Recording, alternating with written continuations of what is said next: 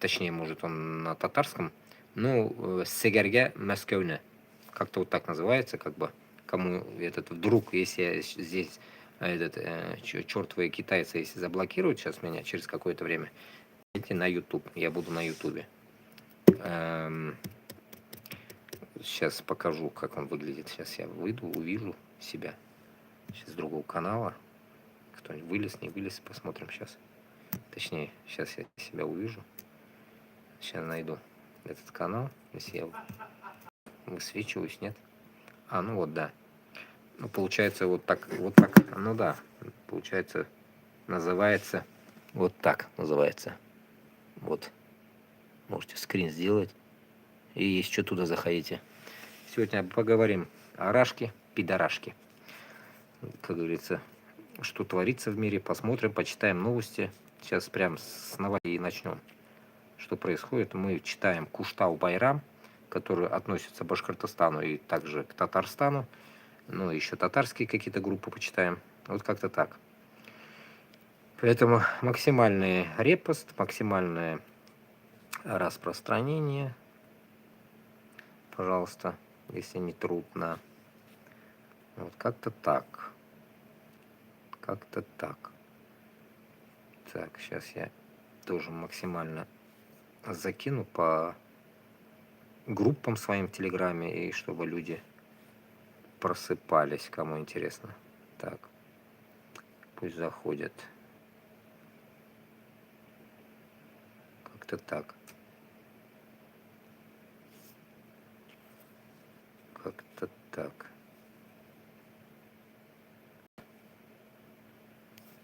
Так, поговорим само собой.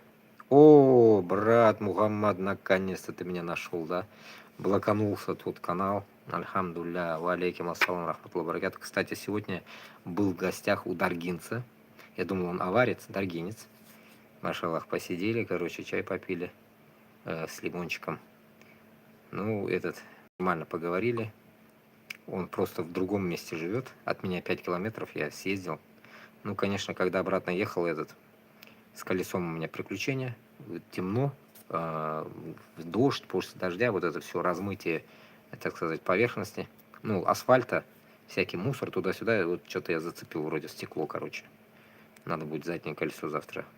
Ну, когда время будет, отремонтировать. Вот как-то так. Вот так, как-то так. Так, так, так. Сейчас.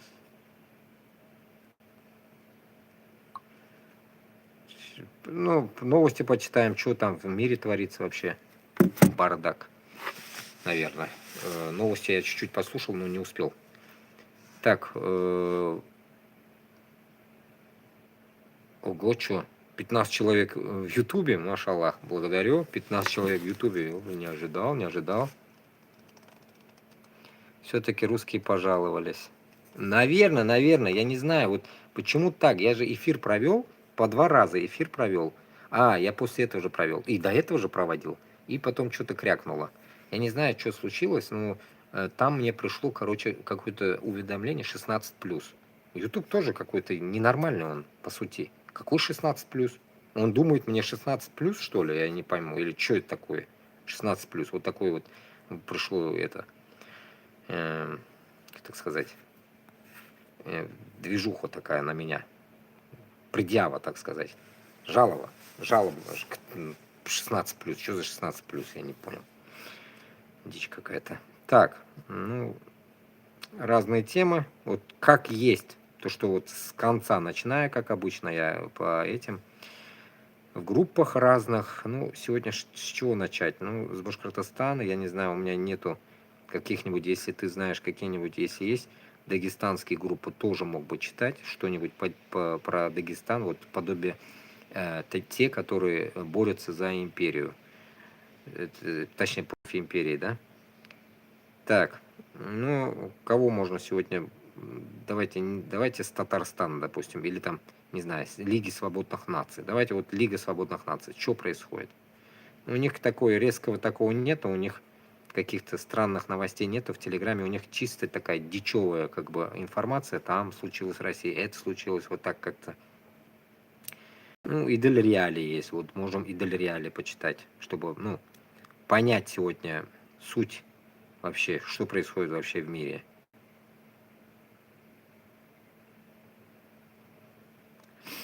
Ну, тут и про ПАСЕ написано. Ну, вот давайте вот начнем сегодня вот с этой темы. Давайте вот, ну, вижу вот проблема в Киеве. Давайте не будем лицемерами и все-таки давайте будем проходиться по тем моментам, то, что вот видим в реальности. В Киеве восстановили энергоснабжение без тепла 1000 домов.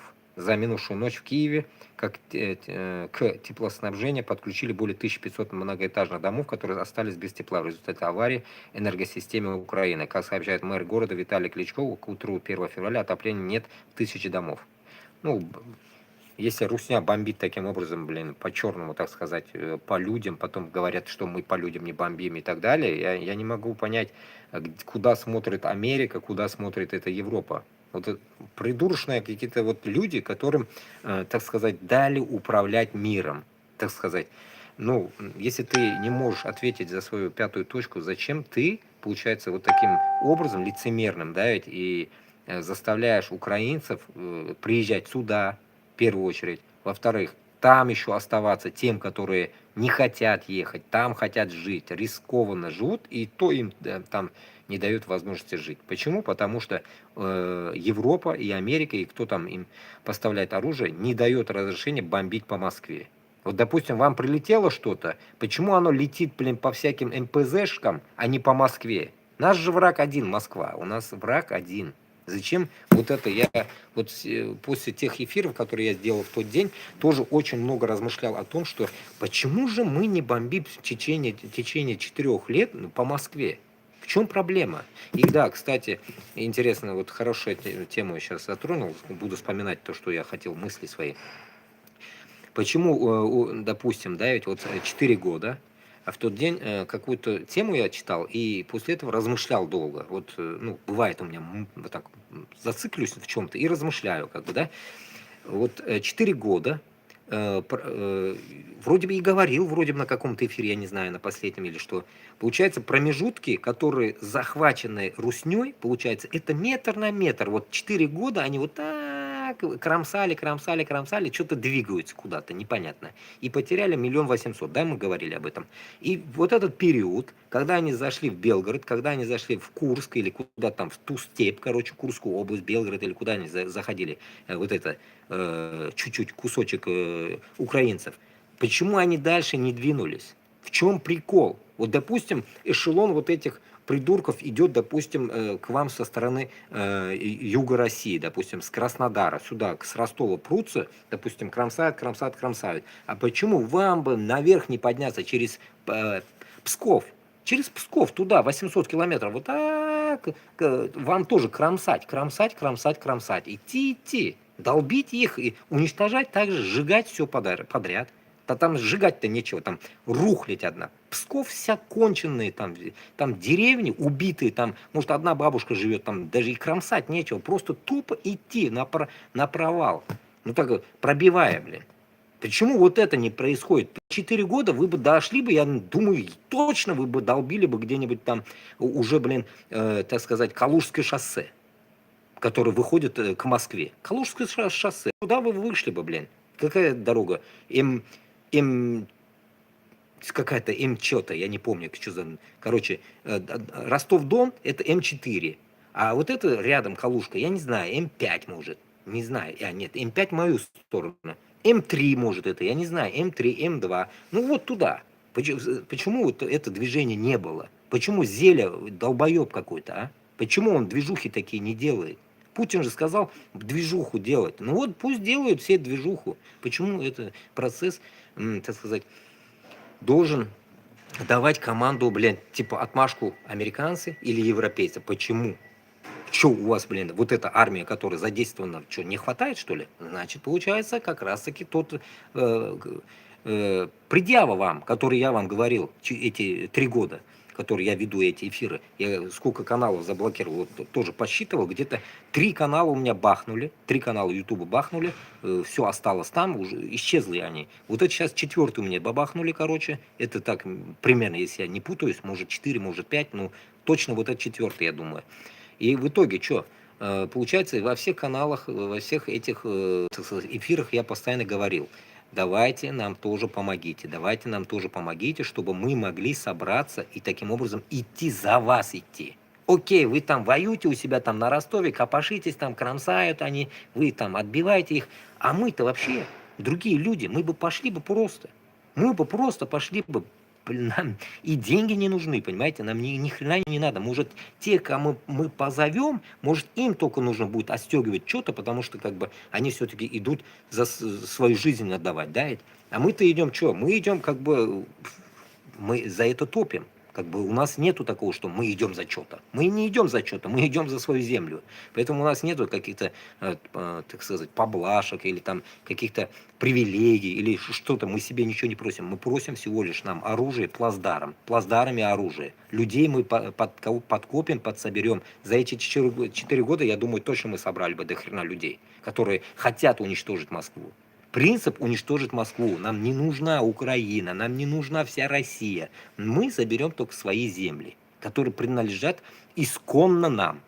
Дагестан, Дагестан, Кавказ, весь Кавказ, Ичкерия, Ичкерия. Все свое мы заберем. Может, еще чуть-чуть лишнее заберем. Почему? Потому что мы не хотим рядом видеть узкожопых. Вот узкожопых не должно быть нигде. Имеется в виду. Ой, я туда и сюда смотрю. Чуть поближе подвину-ка. Вот, поэтому я считаю, что вот этот движ, который сейчас по Киеву, там, да, по Харькову херачат, блин, у меня в Харькове братишка живет, достали уже, понимаете? У вас получается, знаете, только идет защита. Почему эта защита только идет? Нужно ведь, блин, идти, вот, допустим, даже в фашистской ебучей этой войне, допустим, да, Гитлер же шел, он же шел к нам, так сказать, внутрь шел и, получается, зашел, блин, получается. А сейчас Путин к вам заходит, а вы-то что не заходите? Кого, придурки, ждете, я не могу понять. Зачем ждете? Вот этого я вообще не могу. Где логика этих придурков, генералов, военных, блин? Да ладно, вы хотя бы будьте, в конце концов, конкретными мужиками, не лицемерями. Почему вы должны Америку и Европу слушать? Вы же один раз уже хапнули, Зеле же молчал, все, тихо-тихо, зашли же, потом только объявили, что вы зашли. Даже Трамп не знал об этом, никто не знал, вы же зашли. А сейчас что опять какую-то заднюю врубили? Если ты зашел, делай до конца. Я же почему постоянно намекаю через узбекскую, так сказать, традиционную, так сказать, анекдоты, так сказать, наши. Ну, это не анекдот, конечно, я уже утрирую. Говорим, блин, за жопу нужно отвечать. Ну, ты начал, ну, ответь до конца, блин. Вот я начал же, я же один канал закрыли, второй, я же выхожу, я же куда-то не съебался. Вы понимаете, вот как-то вот так. Не надо там ля-ля ходить, туда поехали, сюда поехали, блин. Ездят, катаются 4 года. Вы что, чокнутые? За 4 года, вон, бабушки умирают. Вот на днях мне, получается, товарищ, как говорится, тоже с моей активистической деятельностью, так сказать, связанный человек, звонил, говорит, ну, мы созвонились, говорит, ты видел, говорит, в Украине? Невинные бабушки и дедушки умирают, говорит, которые, говорит, на чем-то привязаны, электричество им нужно, без электричества они сдохнут. Вот и их убивает Путин. Что за утилизация, я не могу понять. При чем тут эти бабушки? При чем тут эти старики, дети, больницы, школы? Вот смотрите, вот допустим, было бы у меня какое-то полномочие, допустим, возьмем Зеленского, примерно, да? Вот человек, допустим, даже пусть не я, кто-то, допустим, и этот же, он кто-то же должен, блин, защищать свое. Он что, только отбиваться, что ли, должен? Идти, что, он не должен вперед? Так что вот эта логика моя еще как бы не получила ответа.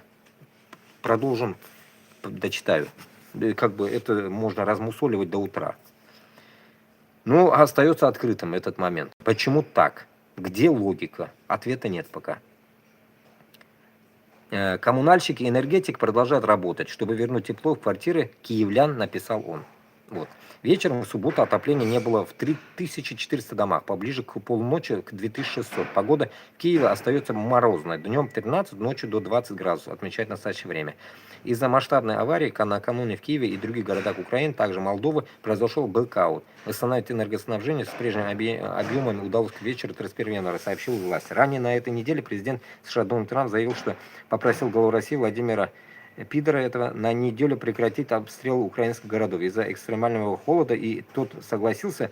Пресс-секретарь Кремля Дмитрий Песков подтвердил, что Трамп письменно просил Путина воздержаться от нанесения удара по Киеву до 1 февраля с целью создания благоприятных условий для переговоров. Ну, это я слышал уже миллион в новостях, каждый день уже жует, я не знаю, уже неделю жует об этом, что ли. Короче говоря, это попросил, то попросил, как будто, знаете, как карифаны такие, старые друзья. Кого просят, что просят. Да, давай я попрошу тебя, пока не бей, блин, пару дней не бей. А что, нельзя, что ли, попросить вообще не бить? Я не могу понять. Вот, допустим, Путину сказать, ты что вообще? Вот 4 года, почему? Давайте, все, прекращай. Если ты не прекратишь, там мы долбанем тебе куда-нибудь, что-нибудь. Вот этого я не могу понять. Почему, так сказать, общение идет как, я не знаю, вот я пытаюсь, буду пытаться не материться, но не знаю. Ну вот как-то так. Понимаете, почему так оно идет по, как говорится, ладошкой по одному месту? Я просто офигею просто. Такое, знаете, вот новости и в то же время страдания людей. А на высоте те люди, у них тепло, у них проблем нету, понимаете? То ли в бункере живут, то ли где, у них везде тепло.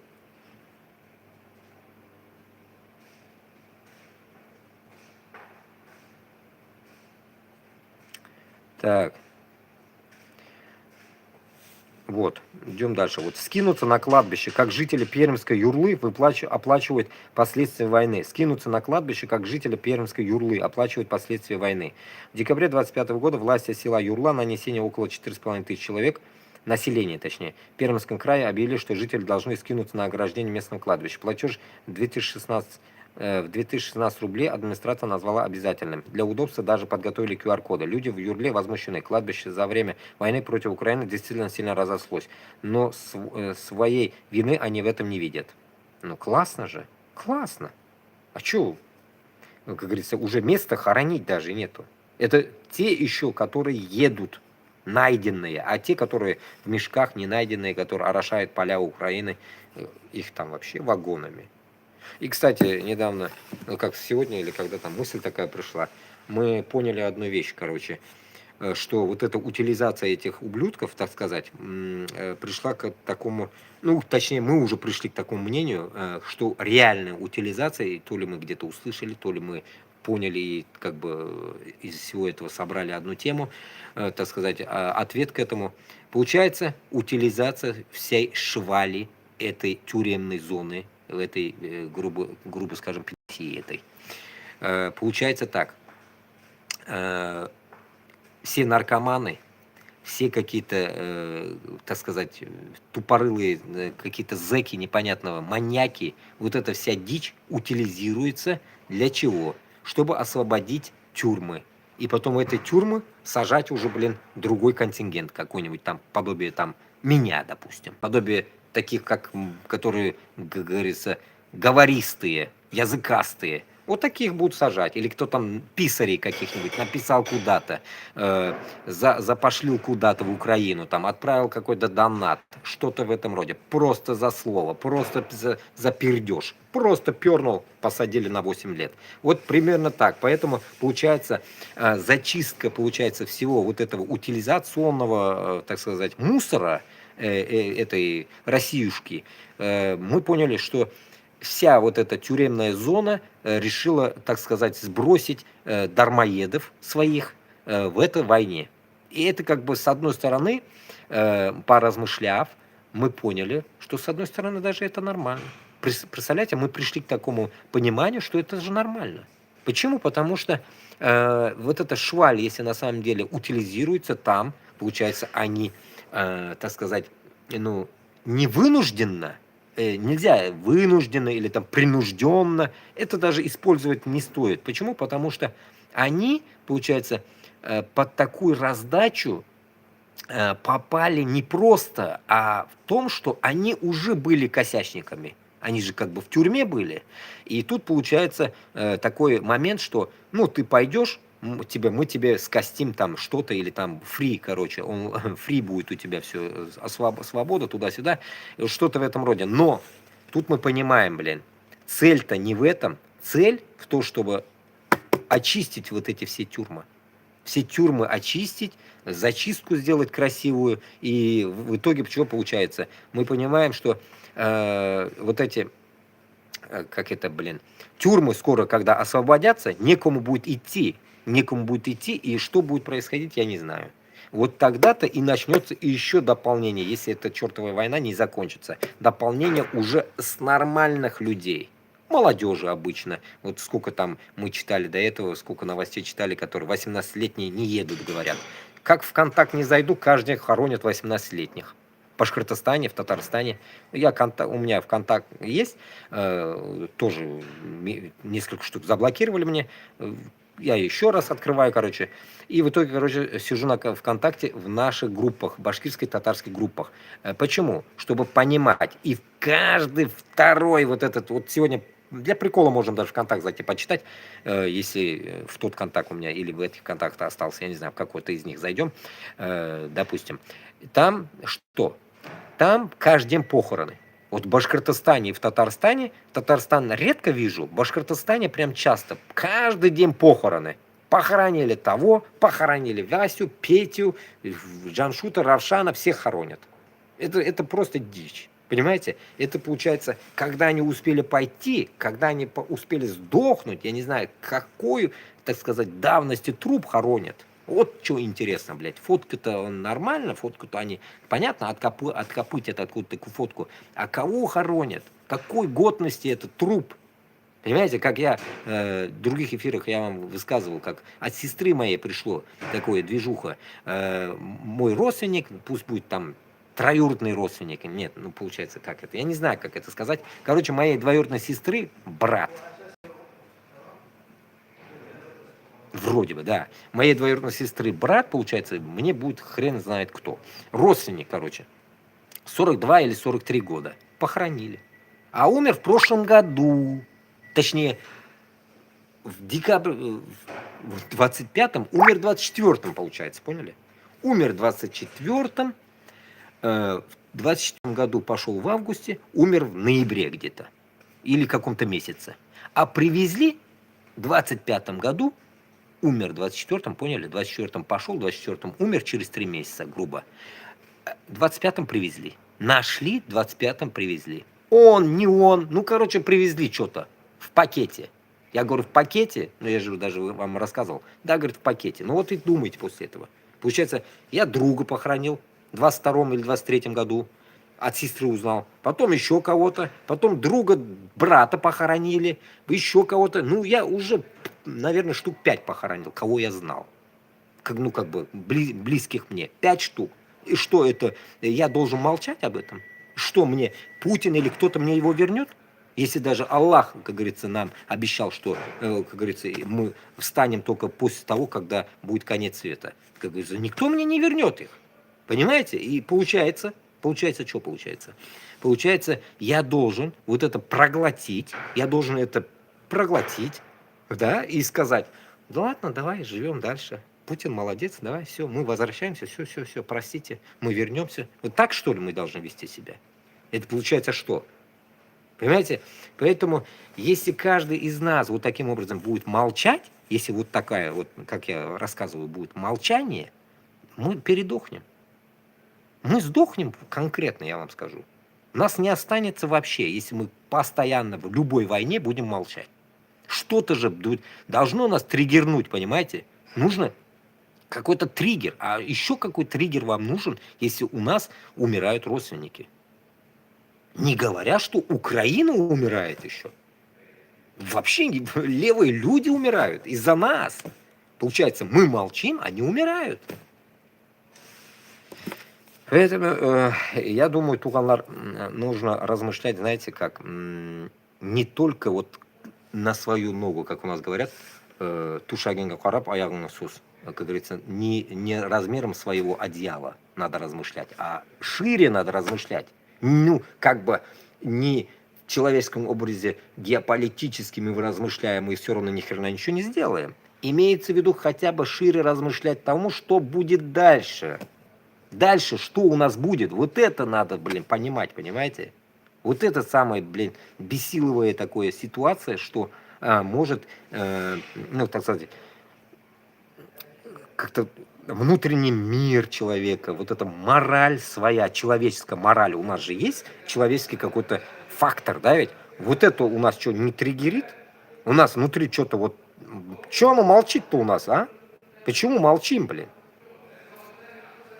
Как этот, блин, что-то там, труба, там, туда-сюда, что-то там произошло в Белгороде, туда-сюда, они до сих пор плачутся. Им этот Эйнштейн ни хрена ничего не дал. Во всех новостях об этом говорят, каждый день почти что об этом говорят. Ну, вот то же самое. Им кто поможет? Да никто. Кто? Потому что, блин, вы хапнули, так сказать. Вы молчите сами. Вы сами молчите. Жили себе, блин.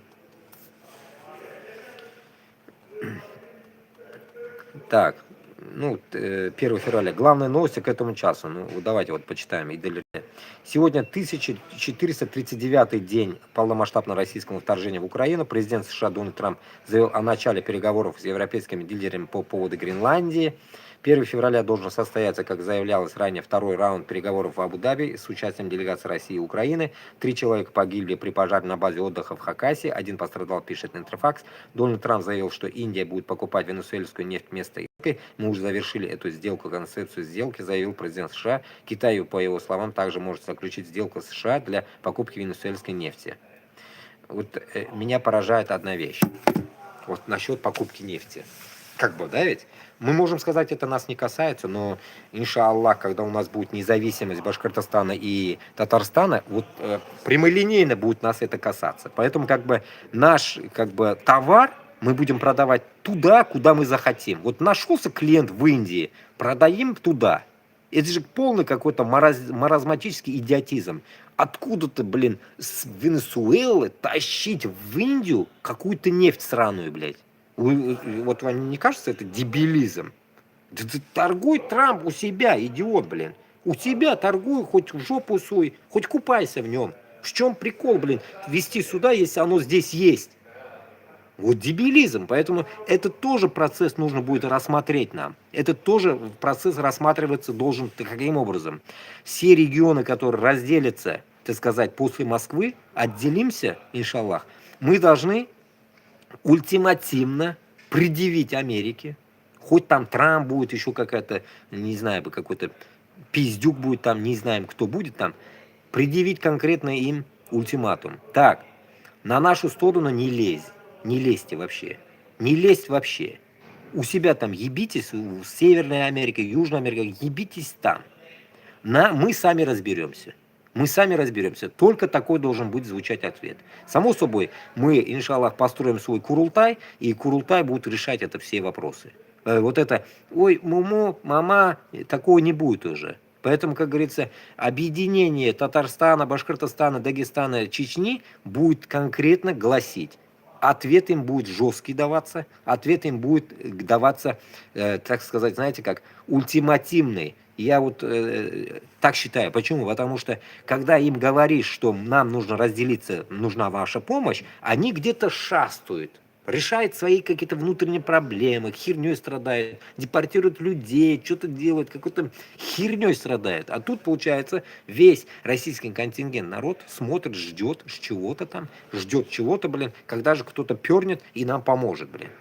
Поэтому я всегда говорю, давайте сами разберемся. Давайте мы сами построим свою армию, построим свое какое-то движение против Москвы, раздолбаем Москву, и тут уже нам никто не будет указкой. Я постоянно говорю, у нас нет хозяев. Подавно Америка или там Европа или еще кто-то, извиняюсь, или еще кто-то. Поэтому с Европой мы будем дружить как, так сказать, партнеры, купли-продажи, а с Америкой нам вообще не интересно. Нам то, что в Америке, нам может дать Япония. Понимаете, Япония рядом. Нахрена нам переть в Америку, вот так зигзаг делать, блин, к черти куда, 24 часа или сколько там, лететь туда, блин, если тут Япония рядом. Япония на нашей стороне притом, рядышком, блин. И плюс еще, как всегда я говорю, напомню здесь тоже, мы выделим Японии земли. Приморский край приблизительно мы им в дальнейшем как-то отстегнем по каким-то критериям там, ну уж не бесплатно, я так думаю.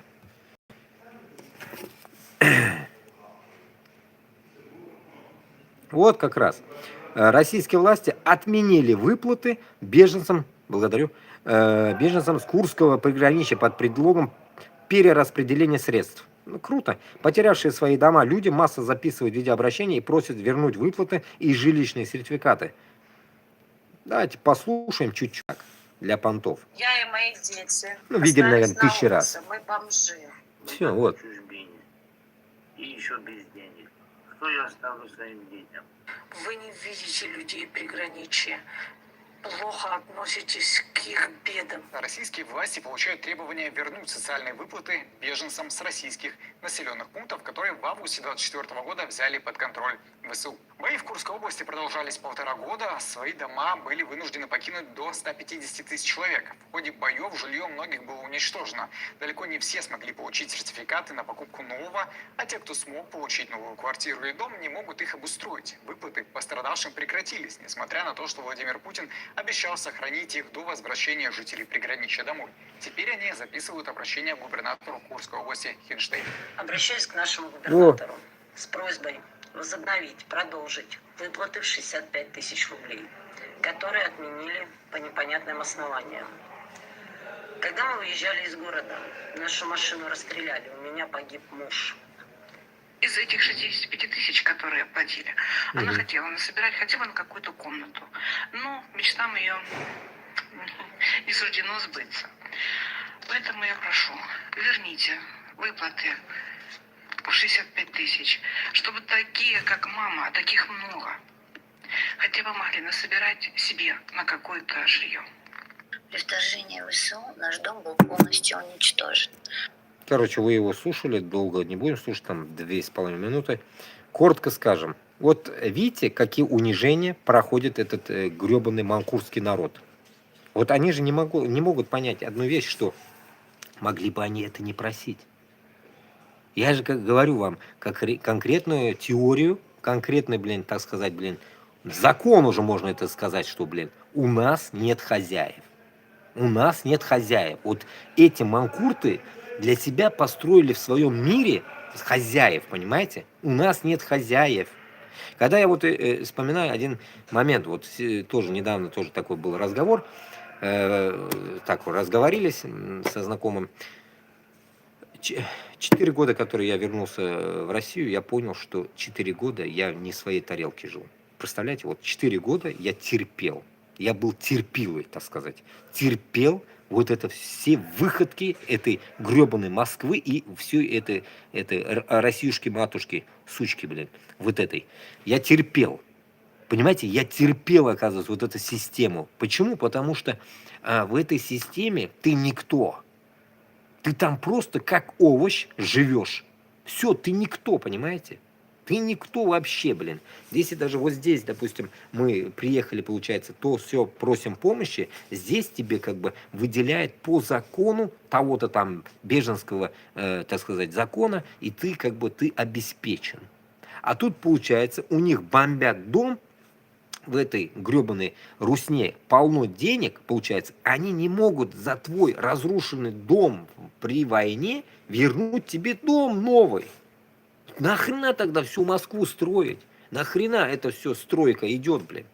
Если ты не можешь обеспечить вот этих людей, и они сейчас ютятся там хрен знает где.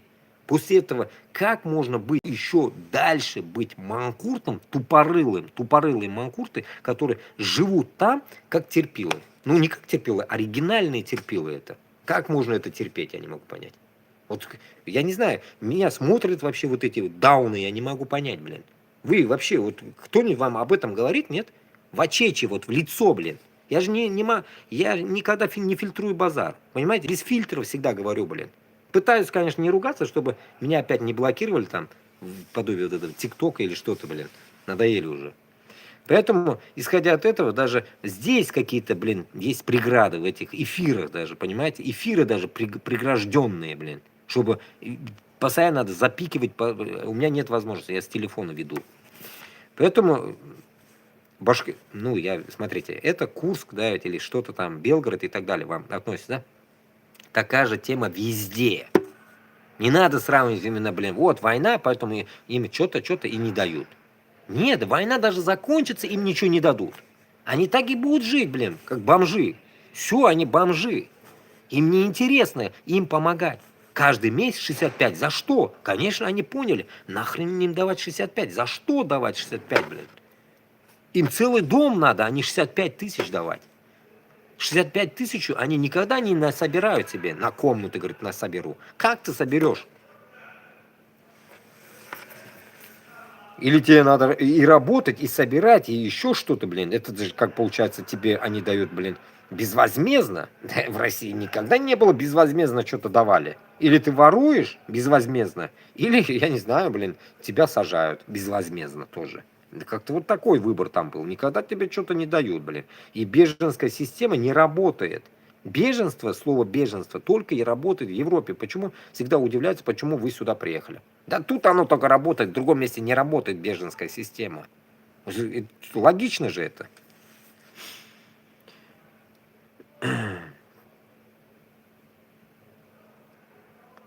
Так.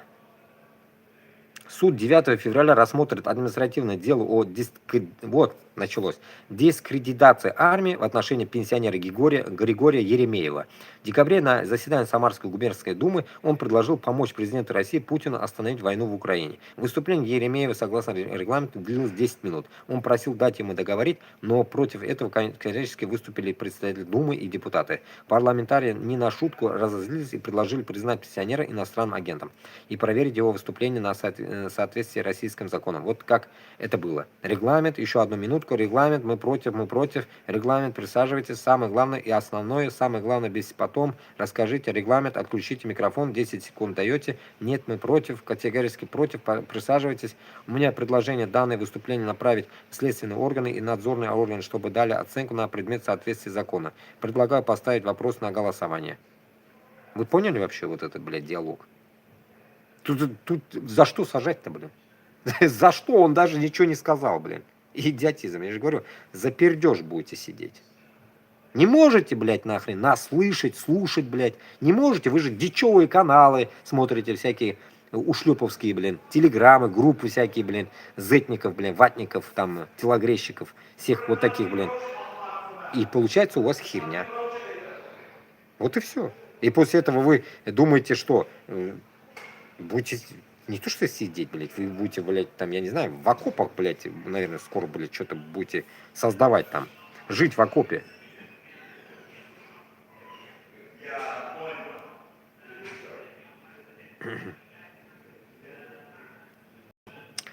Ну, идем дальше.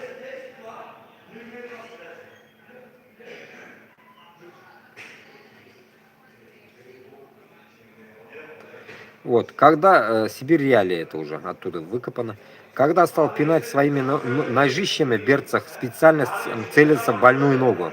Это было очевидно, что я ее подволакиваю, половины ступни уже не было, ходить приходилось с тростью, ставя ступню на ребро. И когда он начал по ней бить, попадал прямо по язвам. И как-то так удачно попал, что сорвал кровоточащую язву, которая уже глубоко в ногу зашла. Тем самым он и артерию задел. Сустав оторвал, кровь начала хлестать. Бывшего сотрудника горно-обогатительного комбината под Хабаровском пытали сотрудников ФСБ из-за $25, переведенных в Украину. $25! Чудом он смог бежать из России через Китай в Европу. В Нидерландах ему провели частичную ампутацию ноги, но теперь власти отказывают в убежище и готовят депортацию. История Олега Озерова. Текста «Сибирь Реалии». Дичь полная. Полная дичь. Всяко может быть. Полная дичь. В Европе я в последнее время перестал доверять тоже. Она подыгрывает России.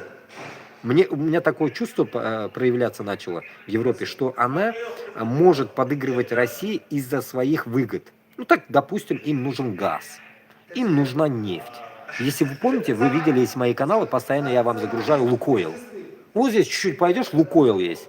Какой Лукойл здесь делает, если война? А что, когда война, почему ты у России Лукойл-то покупаешь, а? А, тебе жить хочется, да? Жопа мерзнет, двигатель надо работать, машины должны ездить, да ведь? Классно, да, Нидерланды? Классно, да? И вот такое лицемерие. И поэтому после этого вы думаете, что, блин, вот этот Европейский Союз, так называемый, блядь, лицемерный, блядь, он думаете, блядь, за нас? Когда вот эти люди, которые, блин, собрались в ПАСЕ, вы что-то решите? И, блядь, понимаете, этот народ, так сказать, российские люди, бабы Украины и России, вот наши бабы, лучше, чем эти мужики. Понимаете, какое сравнение я ставлю на весы? Бабы смелее, чем вот эти ушлепки местные, которые там пиздят, тут пиздят, они ничего не могут решить. Понимаете? И это не гей-Европа, не в этом суть, не в гейской Европе суть. Геи они или не геи, мы Эйнштейна тоже знаем, что они, Ткачуков знаем, тоже геи, все пидорасы, блядь. Мы это прекрасно знаем. Не от этого. А не от этого это зависит. От того, что, блядь, что они очкисты. Вот местное здесь правительство очко, блядь, конкретное. Почему? Потому что они думают именно, каким образом? Торговля идет, ну как бы мы же что-то покупаем у них, так сильно ссориться не надо. Выгода же. А тут бах перекроет Лукойл, а бах перекроет газ. Если помните, я во Франции жил, газ, синий газ горел. Откуда думаете во Франции газ? Откуда, а? Как вы думаете? Рашки, конечно. Газ-то идет. Вы что, думаете, что, из Луны газ идет, что ли? Понимаете, вот как, вот какая война сейчас. Как заметил на днях же, я вам говорил, в каком-то эфире, и еще этот Мурзагулов на днях в глаза опять попался где-то в Фейсбуке или где-то я увидел его в Ютубе, что ли, Мурзагулов, там ушлепок тоже, дичь какая-то. Кстати, насчет Мурзагулова сейчас тоже скажу. И вот он куда-то шаровился где-то, в Киеве, короче, танцует. Понимаете, от холода танцует, оказывается. А, получается, вон там, за кордоном чуть-чуть там идет война у вас. Война у вас идет, блин, напали на вас, блядь. А у нас танцы, да? В Киеве танцы. Да такой себе похуисте, что ли вы? Вы что, ебанутые, блядь? Вот порой я поражаюсь над людьми, блядь. Или вы уже устали от войны, и вы живете своей жизнью. Классно, да? Прикиньте, у кого-то из вас сын или кто-то на войне. А вы весело тут проводите Новый год, блядь. Ну как это вписывается в вашей голове? Что они, на работе, что ли? Они на войне, это не работа, поймите. Военный – это не работа, блядь. Военная работа – это когда у тебя мирное небо над головой. А сейчас это война. И это вы тоже, блядь, заебали лицемерить, блядь. Мне тошно, блядь, это слышать, смотреть на это. Вы что, рехнулись, блядь? Грейтесь, идите, пиздуйте, грейтесь, блядь, в Киеве, грейтесь, блядь, а не танцуйте, блядь. Ну хотя бы имейте совесть, блядь. Ёпрст, блядь. Я вот этого не могу понять, блядь. И везде это говорят, ну, типа они греются. Новости, да, аж, блядь, как это в Дагестане говорят, ошалеть, блядь. Ошалеть, блядь. Понимаете, блядь, я охерею. Я просто ошалеваю, блядь, от этого, блядь. Понимаете, это же полная контузия, блядь, людей. Чокнулись, блядь. И, конечно, блядь, здесь то же самое, блядь. Вот чувака долбили, сюда приехали, получается, и его хотят отправить, блядь. Это писец, блядь, понимаете? И как вы думаете после этого, не лицемерная ли Европа? Понимаете? А с отправкой, почему я это постоянно как бы намекаю такую тему? Потому что я тоже был один раз отправлен. Я тоже приехал первый раз по своей, как сказать, проблеме, и меня швырнула Норвегия, блядь, на 5 лет. Понимаете, на 5 лет швырнула. Хорошо пронесло, что, блин, оно все как бы, что здесь говорилось, оно не скрылось тогда. Я пролетел как-то, блядь. Повезло чисто. Но если бы я где-нибудь сверканулся бы, да я оттуда уже не вышел бы, понимаете? Поэтому я считаю, что вот не то, что там Европа отправляет, я считаю, что нам, тем, которые из России уехали, из Америки отправляют, отсюда отправляют, уже нету места, где мы могли бы жить спокойно, где нас не отправят. Уже у нас не остается. Из-за того, что продолжается эта гребаная война, у нас уже не остается, как сказать, лимита жить в какой-то стране спокойно. Даже не то, что там получить документы или там легализоваться и так далее. Мы об этом даже не мечтаем. Мы хотя бы хотим просто жить. Чтобы вот такие ушлепки не говорили, что мы вас сейчас депортируем куда-нибудь. Да, так депортируйте нас на войну тогда сразу. Прямиком на войну отправьте к Путину. И мы придем с оружием к вам. Депортируйте нас туда. Тогда давайте, и мы вас будем ебать по полной программе, блядь, нахуй. Европу, блядь. Делайте так тогда. Отправьте всех нахуй обратно нас, блядь, в Россию, блядь. А мы вернемся. А у нас потом же вариантов не будет. И мы потом уже возьмем 2 раза с вас, блядь. И за Путина, блядь, нам нужно будет отработать. И же за вас отработаем. Месть вам будет за то, что вы нас отправили, блядь. И мы вас будем чпокать нахуй. И в рот надаем, блядь, и в жопу трахнем. Если вы вот таких людей будете отправлять здесь, блядь. Понимаете? Смысл. Вот где лицемерие, блядь. Вот этот принцип, блядь, им донести некому, блядь, сука. И я этим сейчас в последнее время начал жестко заниматься. После французских, так сказать, блядь, дежавю, блядь, или как это называется, нахуй, вот этих покатушек, блядь, я приехал сюда с последней надеждой. Если они меня не услышат, вот это местные пидорасы, если меня не слышат, я с ними уже перестал общаться нормально. Живу сейчас с этим гандоном, блядь, нахуй, иранцем, ебучий иранец в комнате, блядь, который не убирается, нахуй. За месяц, 1 неделю я его еле как на днях заставил полы драить. Мразь это, вот реальная мразь. Я не знаю уже, если он будет накалять меня, на днях, наверное, я ему, блядь, на то пойдет, блядь, если он еще раз какой-то выкидон сделает, блядь, там еще у нас есть внутренняя еще междоусобица, блядь, выкидон сделает, я думаю, наверное, ему в жопу, в швабру засуну, блядь. До этого я дошел уже, понимаете, блядь, нахрен?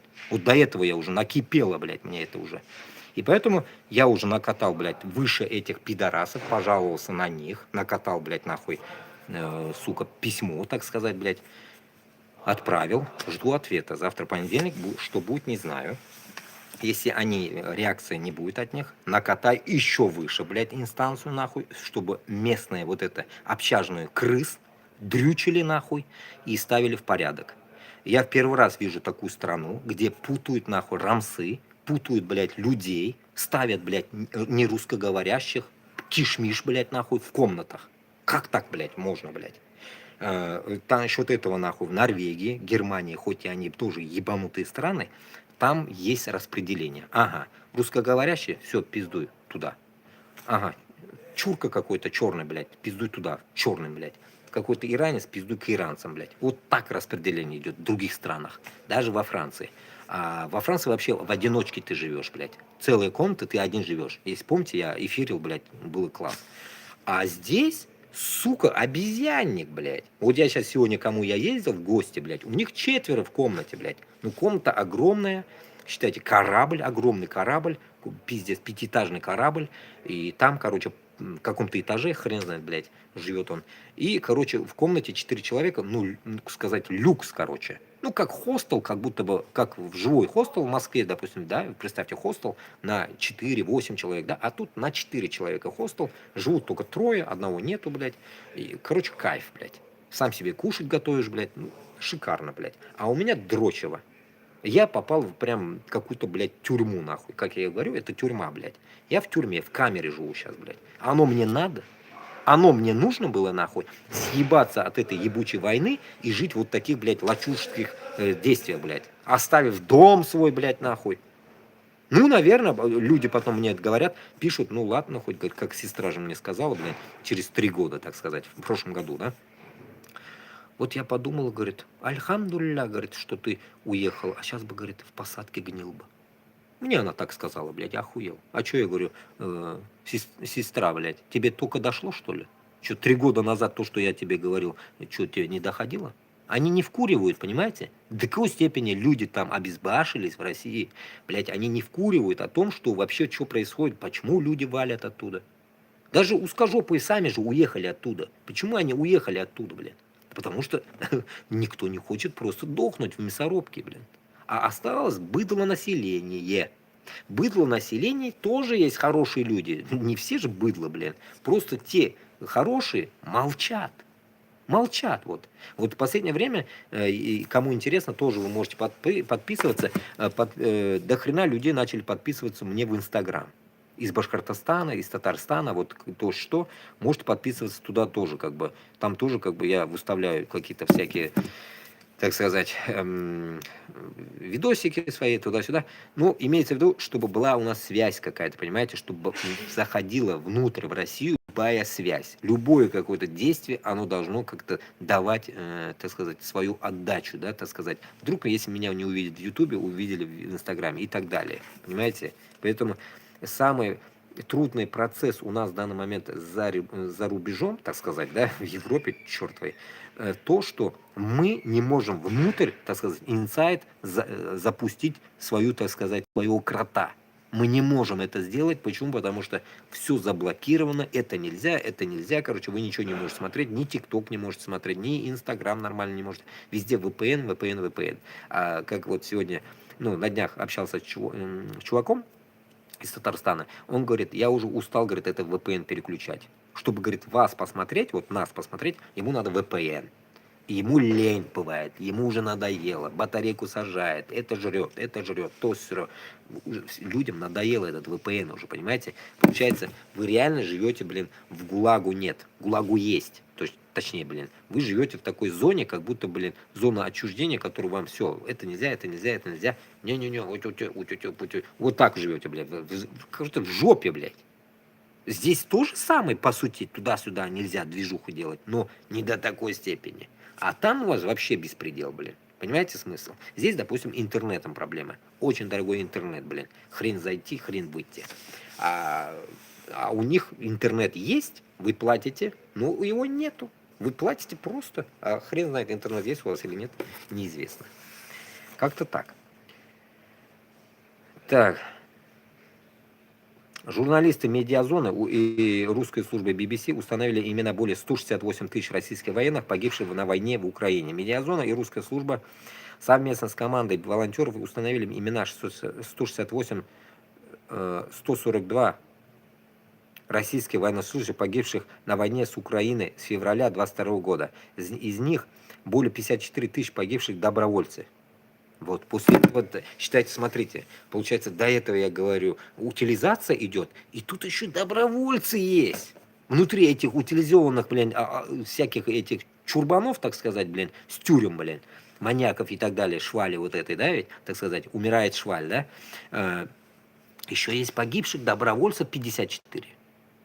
Это нужно быть до такой степени идиотом быть, 54 тысячи, это, ну, это, конечно, 50, они как-то нашли их, там добровольцев, я вам скажу, минимум 500 000.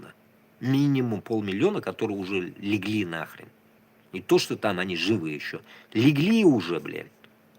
1 200 000, говорят, 1 800 000. Я вам всегда говорил, вот даже пусть этим цифрам будем верить, но, как говорится, какие-то американцы или кто-то там посчитал эту фигню, да, ведь, допустим, даже пусть будет так, да, кто-то посчитал его, но я вам скажу, что это приблизительные цифры.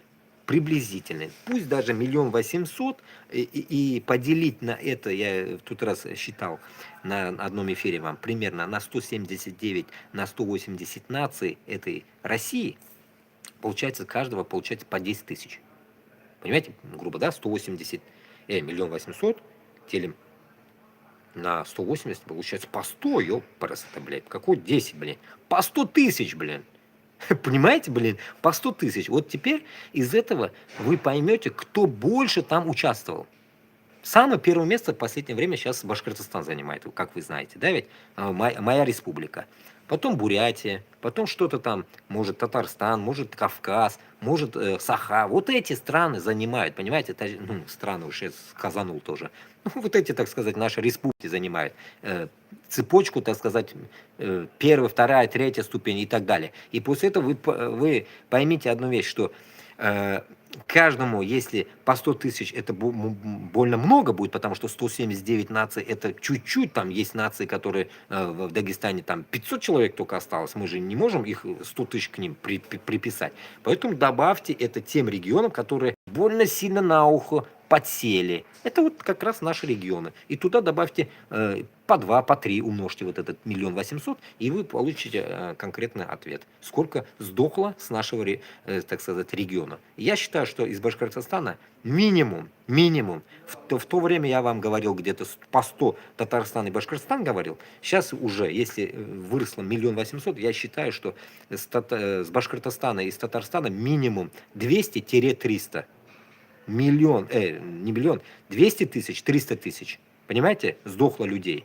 200-300 тире, вот так. И не надо это обманывать. И не нужно как бы, ну, конечно, я не могу сказать, что прям точно 300, да. Имеется в виду, вот примерно вот думайте, что вот столько сдохло.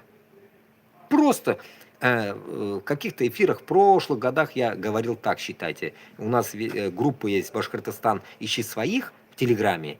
Там я еще давно не заходил, кстати. Если я туда зайду, мы охереем, наверное. Там список бескончаемый. В итоге такие списки приходили, я помню, по 15 человек я считал. Там, получается, размер вот этих смс-ок 15 штук только влазит, фамилий, 15 фамилий, да, и этих 15 фамилий было 80 там, то ли, больше 80 человек, понимаете, это за раз, за ту неделю, которую я читал тогда, ну, как бы объявлял их имена туда-сюда, и вот представьте это, и поделите вот те цифры примерно на месяц. Я тут разделил, что-то там 1 200 000, допустим, по 35 тысяч в месяц. Вот по всей России получается 35 тысяч, получается месяц, 35 тысяч в месяц. Получается 1000 человек с хером, 1000 человек в день. Классно же. Это так, я еще грязными сказал. Может, в день 2000 уходит. Утилизация, понимаете? В день, вы можете представить, нет? Это, как я еще сравнивал таким, 1000 рублей. Вот ваши сравнные 1000 рублей и 1000 людей. Ах, как классно расплюнуть, да? 1000 рублей ты потратил, чай купил там, попил. Потом же больше ничего не купишь там на 1000 рублей, я не знаю, что ты купишь. Вон, на днях тоже общались. На 700 рублей человек взял какую-то хрень только. 700 рублей, говорит, потратил в Казани. Понимаете, в Татарстане за 700 рублей он просто чуть-чуть что-то купил. Все, это не деньги. Это не деньги, 700 рублей. И вот представьте, 1000 рублей и 1000 людей. Классный, да, размен, блядь. К 30 января исследователи подтвердили гибель более 6,3 тысяч офицеров российской армии и других силовых структур. Также официально подтверждены сообщения с гибелью 13 генералов, 4 генерал-лейтенантов, 7 генерал-майоров и 2 отставников. В последние недели количество погибших на фронте российских военных резко возросло, сообщил Bloomberg. Со ссылкой на данные разведки европейских стран. По их оценкам, текущий уровень погибших сопоставим с темпами наборов новых военных, что затрудняет пополнение войск без новой мобилизации. Видите, вот. Новая мобилизация еще нужна. Если такая динамика сохранится, Кремль не сможет выполнить потери без объявления мобилизации, говорит собеседник журналистов. Вот и думайте после этого.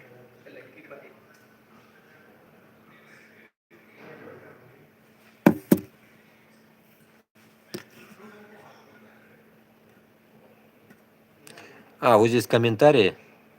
Ты кто по национальности? Тагир Талгатович. Кутахсанака, блядь.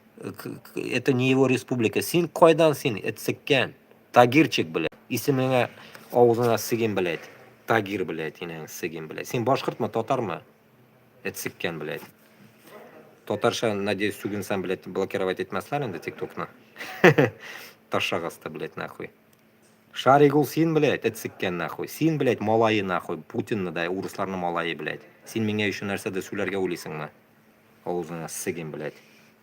Қойдан сен әлі шыққансың, блядь, инаңның пәтәгіннен, нахуй. Қойдан вообще сен туылғансың, ташшағасты, блядь. Шондай маңқұрт, блядь. Бізге мындай маңқұртлар күтсіберге керек ме, білесің ме? Бірінші рядта сіз сігіліп өлесіз, нахуй. Бірінші рядта мен сізді сігем, нахуй. Сразу буду күтігізге сігем, нахуй. Автомат, блядь. Ташшағасты, блядь. Шыққан мында, блядь, әтсіккен. Уничтожает живую природу ради кладбищ. О, Карелия. Карельские деревни гибнут из-за добычи камня для надгробий. Класс, блядь.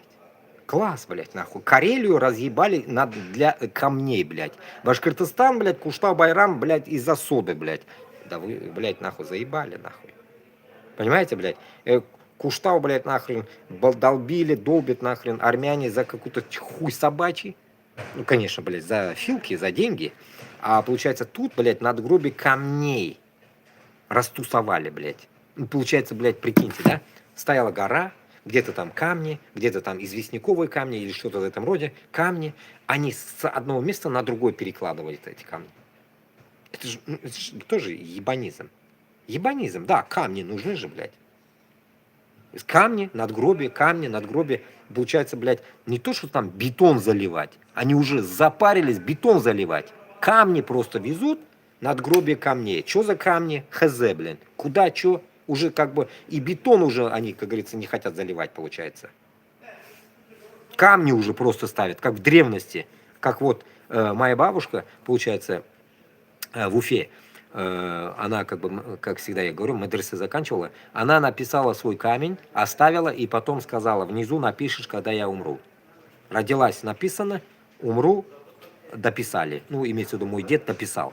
И вот оно лежало, короче, в веранде лежало под кроватью, всю жизнь ждала ее. Этот камень заранее она подготовила.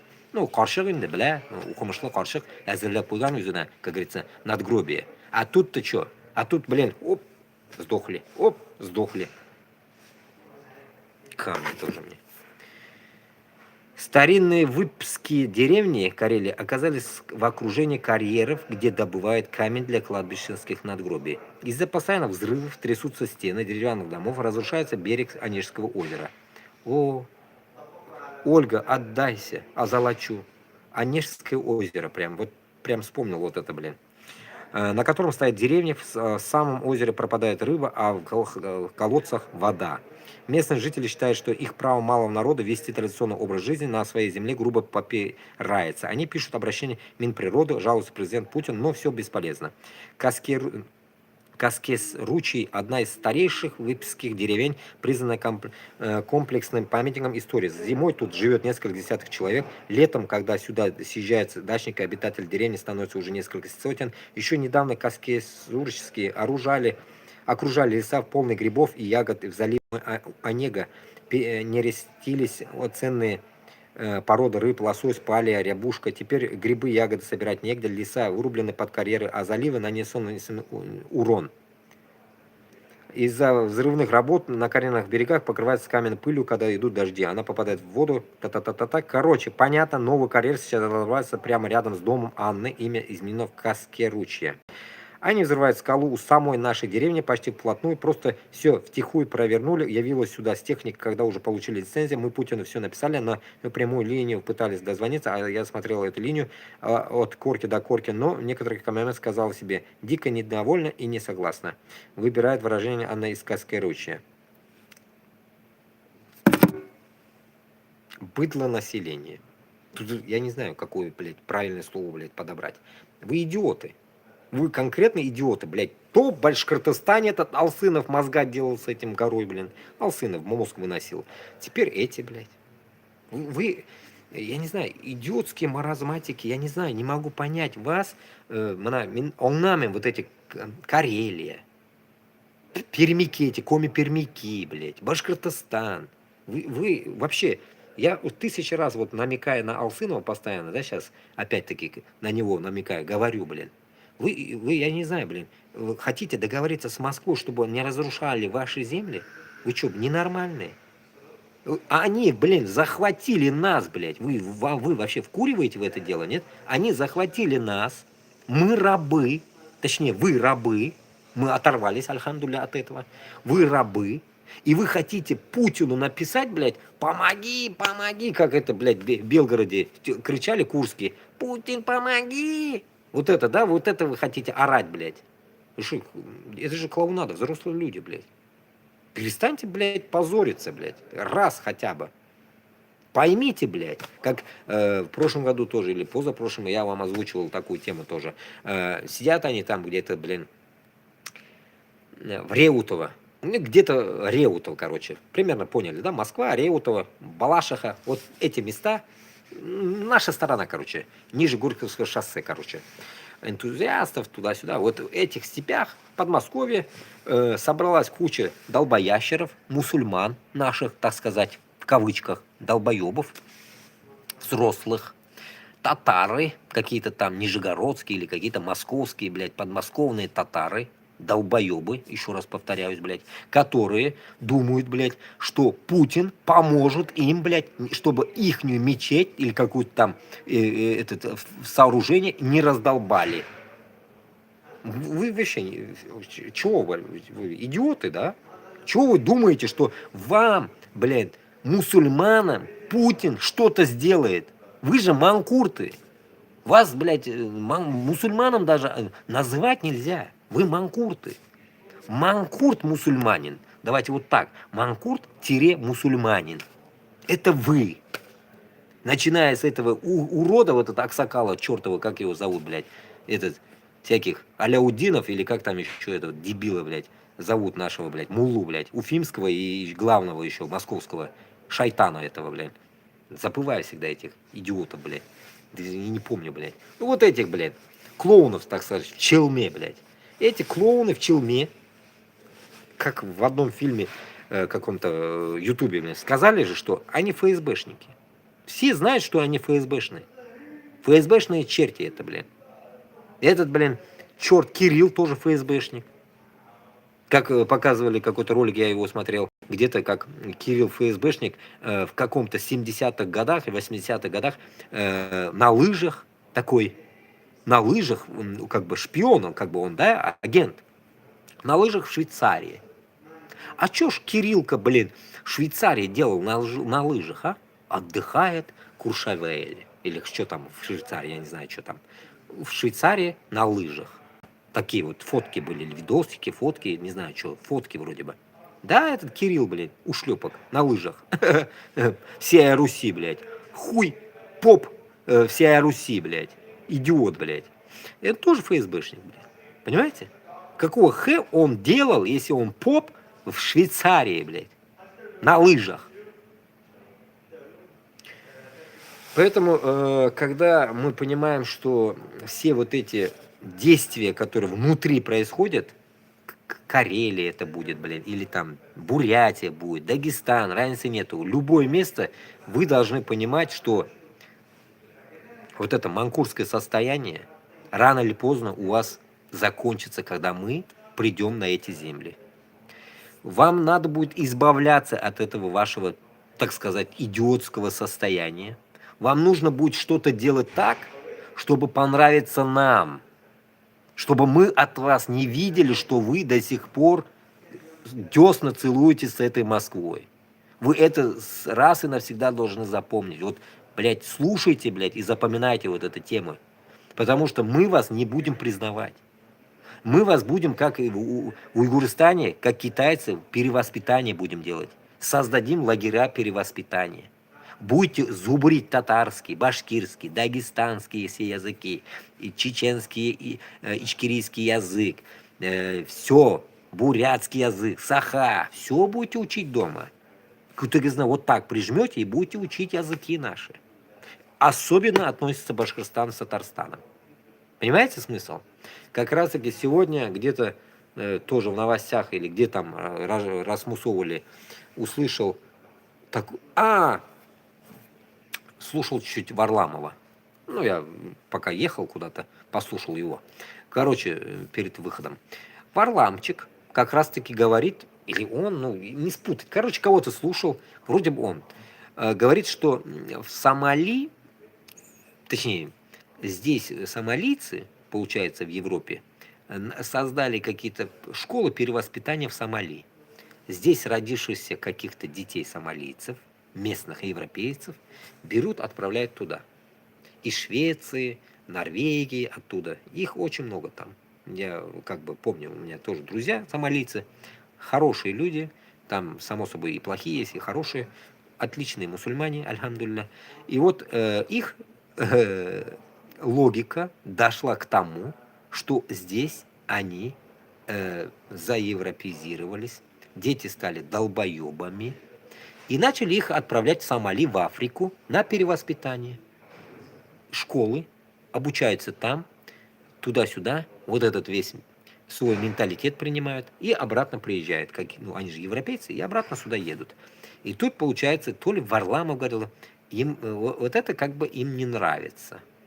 Понимаете, Варламов же еврей, и он как бы дает такую логику, если это он говорил, я не знаю, кто им говорил, логику такую, что типа, зачем им здесь такие, блин, уже как бы оттуда испорченные сюда придут. Понимаете, какая логика идет? У Варламова, получается, мысля такая, тоже гондурасовская, блядь. Я мужика думаю, нормальный дома, хоть и еврей, блядь. Порой его слушаешь, но, блядь, порой дичь такую несет. И он намекает на то, что получается, смотрите, это противоположность нашему движению. Это пиздец. Его слова меня аж взбесили, ну, в один момент, если вникать. Получается, я уехал, возьму с примера. Я уехал, допустим, в Башкортостан из Узбекистана. И тут, понимаете ли, я свой узбекский менталитет забыл. И я еду, короче, чуть-чуть подучиться своему менталитету. Приезжаю сюда, в Башкортостан, и все, я становлюсь, как бы, по его словам, какой-то не такой. Не башкирский человек, так сказать, блядь, не русский. Не русский в данный момент, если это бы происходило бы так, не русский. А понимаешь ли, украинцы тоже как-то что-то уехали в Украину во время войны и тоже что-то заукраинились. Не русские они что-то, блядь. Вот что-то не подходит, блядь. Понимаете, вот таким, блядь, макаром преподнес хихихаха, блядь, его вот это, преподнес этот, блядь, Варламов вот эту тему. Понимаете, это уже означает что? Это уже означает то, что Варламчик, блядь, сидит на 2 или на 3 стульях. Без вазелина, сука. Понимаете смысл?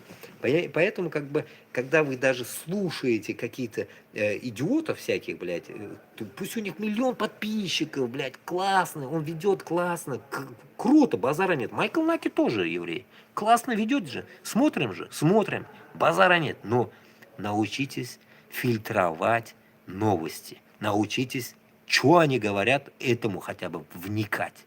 Это относится к внутренним ушлепкам, вот этим манкуртам вам относятся, понимаете? Смысл, почему я это вообще рассказываю? Сопоставлять вот этот сомалийский факт с нашим. Допустим, вы сейчас живете в России, всей России. Вы заражены вот этим манкуртским русским, так сказать, менталитетом. Как этот сказал, менталитет или что он сказал? Путлер что-то говорил. Идентичность. О, блядь, забывает слово. Идентичность. Путин говорит, наша русская идентичность, блядь, мы и будем уничтожать. У нас не должно быть в Башкортостане, в Татарстане никакой другой идентичности, чем наша. Как наша. Вот наша должна быть башкирская идентичность и татарская идентичность. Вот это наша идентичность. И вдобавок религиозном, так сказать, миксе.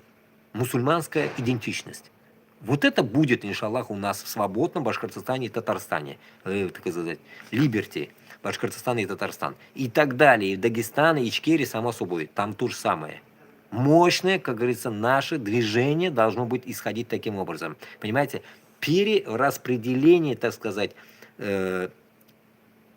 русского фактора, убирание его и переформат на наше. Вот этот, блин, переформат, обычно всегда, блин, слова этого, блядь, Габбасова вспоминаю, блядь, вот не могу забыть. Как он говорит, ну, типа, русский язык будет лет 30 еще. Извиняюсь, лет 30 русский язык. Ну что, Габбасов, вот порой удивляюсь над Габбасовым. 30 лет русский язык. Да хоть 300 лет пусть будет, он разницы нету, но его не будет. Когда ты говоришь «будет», его не должно быть. Поэтому идентичность и так далее, и вот этот мир башкиртов и татар, Дагестан, бурят и так далее, чувашей, марийцев, тех более глобальных земель, я вам примерно говорю, которые приближенные к нам, так сказать, в нашем диапазоне, Эльза Мокша, у всех должна быть своя идентичность. Никакого русского идентичности не должно быть. И всегда забываю сказать насчет метисов. Метисам одно, вам предъява. Я когда-то еще говорил насчет вас. Вот я метис 3 кровей. У меня 3 крови, альхамдулля. Я, как говорится, не жалуюсь.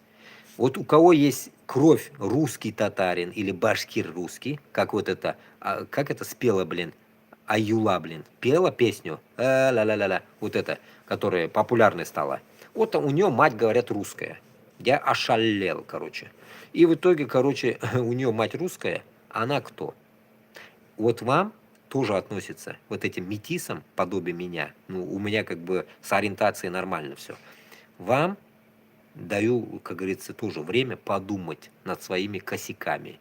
Получается, если у тебя кровь какая-то сторона русская, у меня есть тоже родственники такие, челябинские, они манкурты пипец, а им ничего не интересно, и в таком понимании. Ну, явно возьмут все равно отцовскую сторону, русскую. У них отец русский. И я вам всем говорю, вот сейчас вот прям предупредительным, блин, доносом я вам это вам доношу, что вы должны понимать, если хотите в независимых республиках жить, будете принимать наш расклад.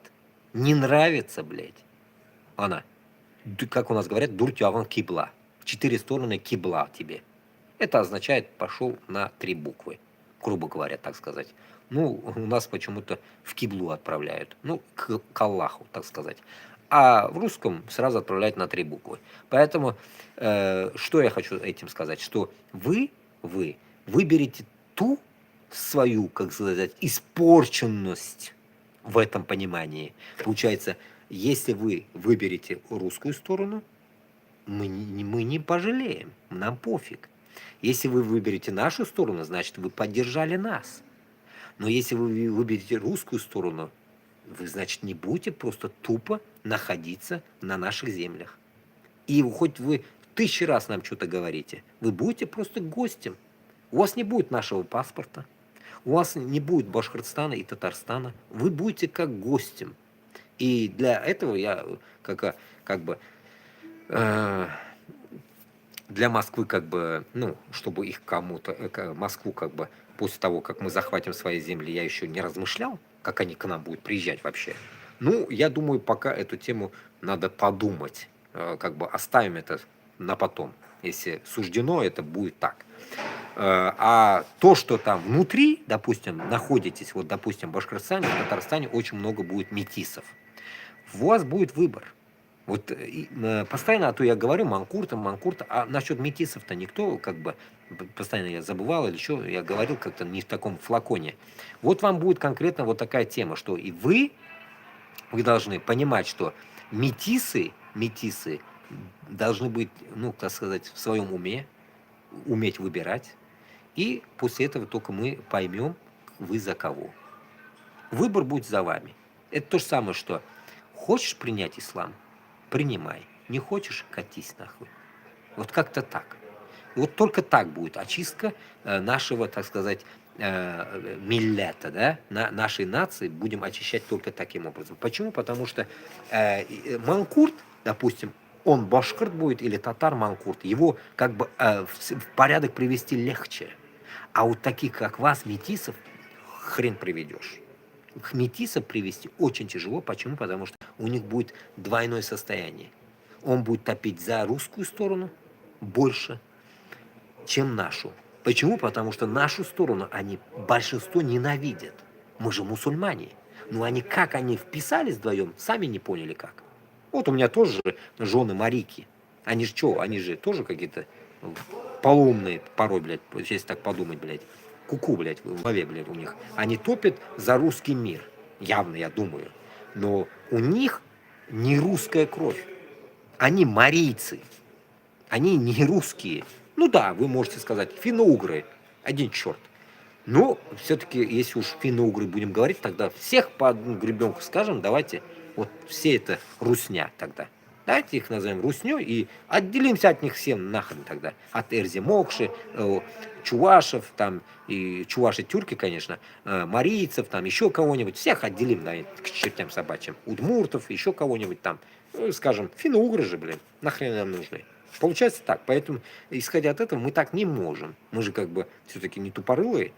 Они тоже захвачены вот этой же Москвой, блядь. Вот этой же Москвой. Поэтому, как украинцы любят говорить, московиты, или как там, москаля. Вот этих москалей, так сказать, блядь, шушуру это гребаные внутри Садового кольца, мы вот их только должны выдолбить, понимаете? Нам то, что там рядом, нам это не интересует, блин, нахрен они нам нужны. Как говорится, они сами еле живут, блин. Вот именно внутри Кремля и внутри Садового кольца, вот их только нам нужно выкурить. Вот наша задача, где стоит, блин. Тут кто-то пишет, нацист, Наталья Матвеева, я не нацист. Просто если вы, как говорится, не умеете жить нормально, как говорится, умеете только захватывать и уничтожать, я как себя должен вести? Сказать, молодцы, что ли? Понимаете, исходя от этого, вы, как говорится, в таком просто в сказании сказать просто нацист, я тоже так же говорю уже. Путин нацист, вы нацисты. И это же нормально. Но от этого же, блядь, проблема не заканчивается. Это не конец, понимаете, проблемы, а только всего лишь начало. Слово нацист нужно, как говорится, подводить, так сказать, с аргументом. А у нас аргументов вот так хватает на вас, что вы нацисты. А у меня, как говорится, если выходит как бы с своей стороны нацизм, он выходит уже от вашей отдачи, отрикошетило, так сказать, блядь, бумеранг. Вот так как-то, блядь, понимаете? Если бы вы умели бы жить нормально, если вспоминать моих предков-узбеков, если вы не захватили бы Туркестан, вы бы не пошли бы туда долбить наших. Вы бы, если не пустили бы дашнаков 20 тысяч и еще больше, это я так 20, где-то услышал, 20 говорю всегда, может 200 тысяч, вы убили в Каканском ханстве. Вы вооружили дашнаков. Дашнаки это армяне. Вы вооружили дашнаков армян убить моих узбеков, предков. После этого кто нацист? Кто геноцидом занимался постоянно? Грузия, Осетия, везде. Кто делал вот эти нацистские движухи, блядь? А? Почему вот эта хрень? Почему-то же, блядь, эти ебучие евреи же о своем, блядь, кончите, так сказать, блядь, рассказывают всему миру, плачется, блядь. А чё ж вы тогда не можете это предъявить, так сказать, или там принять себя? Немцы же приняли это, что ихний дедушка долбил всех евреев. И они до сих пор, как говорится, просят прощения. А вы что-то не хотите, блядь, нахуй просить прощения? После этого вы что, мне, блядь, мне 40 лет, вы будете говорить, что вы такие ути-пути, и вы ни при чем? Базара нет, вы лично ни при чем. Вы нахрен мне не нужна, блядь. Но вот это именно москаля, которые, блядь, внутри Садового кольца и Кремля, вот вы мои прямолинейные враги.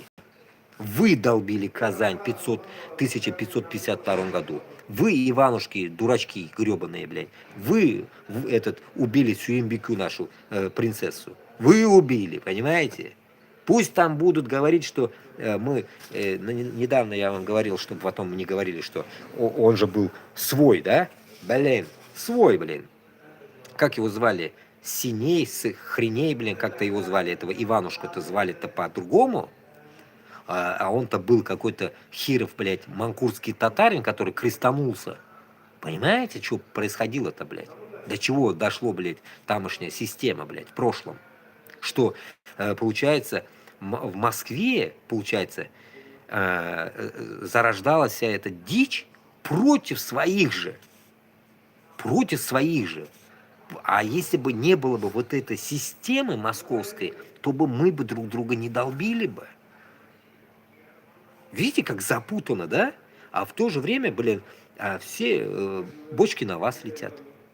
Почему? Потому что вы носите это имя русскости. Ваша русскость, нахуй, блядь, привела вас, блядь, так сказать, в гроб, блядь. Вы думаете, что вот здесь россиян любят? Даже меня здесь ненавидят, блядь. Я вам, блядь, 100% говорю это.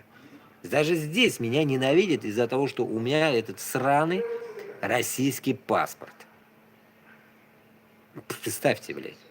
Поэтому, исходя вот такие люди, которые говорят, блин, так сказать,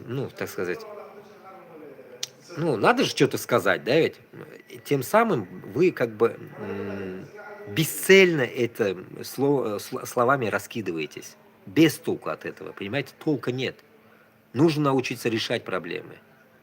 Вот, допустим, всегда я рассказываю людям о том, что если ты что-то совершил, постарайся максимально за это ответить. Максимально постарайся. Почему? Потому что спрос будет на том свете. Себя спросят. Ну, опять-таки, вы же не верующие. Вы же, блядь, полупокеры, блядь, которые верите, не верите, непонятно, блядь. Хз. Поэтому, исходя от этого, у вас нету страха перед Аллахом. Перед вашим Богом, так сказать. Неизвестно, какой из них у вас Бог там. Одни коровам верят, другие там, я не знаю. Вот так вот. Вы чему верите, непонятно. Вот исходя от этого, у вас уже как бы логика сломана где-то. У вас расстроение личности, блин. У вас Бог в 3 экземплярах. В каком из них верите-то, блин? Вот здесь уже ваш косяк, блин, который не в приоритете в нашем. Поэтому, исходя от этого, я считаю, что каждый человек должен осознать одну вещь только. Что только милость изменит все. Так сказать, будь милым. Будьте милые. Ну, более как правильнее, наверное, милые, не то, добрее, может. Ну, на татарском там, так сказать, рахам. Ну, на арабском это рахамле. Рахамле, милый, ну, как бы, не знаю, какое-то слово подобрать русское. Короче говоря, будьте рахамле ко всему. Вот только тогда вы что-то добьетесь. А если у вас есть такой, знаете, пофигизм, как бы вы только любите, как эти евреи сраные, блядь, своих только, таким образом вы, так сказать, живете в упадочном таком состоянии, знаете, блядь, эгоистичном упадочном состоянии. А вы, если только себя любите, вас также не будут любить. Вот и все. Вас никто не будет любить. Имеется в виду, я не одному человеку это говорю, блядь, всей нации. Это вот с узкожопым всем относится, это вам. Вы должны понимать, почему я это таким умыслом говорю. Потому что вы даже собравшись в ПАСЕ, 10 человек из 15, да, 10 человек примерно, да, сказали, 5 кто-то и один только наш Кутаев. Руслан Кутаев, ну, имеется в виду наш уж я говорю, потому что наш брат мусульманин, во-первых, и ичкириец, да, нохче, чеченец. 10 ваших обезьян непонятных. Все евреи почти там. А где же русские? Вот эти сраные в лаптях, которые родились, финно-угры, где же вы, блядь? Чё ж вы-то, блядь, ваша же Москва, блядь. А чё ж вы отдали, блядь, евреям эту землю, а? Вы рулите, вы же сами рабы там. Вы же сами рабы из этого рабства как-то выйдете. Зеленский там то же самое, хохлов ебашит. Ебет по полной программе. Там одни хохлы умирают, а евреи рулят. Вся, блядь, ебучая нахуй Израиль вернется туда, блядь. Классно, в Одессу, блядь. Наша земля, танцуют они там, блядь, своими ебучими прическами. Тёлки, блядь, неотъебанные. Понимаете? Вот они, блядь, вернутся к вам, блядь. И появится там, блядь, стадо обезьян, нахуй, блядь. Волосатых вот этих, блядь, недоебанных. И получается там, блядь, хуй поймешь, кто. Еврей, Украин. Вот это хуета выйдет опять. Метисское дерьмо, блядь. Если это метисское дерьмо, оно было бы дружелюбное, нет, ведь уродцы рождаются, блядь, суки ебучие. Понимаете? После этого вы еще нам будете предъявлять, нормальным, адекватным людям, о том, что ты строишь свою нацию, блядь. Ты построй вот именно узкожопую нацию, блядь. Выведи нормальных узкожопых, блядь. Человечных, блядь, сука. Выведи вот таких нормальных, которые будут говорить, я русский Иван оригинальный, без примеси евреев, без примеси, нахуй, еще каких-нибудь индусов, нахуй, коровоебов, блядь, коровников, блядь, без лаптей, блядь. Выведи чего-нибудь, блядь, умное, блядь. Нихуя. Не можете. Душка нету, блядь, духа нету. Духа нету, блядь. Вот в чем прикол. У узкого населения нет духа. И этот же принцип вы дали нашим манкуртам. Засрали им мозг, блядь. Душка, блядь, нахрен лишили наших. Поэтому они со страхом идут долбить другое государство. Со страхом идут. Это касается тем, которые адекватным образом идут, которые своими ногами идут. А тем тюремщикам это не касается вообще. Как кто-то сказал, ГИБДД или ментовки, кто-то рассказывал, у ментов не бывает нации, оказывается. Сам, говорит, менты рассказывал. Какой-то ГИБДДшник или кто там, блядь, которые берут взятки в этой пидроссии, рассказывали такую дичь. То, что не обижайся, в ментовке нет нации. Все, там одни дегроты. Понимаете смысл? Это ГИБДД. А возьмем ментовку всю. Все, это писец. Кстати, недавно же еще слышал новость, блин, была. Кто-то ныл, блин. То, что ментовку не хватает. В Москву или в Россию не хватает ментовку людей. Все, передохли. Получается, блядь, кто-то тоже оттуда пошел на войну, понимаете? Потому что в ментовке-то платят 50-100 тысяч, а тут 200. И вот они туда пошли, сдохли. Даже менты сдохли, понимаете? Вот эти ППСники, хуепесники. Они ушли, я так думаю. Это так мои предположения. Они передохли. И теперь, блядь, на всю эту Россию, блядь, не хватает где-то, не соврать, блин, сколько он сказал, блин. Сколько там тысяч не хватает, сказал. То ли 700 тысяч не хватает, сказал. Ну, короче, не хватает, сказал. Куда они делись-то? До этого же хватало. А чё ж не хватает? Сори. Сейчас что не хватает-то, а? Понимаете? Вот это, блин, интересный факт, блин. Почему не хватает ментов России? Чё, блин? В тюрьмах сокращение, тюрьмы закрылись, там, все, блядь. Чего не хватает? Вот, так что, если ответ выйдет, напишите в комментариях. Я вот этого не могу понять. Зачем не хватает? Почему не хватает? Так, идем вот. Вот, опять вот Башкортостан. Последний обвиняемый по кармаскалинскому делу Марат Шарафутдинов вышел на свободу. Его приговорили к реальным срокам, но отпустили в зале суда. Ну да, я на днях читал его. Альхамдулилля, хоть одного выпустили, но у него кармаскалинское дело, это чуть другое дело, это не, вроде бы не этовское, не алсыновское дело, это не алсыновское дело, это что-то, что было там непонятно, короче, дичь какая-то.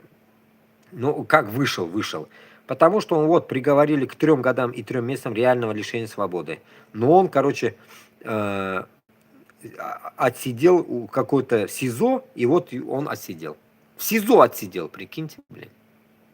Вот пока я здесь, получается, дернул сюда, грубо говоря, да, 3-4 года, 4-й год, он сидел в это время там. И вот сейчас вы еще, не дай Аллах, посмотрите, туды-сюды, всяко, короче, его сейчас заставят на войну пойти.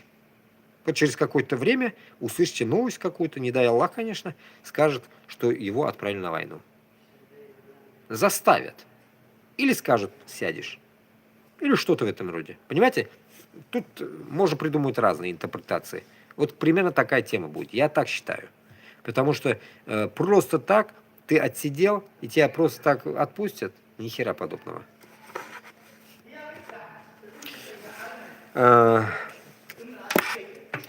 Ассамблея крымских организаций отреагировала на заявление генерального секретаря ООН о самоопределении Крыма. Ассамблея крымских организаций, которая позиционирует себя как объединяющая крымско-татарскую диаспору в Европе, институция отреагировала на ответ генерального секретаря Организации Объединенных Наций Антонио Гутерришу, российскому журналисту, о принципе самоопределения населения Крыма, направив ему свое заявление, есть в расположении редакции. Распоряжение. Напомню, 29 января министр иностранных дел РФ Сергей Лавров заявил, что Россия обратилась в ООН с запросом о признании права населения Донбасса и Крыма на самоопределение. Генеральный секретарь ООН Антонио Гутерриш, отвечая на вопрос российскому журналисту во время пресс-конференции в Нью-Йорке 29 января, заявил, что принцип самоопределения народа не может меняться для оккупированного России Крыма и Донбасса. После очень тщательного изучения нашего управления по правовым вопросам, наша позиция заключается в том, что принцип самоопределения не применяется в ситуации Крыма и Донбасса. Следовательно, в этой ситуации преобладает принцип территориальной целостности Украины, цитировала Гутерриш Крым Реалии. Заявление Ассамблеи Крымской организации отмечается, что крымцы, крымские татары, как коренной народ Крыма, последовательно поддерживают суверенитет и территориальную целостность Украины, не признать незаконным референдум и попытку аннексии Крыма России в 2014 году. Это точно, я знаю. В то же время в Ассамблее заявили, что отрицание, манипулятивное использование принципа самоопределения не означает отрицание отъявления права коренного народа Крыма на самоопределение в его международном признанном значении.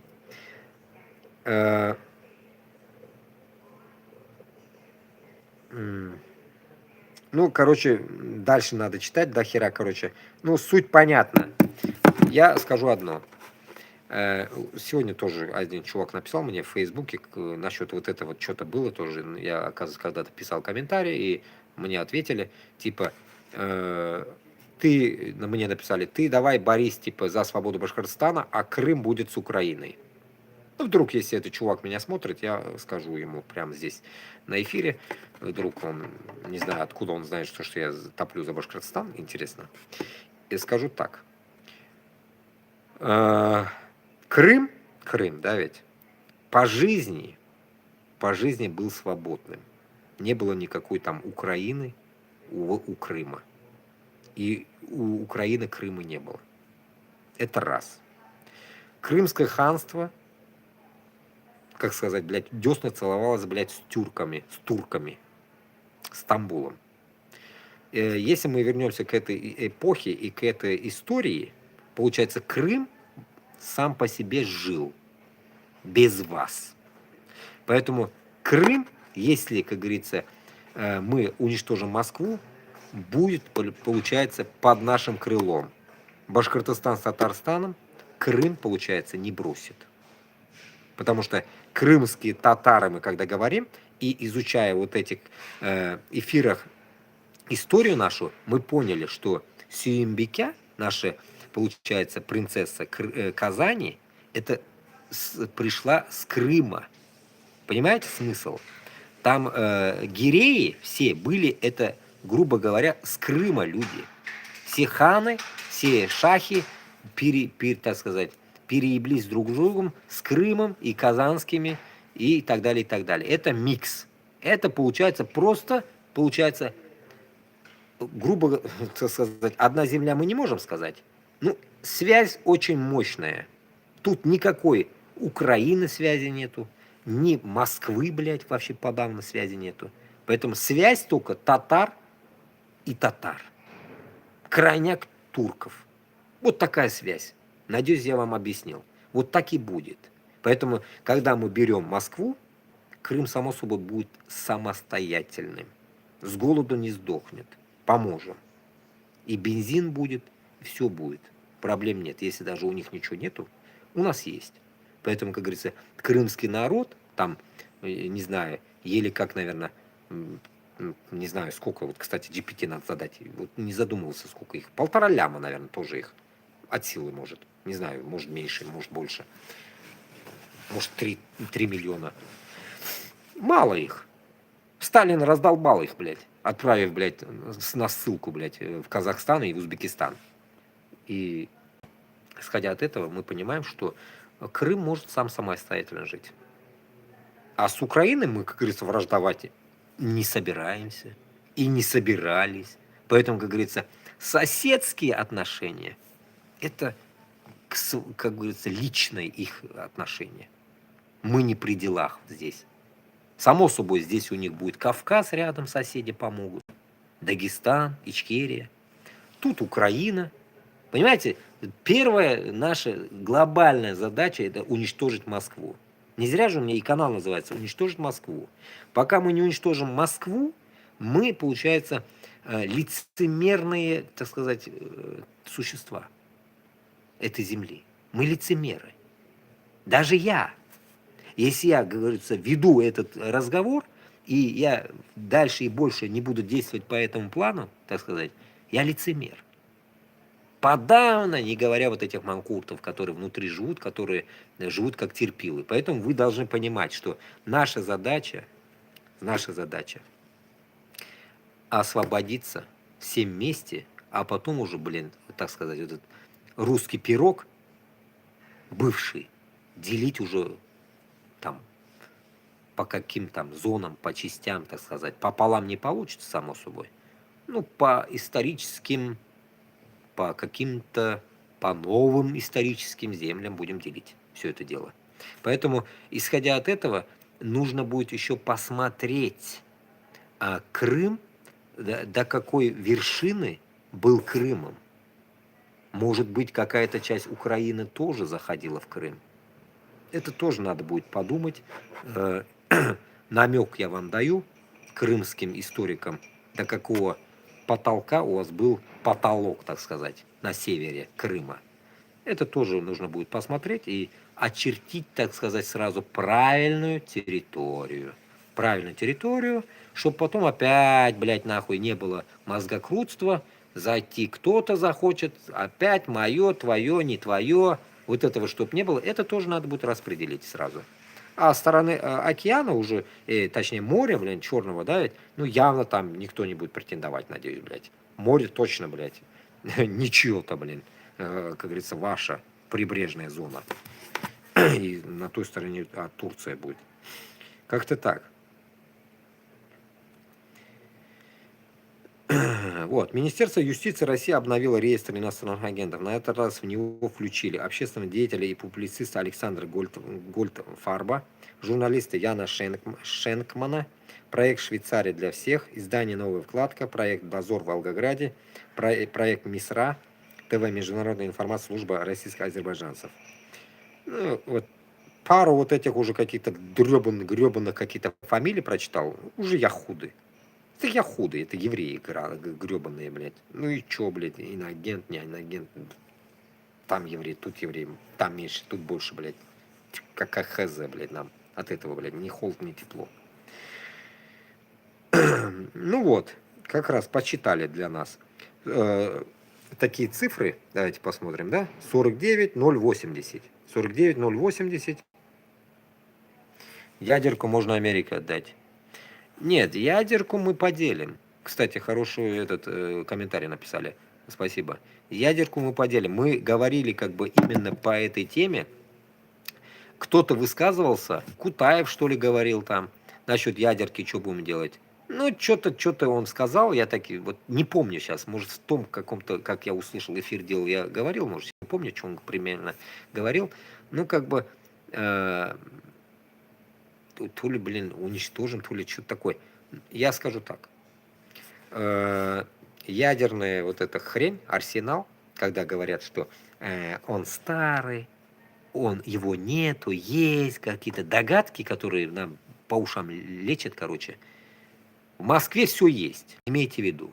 У этих прохиндяев все есть на месте. Гнилое, не гнилое, поймите. У них все гниль, которую я пидорил в этом Уссурийске, это вся дичь везлась в 22 году, вся вот куда-то везлась. Я лично сам наблюдал. По всем. Я ездил в сторону Башкортостана на машине, то все, я постоянно утыкался на это, сука, вот это все оружие. Оно все везло. В 21 году везли, довезли, куда везут. И вся эта дичь везлась со всех сторон, блядь. Со всех, блядь, военных частей. Рухлить.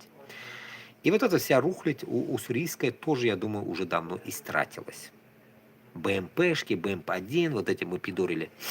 И исходя от этого, вот этот ядерка у них хоть и гнилая есть. Она может ржавая, там чуть-чуть пошкрябаешь, блядь, летает. Исходя от этого, мы их поделим по всем регионам. Да, может быть, блядь, не хватить прибора, откуда оно будет стрелять. Ну, это тоже как-то решим, организованно в какое-то там центральное место его выставим, так сказать. Каким-то централизованным республикам выдадим, а те, которые рядом, будут иметь ихние, так сказать, боеголовки. Боеголовки, я думаю, 180, допустим, даже не 180, мы поделимся уж поменьше, мы будем делиться, регионов, вот эти регионы, которые поделятся, допустим, пусть будет их 15 регионов мы поделим, от силы 15 будет, не больше. Где-то 15 регионов, на эти 15 регионов, так сказать, не региона, республики уже будут, новые страны, так сказать, блядь. 15 стран, которые мы поделим, вот на 15 стран и разделим эти все боеголовки, блядь. Допустим, будет их нахрен 1000 штук, блядь, делим на 15. Будет 15 тысяч штук, делим на 15, блядь. Вот как-то так. И все развезли к себе, засунули хоть куда нахуй в жопу, спрятали. Все. А потом, когда уже все утихнет, все чики-пики, когда все станет, я Башкортостану и Татарстану говорю, вот недавно даже этот как Кудрат Ходжа, или как его зовут, блин, узбекский вот этот ректор или кто он там, ученый или что там, учитель, короче, университета, сказал же, что Узбекистану тоже что-то, мне кажется, ядерка нужна. Вот как раз-таки. Башкортостан, Татарстан, у нас будет ядерное оружие. Иншаллах. У нас будет ядерное оружие, потому что у нас будет море, океан, у нас будет северная вся полушария наша. Вверх вот этот, блядь, в сторону как раз Коми-Пермяки, Ненеция, это все будет наше. Вот как раз таки, карта же рядом, вот, давайте покажу я вам вот здесь. Вот эта верхняя часть, вот, пройдусь прям, блядь, по географии вам, блядь, покажу.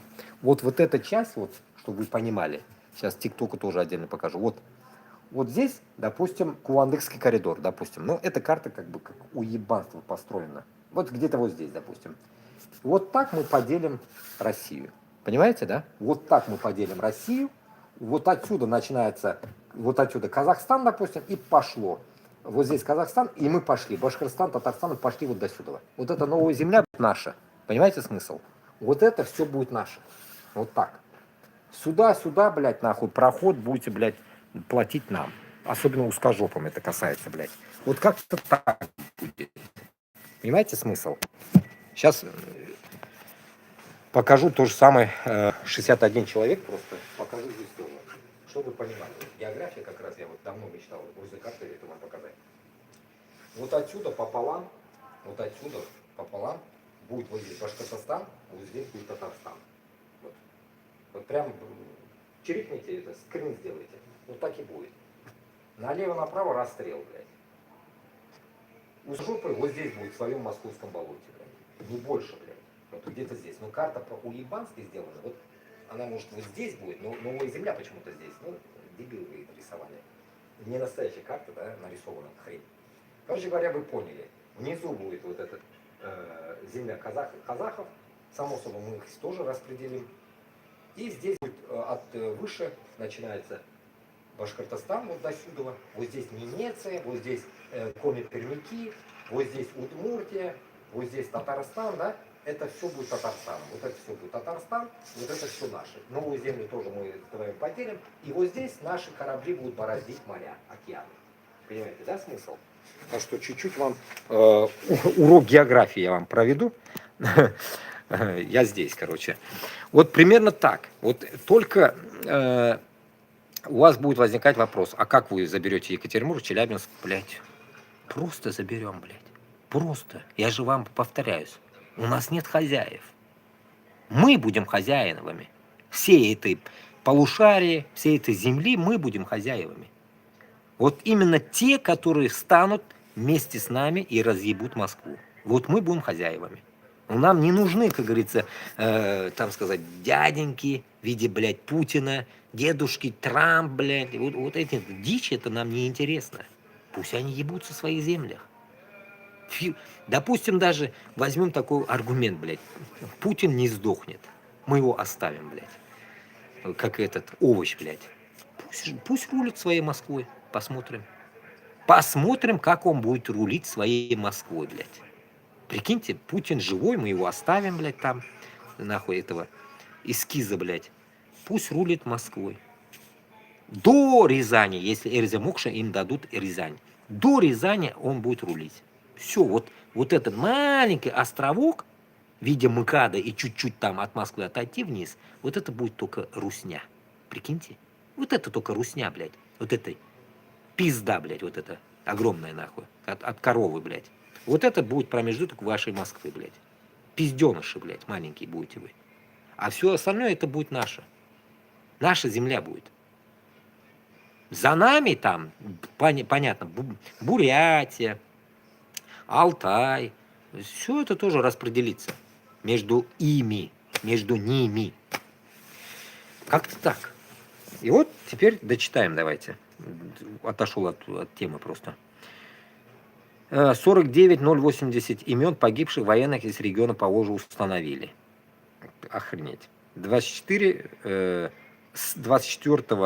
февраля 22 года. Кстати, уже 4 года на кону. 4 года войны, блядь. Установили имена свыше 49 тысяч уроженцев региона Поволжья, погибших на войне с Украиной. Прикиньте, да, 49 это оказывается с Поволжья, а до этого я вам что читал? Какую-то цифру, блядь, типа, странно, одинаковые цифры. О чем я говорил там? Установили имена 49 080 уроженцев региона Поволжья, Приволжский федеральный округ плюс Астраханская область, погибших на войне с Украиной. Количество установленных имен погибших регионами. Я же говорю, лидер это Башкортостан. Вот если не верите, вот зайдете в Идаль-Реале, почитайте. Первое место Башкортостан 8894. Помните, блядь, в прошлых годах постоянно Габбасов говорил 7 тысяч. Он закудахтал меня башем на бетерда, блядь. А хазам она новые какие-то дебильные цифры. 8894. Это без нуля. Вот имейте в виду, это просто их цифра. Просто их цифра на какой-то промежуток. Я этому не верю вообще. Не может это быть. Я вам до этого считал, вот примерно так распределяйте. В день 1000. В день 1000. Потом Татарстан 7547. Грубо на 1000 меньше. Ох, как так, блядь, татары такие хитрые, что ли? Вы скажете. Пермский край 5128. Пермский край. А в Перми, как думаете, кто живет? В Перми живут тоже наши татары-башкиры. Вот добавьте теперь туда их, вот этих 5000, туда добавьте на двоих. Сколько получается? Те оба получается грубо 16 и плюс 5. 21. Охереть, да? Дальше идем. Саратов. 4929. 5000. Кто это думаете? Нет, не угадали, не татары. Казахи. Я же в Саратове был, я же оттуда ноги делал, пытался. Ну, не смог уехать. Казахи это. Местные коренные казахи. Вот представьте, это казахи. Когда говорим, что вот изнутри Казахстана мы поймали 1200 человек, там, ля-ля-ля-ля-ля-ля, это изнутри Казахстана поймали, которая жена говорила, ну все же едут на войну, мы тоже хотели заработать. Ну, блядь, вы хотели заработать, окшакерак, но это понятно, это внутренние манкурты. Но это российские казахи. Ну, имеется в виду не все. Тут микс. Руснявые, может еще какие-то нагайцы там, татары, само собой, вот эти, блядь, мишары какие-то, смесь бульдога с носорогом. Еще кто-то там. Вот это вот. Вот это вся манкурская тема, понимаете? Это манкурты. Вы, как бы, мы говорим, что это наша нация, понятно. Но это манкурты. Манкурты, которые как бы унизились перед своим хозяином. Самара, 3315. Это точно татары. Миксованные с казахами. Там руснявых, вы не думаете, что внутри этого русни больше. Нихуя, вы не думаете так. Это как раз-таки Приволжский округ мы читаем. Мы Идаль-Реале читаю я вам. Оренбург 341. У меня родственники там живут. Дядя живет у меня с семьей.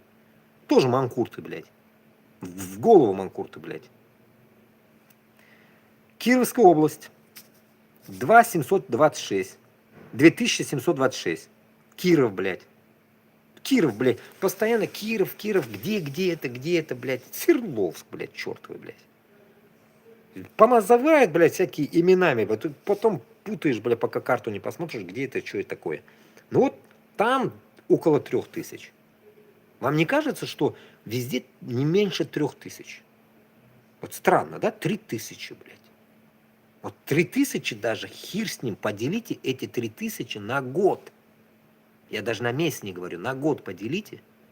Это получается, сколько там, блядь, 3000 и 356 дней, блядь, в году.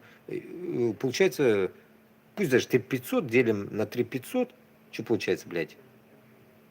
По 10, блядь, да, получается, в день.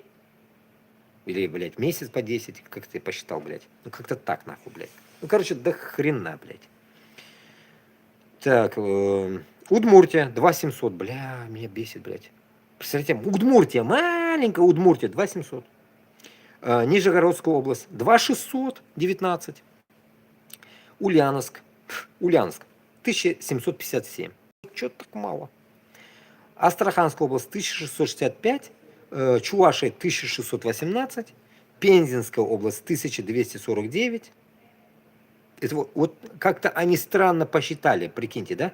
Пензу, Удмуртию, как-то странно они посчитали. И вот здесь Пермский край. Пермский край 5000. Пермь, Пенза. Путаю. Пермь, блядь. Возле нас. Все, понял. Постоянно путаю. Пенза вот здесь, блядь. Под Москвой, блядь. Эрзя-Мокша, блядь. Мордва, блядь. Ёпта. Мордва. 1200. Да я не верю, блядь. Эрзя-Мокша, Мордва, Пенза. Да это татары. Пензенские татары. 1219. Так что имейте в виду, вот эти мишары, которые во время Ивана Грозного бежали в Пензу. С Казани. Мариэль. 1226 человек. Тоже не верю. Мало. Потому что Мариэль огромная, и 1226 это мало.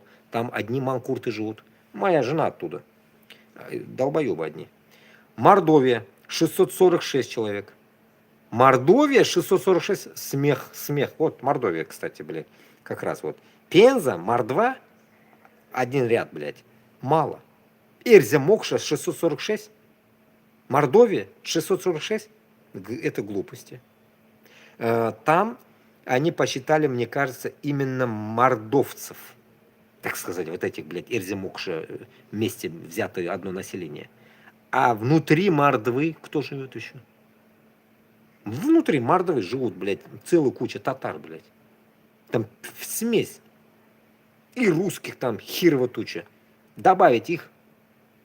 В итоге, получается, эти данные я не верю. Это не сходится, получается. Мордовия самая малая дала, чем Башкортостан, аж 9000. Что-то логически не подходит. Получается, распределение вот этого подсчета чуть неправильно. Почему? Потому что до этого я вам считал, что 54 тысячи названных имен, ну, как бы, блядь, правильно, как это слово? Ну, тонаганлар, короче, узнали имена туда-сюда, как бы, нашли, короче, остатки по именам. Там, Бейджик, Мейджик, что-нибудь осталось, наверное, паспорт. Вот у этих людей. А те, которые еще не нашлись, добавьте туда, которые остались там на поле. Башкортостан остается лидером по Волжье и России по количеству погибших. Башкортлар, мен башкортлар қарай ма екен, жоқ ма екен, вот, или спят они, я не знаю. Вот вам не, мне удивительно, вам не стыдно? Вот вам не стыдно? Вот это я вам постоянно пытаюсь донести. Вам вообще как бы как-то вот не по себе дорбитин, да? Бубит, понимаете, бывает лидерство в спорте, бывает лидерство в чем-то еще, но не бывает же лидерство, блядь, в смерти. В каком мире мы живем, блядь? Лидеры смерти Башкортлар. Охрененно звучит, блядь. Получается, значит, Больше вам надо, да? Получается, Мар-2 почему-то 646 вписали, это я тоже не верю, конечно, блядь, там тоже 6046 может быть, блядь. Вот так. И вот так примерно будет, да? Но все равно Башкортостан больше, блядь. И то те цифры, которые, блядь, они придумали. Ну так, посчитали, один труп туда, один сюда, непонятно, нога там, нога тут, блядь, рука там. Вот это дичь, короче. Пакетики посчитали там, то, блядь, Дед Мороз, который принес, блядь. Вот это все. Кто это написал? Мы не знаем. Поэтому я считаю, что вот эта вся, так сказать, пантология, вот это понты, вот эти с числами, блядь, мы узнаем, когда вот эту всю дичь мы уничтожим. Только тогда мы сможем узнать. До этого мы ничего не поймем. Вот представьте, Осечкин, Владимир Осечкин во Франции, да? Я таки с ним что-то не смог увидеться. Вот он постоянно, когда говорит, что мы что-то копали, если вы его эфиры иногда следите, смотрите, он говорит, мы это раскопали. Когда он начал это ГУЛАГу нет копать, ГУЛАГу есть, ГУЛАГу нет, у него как бы ГУЛАГу есть, да, как бы нет, как бы неправильное название он дал. ГУЛАГу есть. Вот этому ГУЛАГу есть, все выходило так, что по истории, еще по другим всяким критериям, выходило, что после сталинской херни на ГУЛАГах, ну вот эти, блядь, сука, тюрьмах, блядь, куда везли, убивали и так далее, вылазило, блядь, больше того, что там было написано. Понимаете, вот это просто. И вот когда мы, точнее, вот как он, Осечкин, копает, и вылазит правда, просто шок. Вот когда мы тоже начнем копать вот так же в дальнейшем, когда у нас будет возможность раскопки делать, так сказать, до Москвы доехать нам надо, понимаете, все там есть. Если они не успеют сжечь его, ну, останутся они на болванках. Это надо, блядь, как этот, блядь, да, миссия невыполнима, надо, получается, все сжечь, блядь. И, блин, интеллект надо сжечь, блядь, чтобы закопать все это дело. Ну, все равно оно где-то останется. И у какой-то, блядь, лабораторной крысы явно сбор этих, так сказать, блядь, потерь где-то сохранено. И рано или поздно кто-то вытащит. И мы тогда узнаем, блядь, всю правду, скольких, блядь, печах, так сказать, блядь, как Гитлер, Путин в этой зверской машине убил, блядь, людей. И там, и тут, везде, короче. Не только башкортов, блядь. Кто участвовал в этой всей фигне, блядь, потому что там очень много с Азии понаехало, так сказать, кыргызов, узбеков, таджиков, которые, блядь, казахи в дополнение еще, блядь, в придачу пришли они еще. Ну, что, соседи же. Вот, их тоже можно было посчитать, блядь. Их тоже можно, блядь, вот сюда добавить.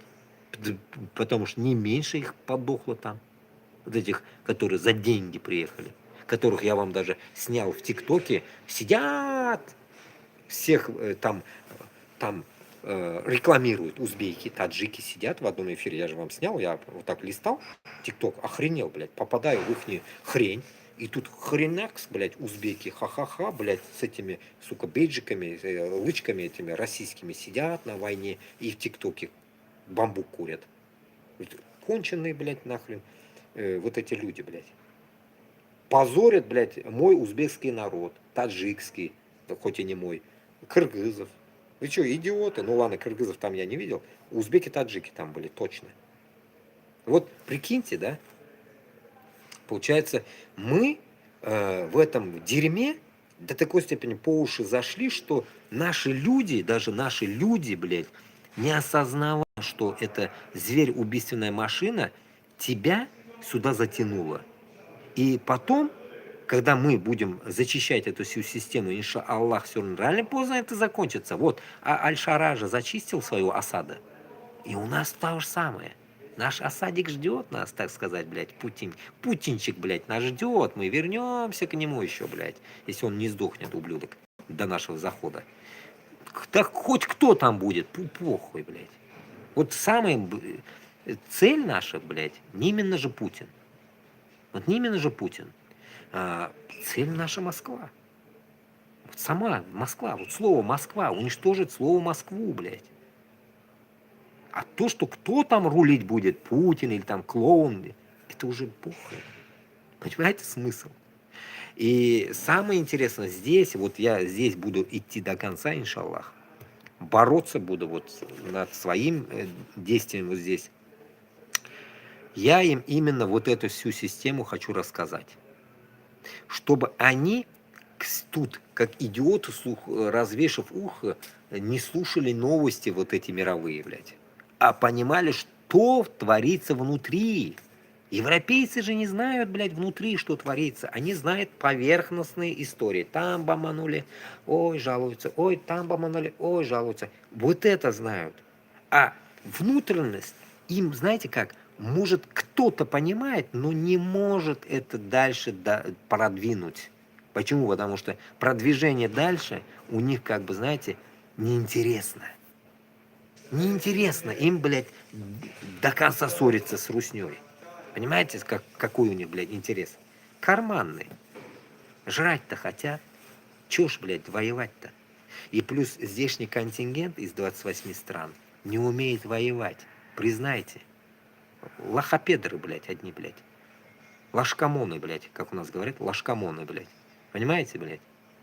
Лохундры все, блядь, здесь, понимаете? Они не умеют. У них, может, блядь, из каждой страны, вон, как поехала, блядь, в Гренландию, блядь, 17 человек. Вот 17 человек, может, и появится, блядь. Ну, 170, может, будет каких-то таких, блядь, вот таких.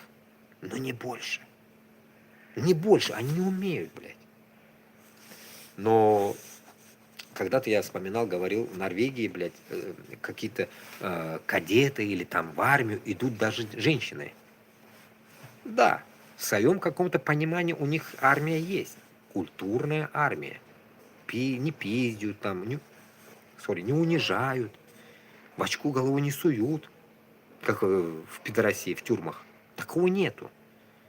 А в то же время и подготовка нулевая. То, что у нас ноль, но у нас закаляют другим темой. Но у них и закаления нету. Подготовка вроде бы есть, но она нулевая. Сказать, блядь, против лома нет приема. У них, как бы, знаете, вот настоящей целевой какой-то атаки нет у них. Движухи нет. А вот эти игры, пюх-пах, блядь, это херня. А вот в Пи России она есть. И она частенько есть, блядь. Грузия, Украина, Кыргызстан, Ош. Баламутили они тоже недавно, кто-то мне говорил, блин. Баламутили они. Казахстан долбили в 22 году в начале. Вот недавно. Кстати, в это время вроде бы, какие дни вот Казахстан долбили. Казахстан долбили в эти времена. Когда они стали против правительства. Заехала ебучие ОДКБ, блядь. Узкожопые же туда заехали. Нацики вагнеровские. Примерно такая дичь зашла туда. И всех, так сказать, ломали. Поэтому, как сказать могу?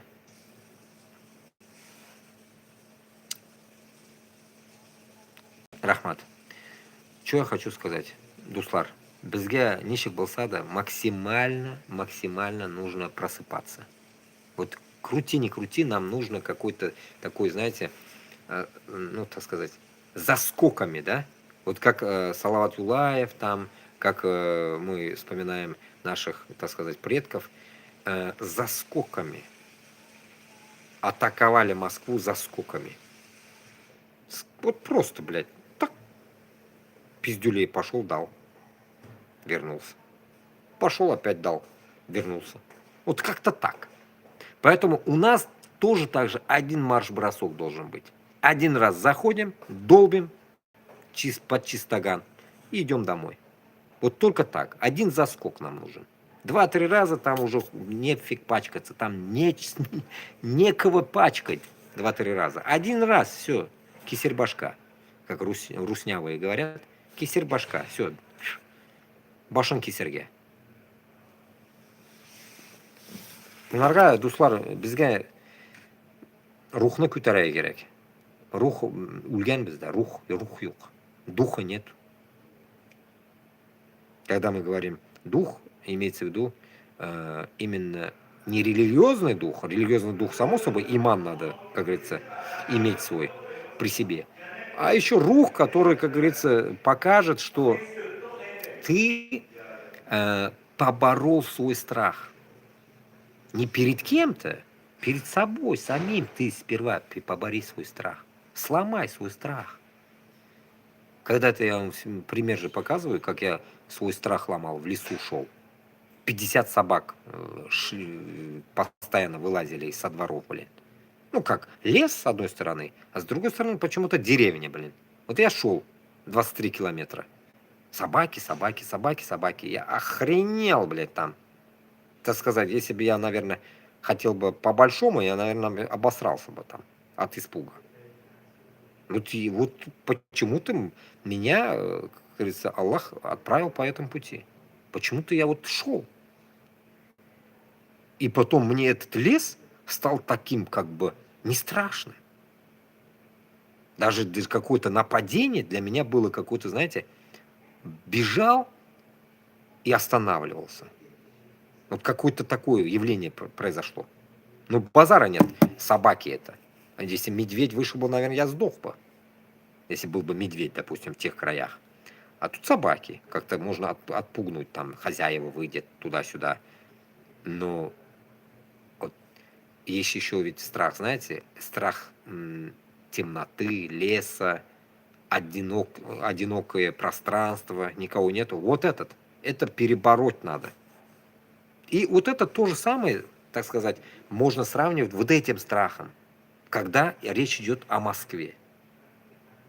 Она даже попроще. Собак там, медведей не надо проходить. Представляете, блин? Там один только страх будет. Как дойти до Москвы и не сдохнуть? Вот этот страх только будет там. Чтобы дойти и дать им лещей, блядь, всем. За щеку, блядь. И вернуться. Вот это только будет страхом. Для меня вот этот пока есть предел. Но этот предел у меня, я думаю, с автоматом уже как бы исчезнет. Допустим, ты, если идешь не один, с автоматом и так далее, идешь с людьми, этот страх должен исчезнуть. Почему? Потому что ты понимаешь, ты идешь на войну. Ну, блин, там, зачищать кого-то там, или там, защищать кого-то, блин, или там что-то в этом. Мы идем просто поцельно грохнуть этого, так сказать, путинасоса и так далее, и так далее. Примерно вот в таком флаконе мы идем. Мы же не идем, как бы, как говорят, воевать с Ордой. Мы сами Орда, блин. Мы идем, наоборот, долбить, так сказать, вот этих, как говорится, паскуд, которые баламутят эту всю систему. Вот их. Поэтому я считаю, здесь перебороть страх каждого мужика – это долг. Если ты родился с кукейками. Если у тебя есть кукейки нормальные, которые не треснули еще, ты должен проявить свое мужество вот здесь. Когда ты проявишь ее? На том свете, что ли? Кому-то нахрен там нужен. Ты нужен здесь.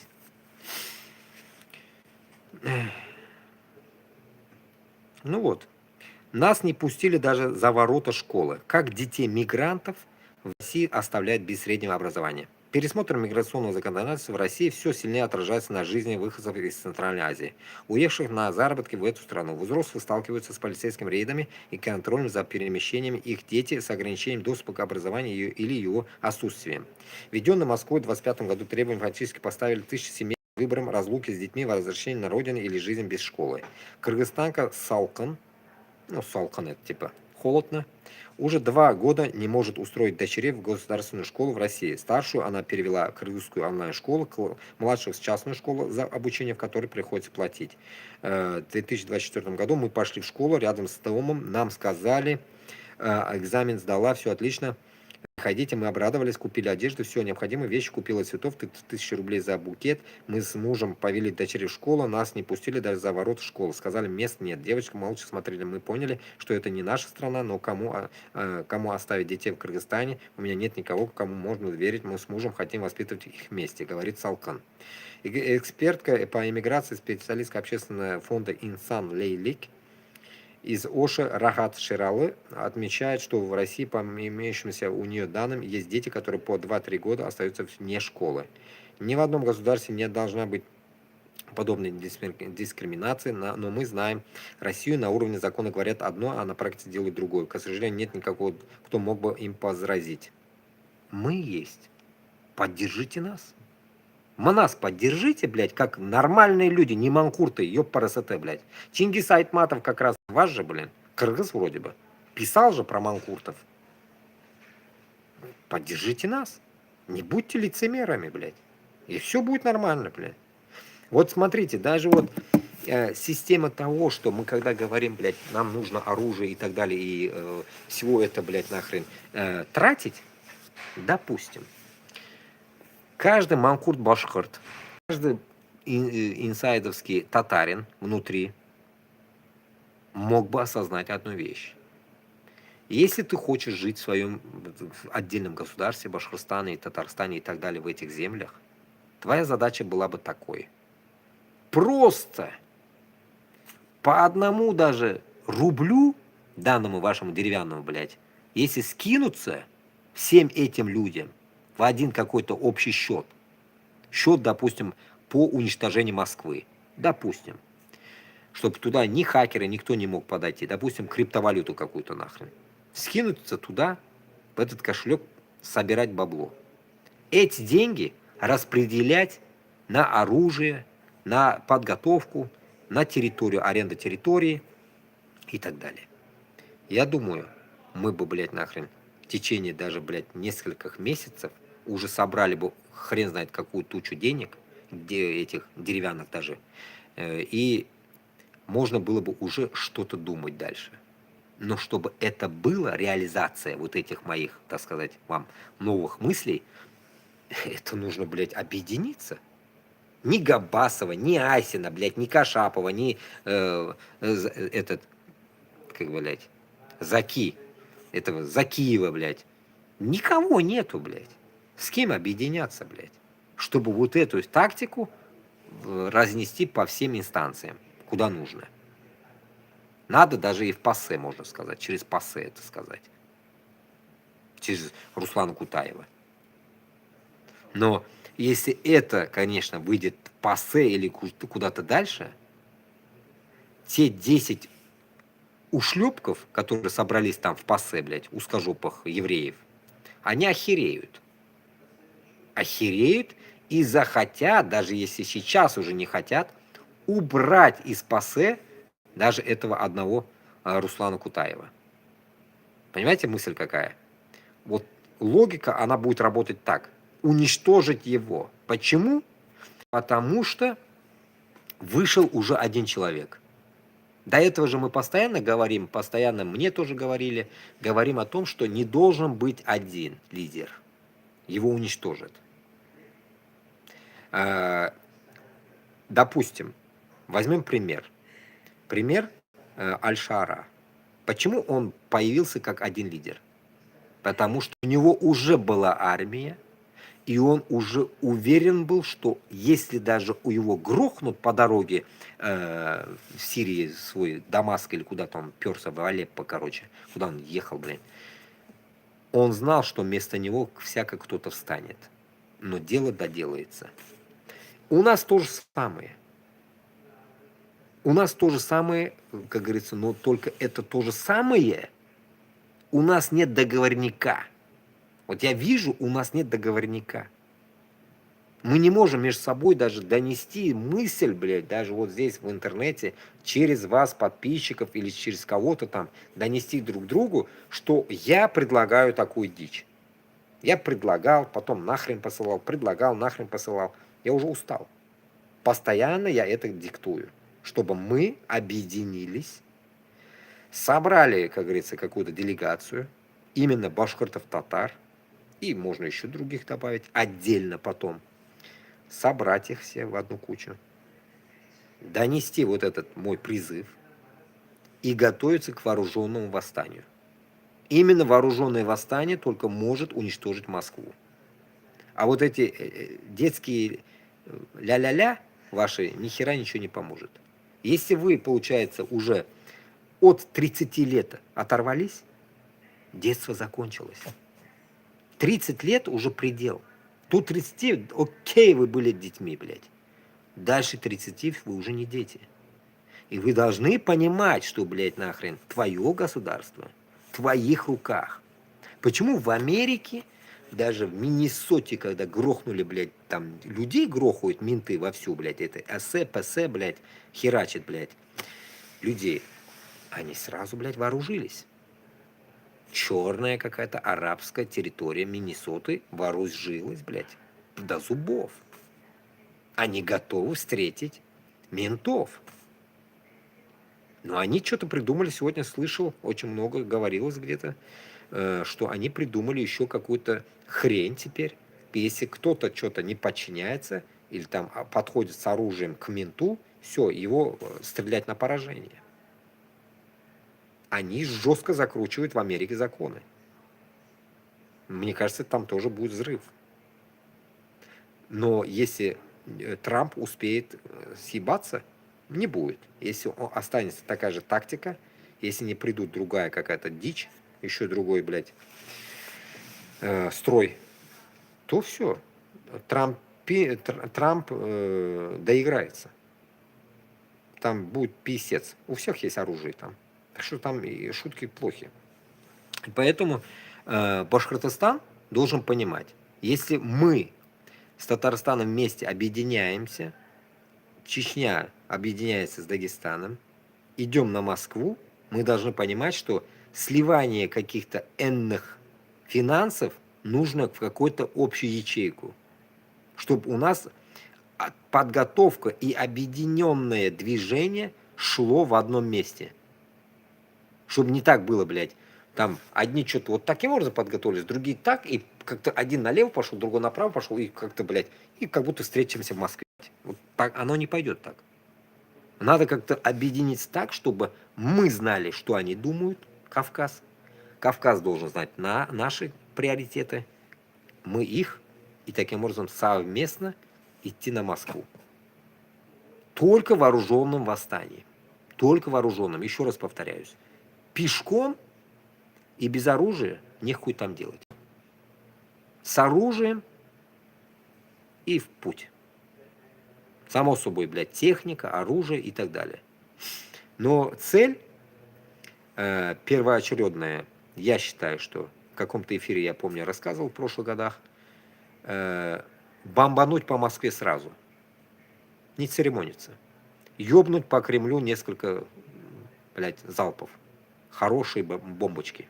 Прям сразу оглушительно бомбануть, полностью разъебать Кремль, полностью, блядь, до дна нахуй, чтобы охотный ряд провалился нахуй, и там в метро все закрылось, пиздой накрылось, это комсомольское метро, вот эта вся красножопая нахуй линия, вся закрылась, и потом уже в эту там разбираться, кто куда крысы убежали, искать этих крыс.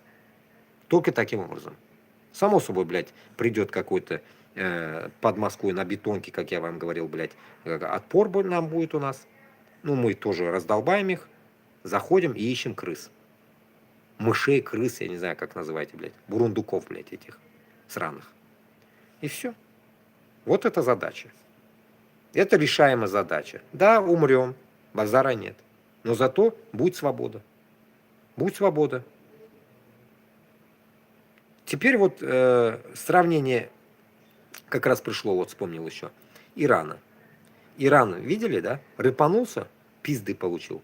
60 тысяч умерло, блядь. Тоже лалбоебы. Лохи, блядь. Кто так рыпается, блядь? Если ты идешь, иди до конца. Чего остановились-то, блядь? Поверили, блядь, американцам, они кинули.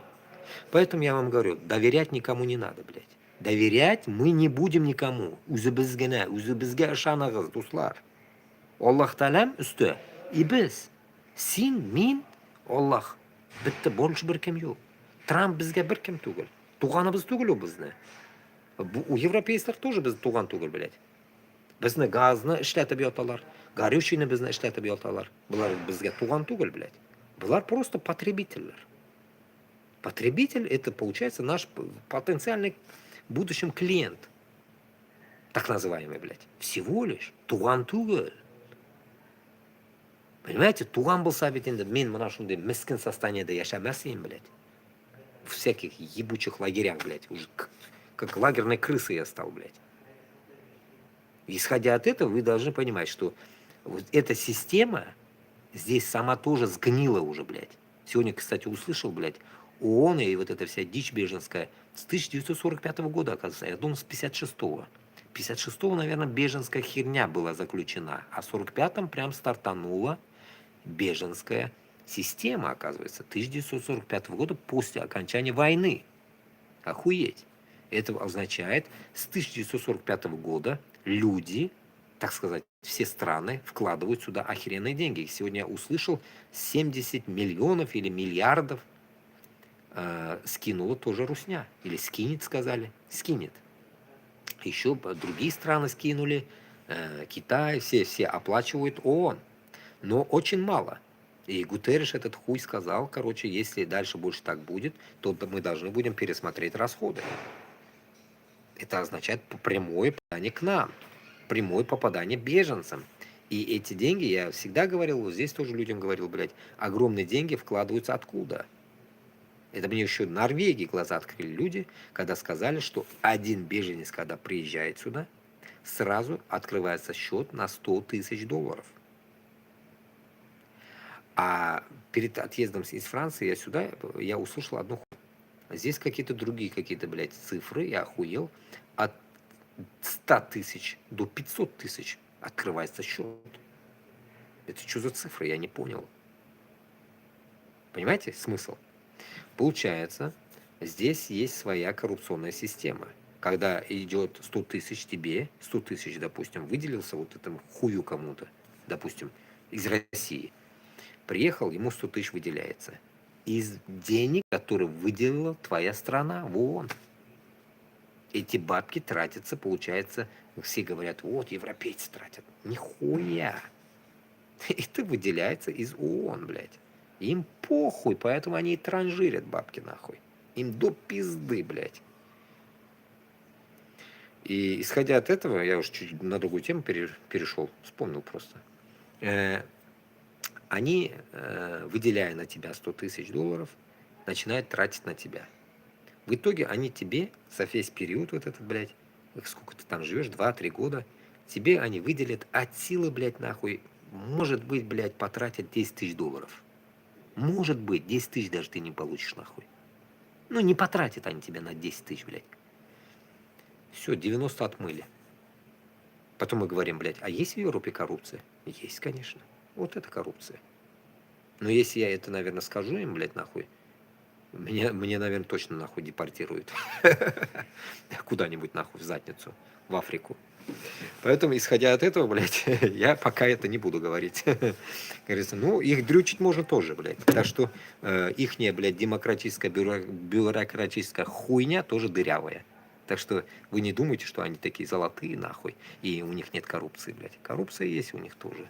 Ну, рахмат. Коррупция их не, знаете, блядь, такая, блядь, сука, хитро сделанная, но они не хитро выебанные. Вы не путайте хитровыебанность нашей СССРских людей с их хитро сделанностью. Их хитро сделанность – это выход из бюрократической системы чуть-чуть обналичивание бабла.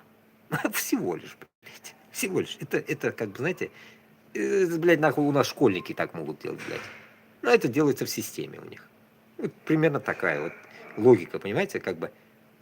Они не умеют воровать, но они воруют. Как бы они воруют тоже так же тоннами, как у нас, блядь, эти ушлепки, которые сидят, блядь, в Москве. Но наши, короче, умеют правильно их куда-то, блядь, скидывать.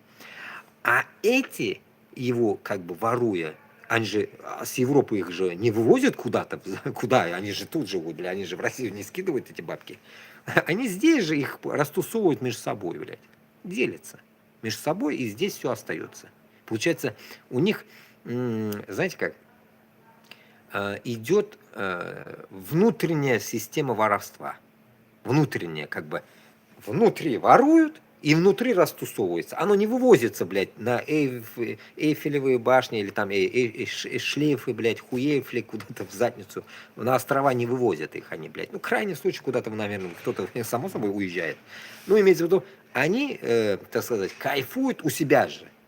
А наши придурки, если бы даже наши придурки кайфовали бы у себя, эти деньги тратились бы на нашу налоговую систему. Было бы лучше. Но у нас придурки тратят это все. Им же отдают, наши деньги вывозят сюда. А эти воруют эти ООНовские деньги и тратят здесь же, блядь, нахуй. Не в России же, блядь. И там, понятно, в Америку может уехать. Но один черт, одна же тема. Смысл поняли, да? Короче, поэтому здесь, так сказать, блядь, крысятничество тоже есть. И о огромных функциях, блядь. И почему мы здесь вот на расслабоне живем, блядь? Вот, допустим, приведу пример, блядь. Это уж пошло такую тему, уж раскрыл я вам тайну, да, так сказать. Вот сижу я на диване, да, вот диван. Охуенный диван. Ну, так сказать, блядь, дерьмовый он на самом деле, блядь. Облицовка только охеренная. И я говорю, блядь, вот там сломалось у меня на втором этаже сломалось. Дайте, я говорю, отремонтирую. Ну, я говорю, столяр, плотник, паркетчик, блядь. Отремонтирую, хоть что-то поделаю, да? Ну, не хуй делать, блядь. Поделаю дайте, блядь. Пока работы нету, сижу. Нет, говорит, блядь, нельзя. Завтра, говорит, заберем. Потом утром проснулся, то все, думаю, что за шум? Они притащили такую посылочную, блядь, каталку, ну, тележку. Хуя, тык-тык подняли и забрали. Охуел. Все, выкинули. Сейчас одного нету. Ну, как говорит, пока нету новых, не привезли. Все, забрали, выкинули. Все, здесь все вот так. Для беженцев. Теперь этот же пример приведу вам, ну, до этого читал вам. Давайте пример приведем в России. Белгород, блядь, давайте последний возьмем, блядь, Белгород и вот эту всю дичь, блядь. Что они просят? 65 тысяч евро? 65 тысяч рублей? Это, грубо, 600 евро, блядь. А они просто выкинули диван, нахуй, блядь. Но этот диван точно стоит, блядь, ну, не 100 евро. Стоит, я думаю, где-то 200 евро, наверное, стоит он, блядь. Ну, 150-200 точно стоит. Ну, примерно как эта хрень, икеевская хрень, я так считаю. Такая дешманская. Но суть не в этом, что этих лагерей здесь херово туча. Вот сегодня я был у даргинцев в гостях, это писец. Этих лагерей, блядь, кишит, блядь, здесь.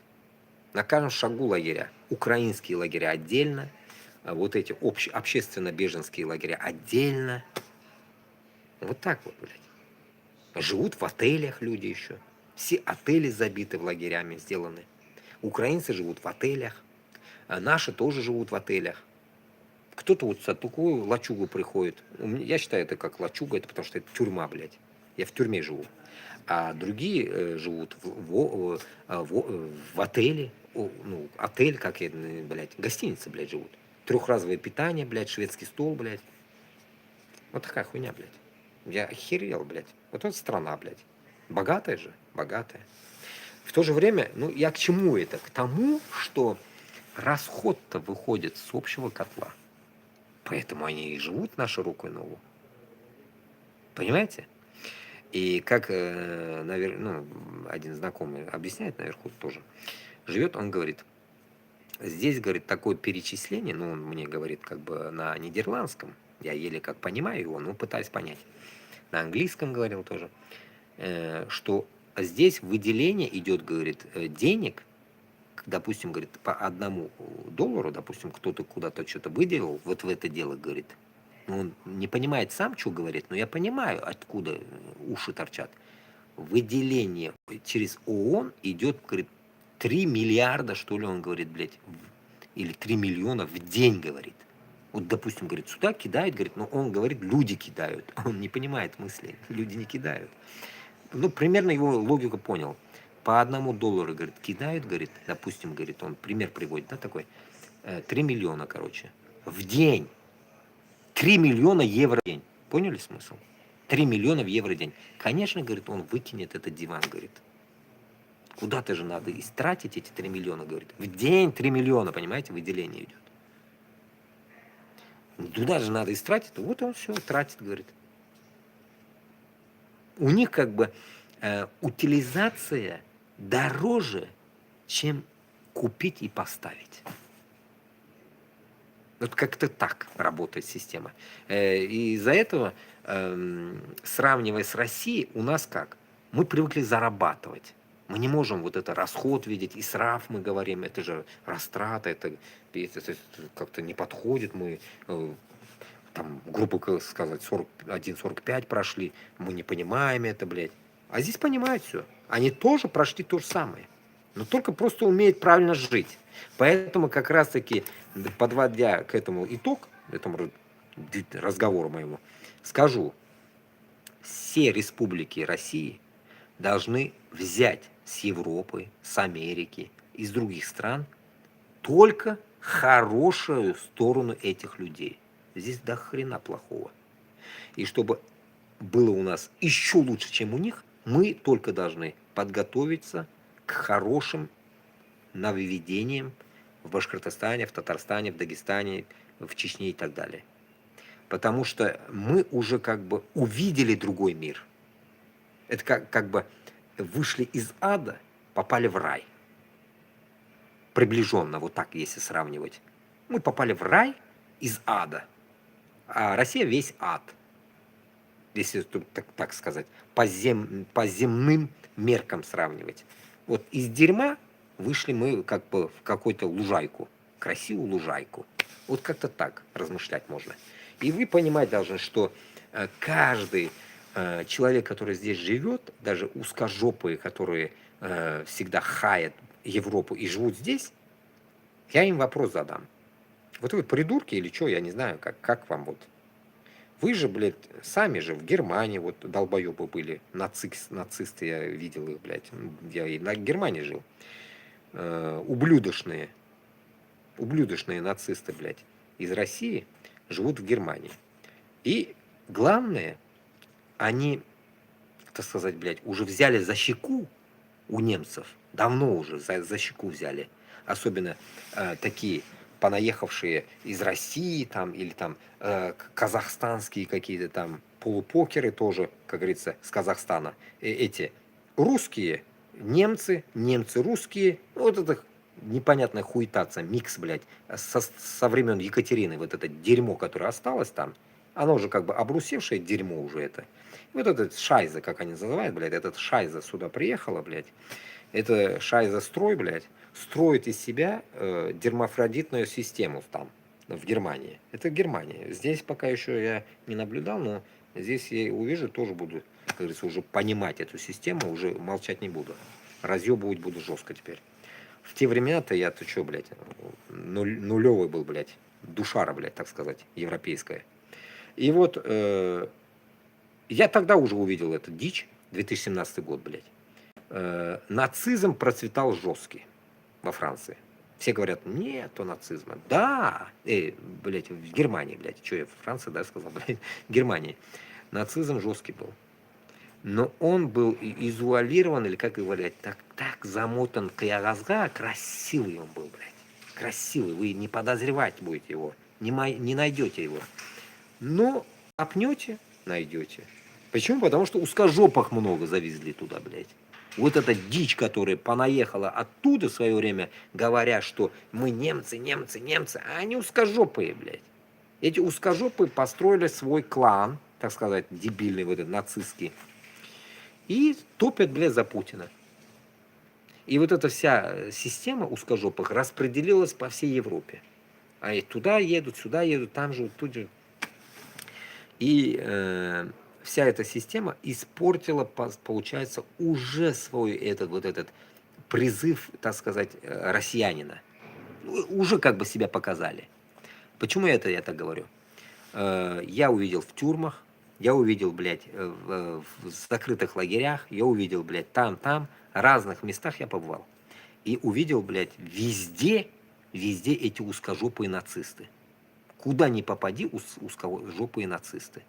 И вот эти узкожопые нацисты, получается, не поменяли свой менталитет здесь. Да, они знают немецкий, они знают тут местный язык и так далее, живут там с 2000-х годов, допустим, кто-то с 90-х живет, кто-то с 80-х живет, но вот эта ебучая русскость у них там внутри до сих пор.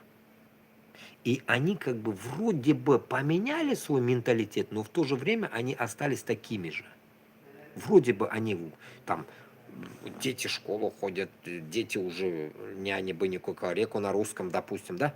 Но эти черти, которые их родители, остались такими нациками. Коммуняги, нацики. Вот в такой полушарии мозгов они остались. Очень тяжело. Вот если ты попадаешь под такую раздачу, все, это писец. А они тебе все настроение нагадят, блин. Все тебе херово, блядь, этот день будет, если ты таких встретишь здесь, в Европе. Я как бы много увидел их и понял, что, блядь, думаю, блядь, вроде бы избавился от русни, их тоже здесь вижу, блядь. Понимаете, вот так, блин. Поэтому, исходя от этого, нам здесь очень тяжело. После ихних вот этих выкидонов нам жить тяжело. Почему? Потому что у нас, когда они узнают, что тоже российский паспорт, нам очень неприятно становится здесь обитать.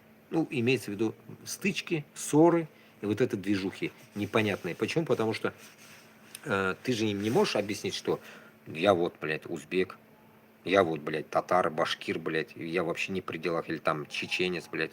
Нет, все, мы россияне. Поэтому вот из этого табу нам надо выйти. Вот я, добавив к своим призывам выхода уничтожить Москву, хотел вот эту мысль, да, донести, что, может, это как бы расчлененно долго я говорю об этом, но вы должны понять, что именно вот эта система уничтожения нашего народа работает с разных сторон по-разному.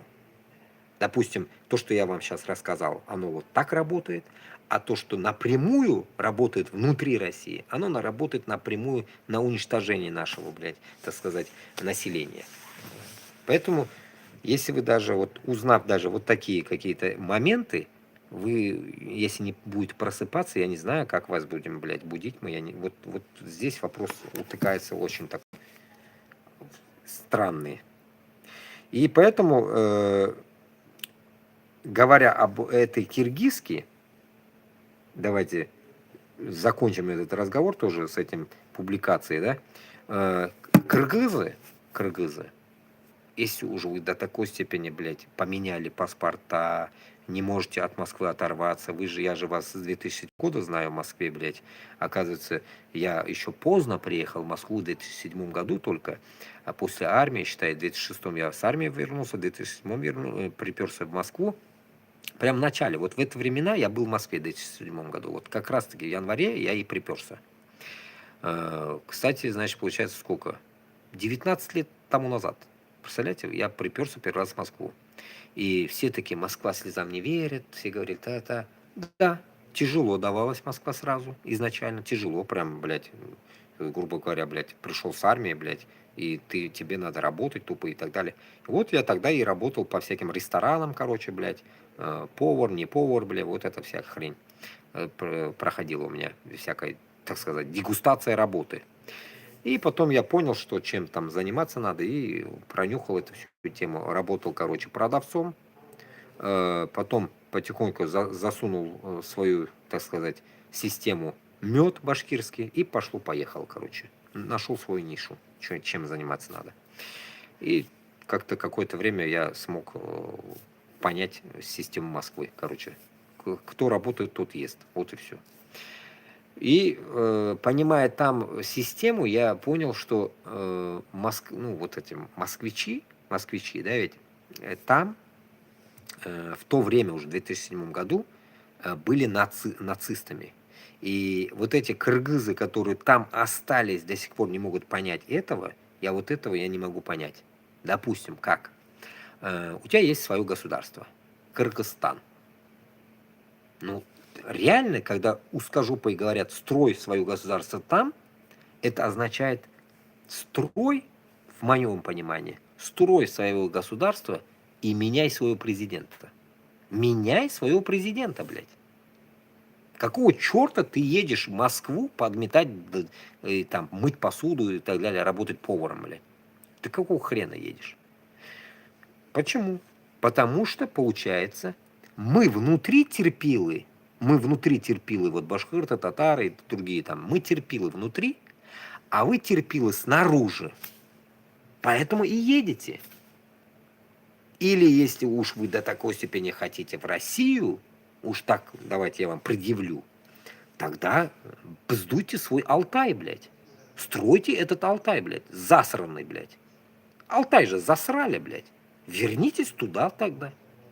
Сделайте этих алтайцев, блядь, многобожников мусульманами, в конце концов. Вы же их братья. Вы же не русских братья, блядь. Вы же в Москве живете, поймите, в Москве, в школу вы хотите. Ну, сказали уже, все, кырдык, приехали, блядь. Базара нет. В свое время вы долбили бабло там, вы привыкли уже. Кыргызы там очень засели, очень. Как бы, честно я вам свой секрет скажу, я как бы не историк. По молодости, какой по молодости? До сегодняшних дней даже я не знал, что кыргызы приперлись с Алтая в Кыргызстан, блядь. Я не знал об этом. Пиздец, блядь. Вы скажете, может, тупой какой-то. Ну да, блядь, сука. С вашей ебучей историей, что я, блядь, в истории написано было, что ли, я ебу? Я не проходил такую историю. И когда я узнал правду, теперь я понимаю. У нас же есть выражение «Жан тартмаса, кон тартмаса, жан тарта» деген сөз бар бізде. Нәрседе тарта инде. И вот эти кыргызов тарта инде что-то Россияга, блядь. Потому что, сука, блядь, Алтайдан, сіз Алтайдан, блядь. Если уж на то пошло, блядь. Если вы оттуда, теперь вам вопрос. Альхамдулилля, вы стали мусульманами. Поумнели, так сказать, блядь, в исламе.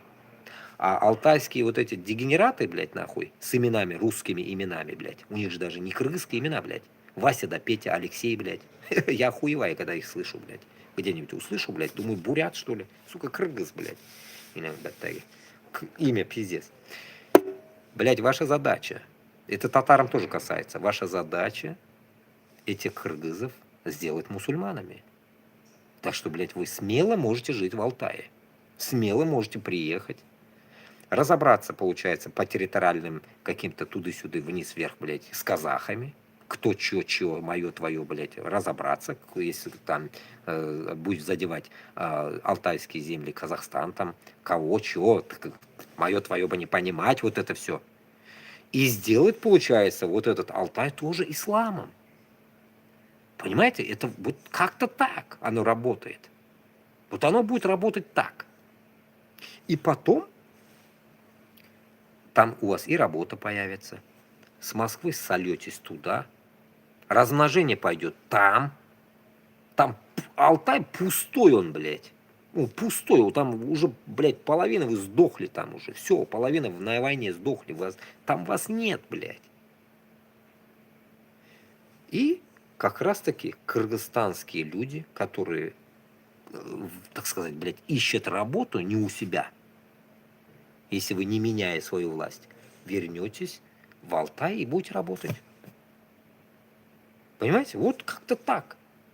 Когда вам говорят, вернитесь у себя, делайте, ваша задача теперь, кыргызам совет, отвечать. Да, наша родина Алтай. Мы туда будем возвращаться и там подымать селину. Подымали селину, да, такое выражение есть же, блядь. Вот будете подымать, блядь, свою, это, так сказать, демократию. Только так, блядь. Я по-другому никак не вижу этого, блядь. Потому что, почему я так говорю? Да, вам, может, обидно я говорю, блядь. Ну, как бы, ваша проблема, обижаетесь или нет, блядь. В чем проблема, знаете? В том, что 3 президентов вы поменяли, даже у нас нет такого духа, блядь. Вы 3 президентов поменяли, блядь, сука, и на нем и остановились.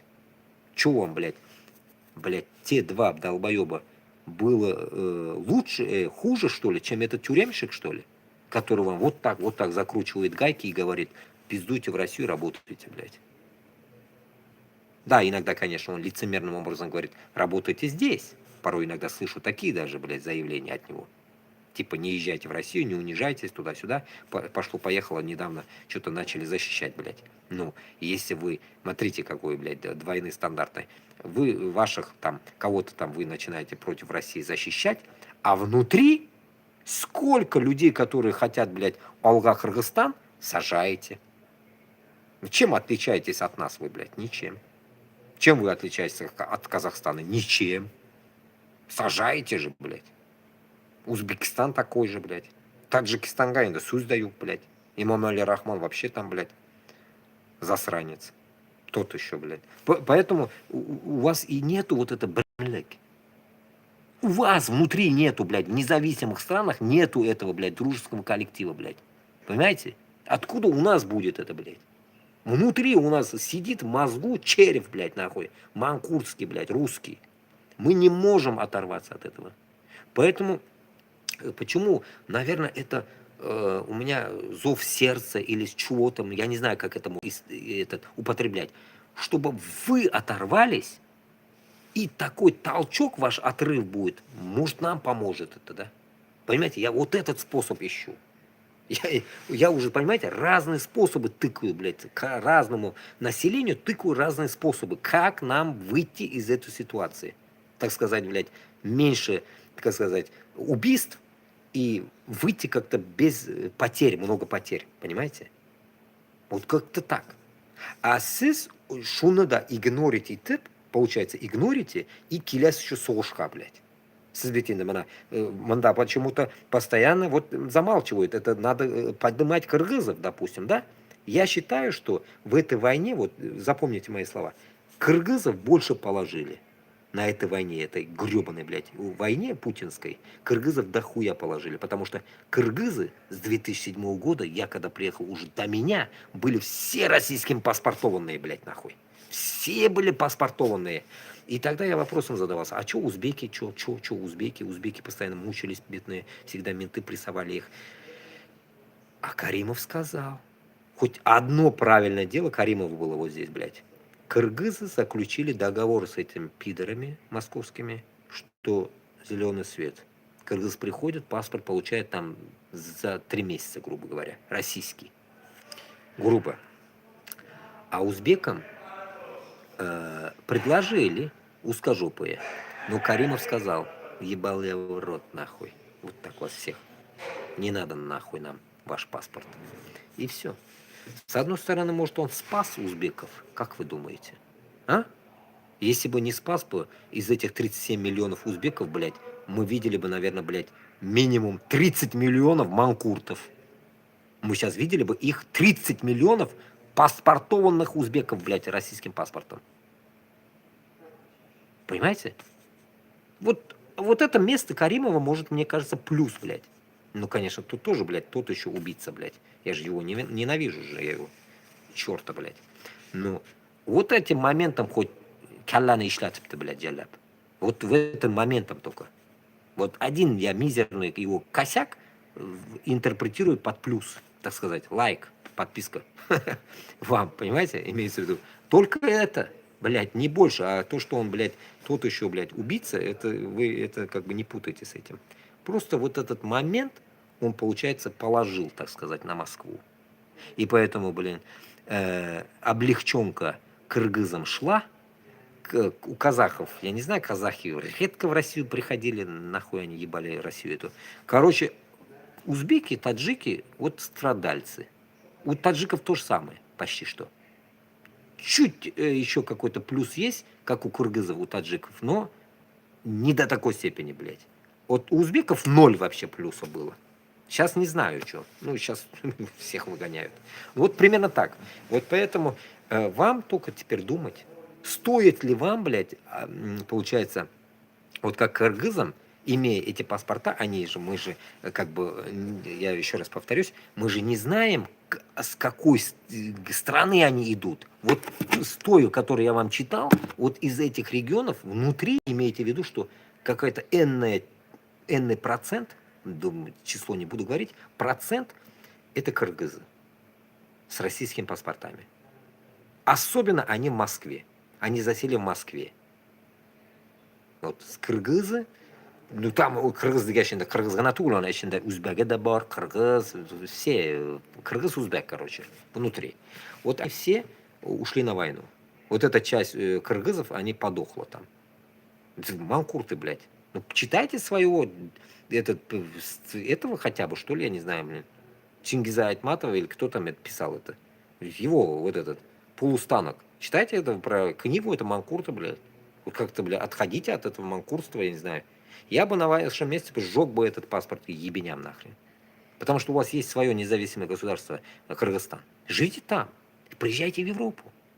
Кстати, у меня друг близкий в Англию поехал. Альхамдулилля. Вот недавно мы связались, в Англии работает. Кстати, прорекламирую вам насчет Англии. Работайте в Англии. Приезжайте, оформляйте там, он в Бишкеке или где там оформил документы в Англию. И поехал, вот он сейчас на капустной поле работает. Где-то там Ливерпуль, где-то там в ебенях. Говорит, море, океан, холодно, ну, терпимо. В неделю 450 этих ихних денег нахуй зарабатывает. Чистыми. 450 откладывает, говорит, остается от всего расхода. 450 в неделю. Нормально же? Живут, короче, в домиках таких, на поле где-то, а живут где-то, а работают где-то, короче. Вот как-то так, короче. И им дали машину, им дают машину, они едут от дома на работу, на поле. Вот так и живут. Что, нормально? На полгода, что ли, у него, короче, движение это. На полгода дается это такая фишка. И все. Ну, короче, он говорит, выгодно, очень выгодно. Ну, я уже не знаю, приеду или нет, говорит, но надо жениться, говорит. Молодой еще, не женатый. Ну, короче, все. Вот Кыргызстан сейчас будет отправлять примерно, я как понял, 180 тысяч рублей. Примерно. 450, 900, 900. Ну, грубо я говорю, ну, 200 тысяч рублей отправляют в Кыргызстан. Нормально же? А где вы в России, кроме войны, 200 тысяч заработаете в России? Курьером только можете работать. Пизды получать от русских и работать. Как-то так. А здесь вы работаете с англичанами. Охуенно. Культурный народ, блядь. Увидите другую страну. Живите вот так, блядь. Размышляйте шире, шире, блядь. Даппа бумелер, даппа. Даппачиликтен чыгыш керек уже, блядь, нахуй. Mana shu dappachilik miyani sikib tashlagan. O'zbeklarni ham, qirg'iz, tojikni ham, hammasini, блядь. O'shanga sizlar ozgina ong deyam bitin, men boshqur tatarga da aytam, блядь. Ular chiqmaylar mana. Boshqur tatarlar вообще онгра, блядь. Меня заебали они, блядь. Вот я 4 года здесь, блядь, кого только не позвал, блядь. Ой, синенді юрисің, блядь, лягушка путешественница, меня сүлей башылар, блядь. Мен, аузыңа тышым таш башлар, блядь. Дүнмәрттәгенә килгәшәргә, блядь. 2 мәртә килмисең сен, блядь. Картаясың, шунда сыгылып үләсең, нахуй. Урыслар белән, блядь. А монда хоть дөнья күр. Дөньяны күр, туда-сюда кыенчылыгы бар, а базара нет, блядь, тяжело, блядь. Ну, ты, блядь, представь, блядь. Ты живешь, как, так сказать, блядь, в Башкортостане. Никуда не вылазишь, кроме войны. Съездил на войну, вернулся, сдох. Все. Все, твоя жизнь, вот все, ушла на смарку, блядь. А вот так, если ты вылазишь, у тебя же причина есть вылезти, блядь. Война идет, и ты против войны. Хотя бы будь против войны, ёпта. И вылези оттуда уже, в конце концов, блядь. У жопы, главное, уехали, а башкортлар, татарлар, нет, мы, говорит, родину любим. И тогда не будь лицемером, ты у тебя тоже, сука, двойные стандартные. Если ты родину любишь, какого хуя ты за родину с нами не идешь, блядь? Чего ты не идешь, блядь, с нами против Москвы, а идешь украинцев мочить, блядь? Где твоя, блядь, нахуй, сука, блядь, патриотизм, блядь? Как тебя можно назвать после этого баш-патриот, блядь? Кутаган, блядь. Патриот это Габбасов. Айсин, можно сказать, Кашапов. Вот они патриоты, хоть они какие-то долбоебы, но патриоты же. Потому что у них мысль патриотическая, блядь. А у вас мысль манкуртская, блядь. Как это фильм был же, из Лохапетовки, блядь. Какой-то Лохапетовка фильм, блядь. Приезжает, блядь, из деревни, блядь, какая-то овца в Москву. Фильм, помните, блядь, русский фильм, блядь. И вот она-то там выходит замуж за богатого, потом хуйня-муня, война и мир, блядь. Вот из этой категории у вас тоже самое, блядь. Вот эти фильмы как раз для ваших долбоебов. Вот для вас это сделаны фильмы, блядь. Чтобы вы там и сгнили, блядь, внутри, блядь. Тупыми, блядь. Когда ты видишь другую страну, вы думаете, ну вот, понимаете, я не от кайфа здесь, блядь. А просто, блядь, я должен сохранить свою жизнь, блядь. Вы не жить вот с этими дебилами, блядь, нахуй, которые в мыслях даже, блядь, убивают другой народ, блядь. Понимаете, не то, что там, блядь, они воюют с кем-то, блядь, а в том смысле, что они убивают мыслями уже чурок, блядь, подобие меня, блядь, и так далее, блядь. Понимаете? Как можно с этим народом, так сказать, вась-вась дружить, блядь? Это себя не уважать, блядь. Поэтому я и говорю, вот сколько я с кем только не знакомился, разговаривал, блядь, особенно в Инстаграме очень много Башкортостандан, Татарстандан сидят девчонки, особенно вот эти блогеры всякие, да, ведь они все тупорылые. У них мысля идет то, что, блядь, русня их дом. Русня не наш дом. В домике дом. Как-то вот так размышляйте, блядь. В большом доме ваш дом. Но этот большой дом, это наш дом.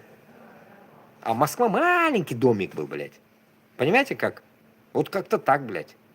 Только, знаете как матрешка гребаная, блядь. Так называемая, блядь, русская матрешка, блядь. Только наоборот. Понимаете, блядь? Не внутри большое. Точнее, блядь, внутри маленькой матрешки. А тут наоборот, представьте. Матрешка наоборот собрать надо, блядь. Сори. В маленькую Москву засуньте большую матрешку. Представляете, как? Получается засунуть? Не получается. Вот не получается, блядь. Вот то же самое. Поэтому вы должны, ну как сказать, блядь, нахуй. Не знаю, блядь. Ладно, до 30 лет вы там хуйней маетесь. Но после 30 лет, битинда, уже все. У вас должно быть какая-то своя логическая цепочка мозгов, блядь, собраться. И сказать, что, блядь, мин мына шулай улим, мин былай улим. Мына мин уйлаган эшләремне, мына бу кеше бір ягын дұрыс сөйлей, но бір ягын что-то перегибает. Вот как-то так вы должны размышлять, понимаете? Вы критиковать должны меня, блядь, Габасова, блядь, Кашапова, всех. Вы должны что-то делать, вы должны помочь нам, даже в критике помочь нам, блядь. Понимаете? Вы должны нас долбить так, сказать так. Синанда дұрыс айтмадың, давай мына шулайрақ была.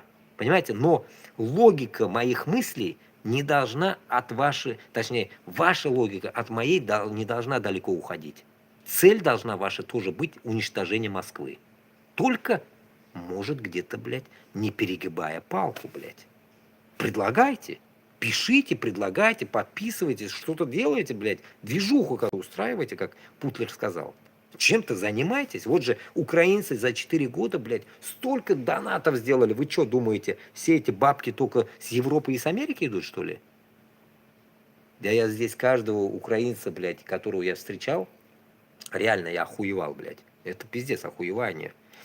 Каждый донатит. Каждый донатит. Вот всяких Майкл Наки и так далее. Каждый донатит. В реальности донатит. Вот на этих донатах они живут, эти бедные солдаты внутри. Я их не знаю, хохлы, ее ПРСТ, блядь, крестоносцы. Ну, как человек, мне их жалко. Я сейчас живу под крышей, они сейчас живут в окопе и бомбят там, блядь, узкожопые. Даже вот этот момент просто представьте, как выглядит, блядь. Не жалко ли вам, блядь, своих? Даже ты своих башкиртов и татар отправил, допустим, Хабиров, этот урод, блядь, Минихановым, отправили. Вам не жалко уничтожать, не жалко за Путина? Как вы вот это вот можете представить? Поэтому я и говорю, что Миниханова, Хабирова будем, блядь, казнить будем конкретно, блядь, их. Мы их живых не оставим, блядь, ублюдков. Мы их вообще будем вообще истреблять, нахуй. Кадырова также, нахуй, всех хуеплетов, блядь, на этом, блядь, планете, блядь, пидорасов. Вы нам нахуй не нужны, блядь. Вы вот в реальности, вот ваша вся семейка, блядь, нам нахуй не нужна, блядь. Дичевая, блядь. Не говоря о манкуртах, блядь. Ну, манкуртов обычный народ мы постараемся лечить. Но те, которые на пьедесталах сейчас, так сказать, блядь, на верхушках, вам всем пизда, блядь. Мурзагулову то же самое, блядь. Мурзагулов, блядь, чуть-чуть. Кстати, добавлю-ка про Мурзагулова. Еще раз вспомнил, блядь. Мурзагулов, говоря о том, ну вот, видите, уже закрыли. Я же говорю, ТикТок закрыли. Доступ заблокирован. Этот транслятор нарушает право сообщества, блядь. Ну, как обычно, видите, как? Как всегда. Не успел сказать, я им говорил, блядь, зайди сюда, зайди сюда. Ну, если сейчас открылся время 2:40, открыл сейчас другой ТикТок, сейчас выйду с другого ТикТока, ничего, проблем нету. И вот, 2000 человек сидело, или 20 тысяч, ну, 2К сидело, короче.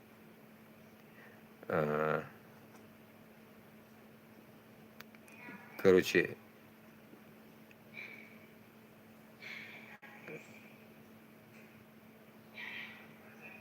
ну да.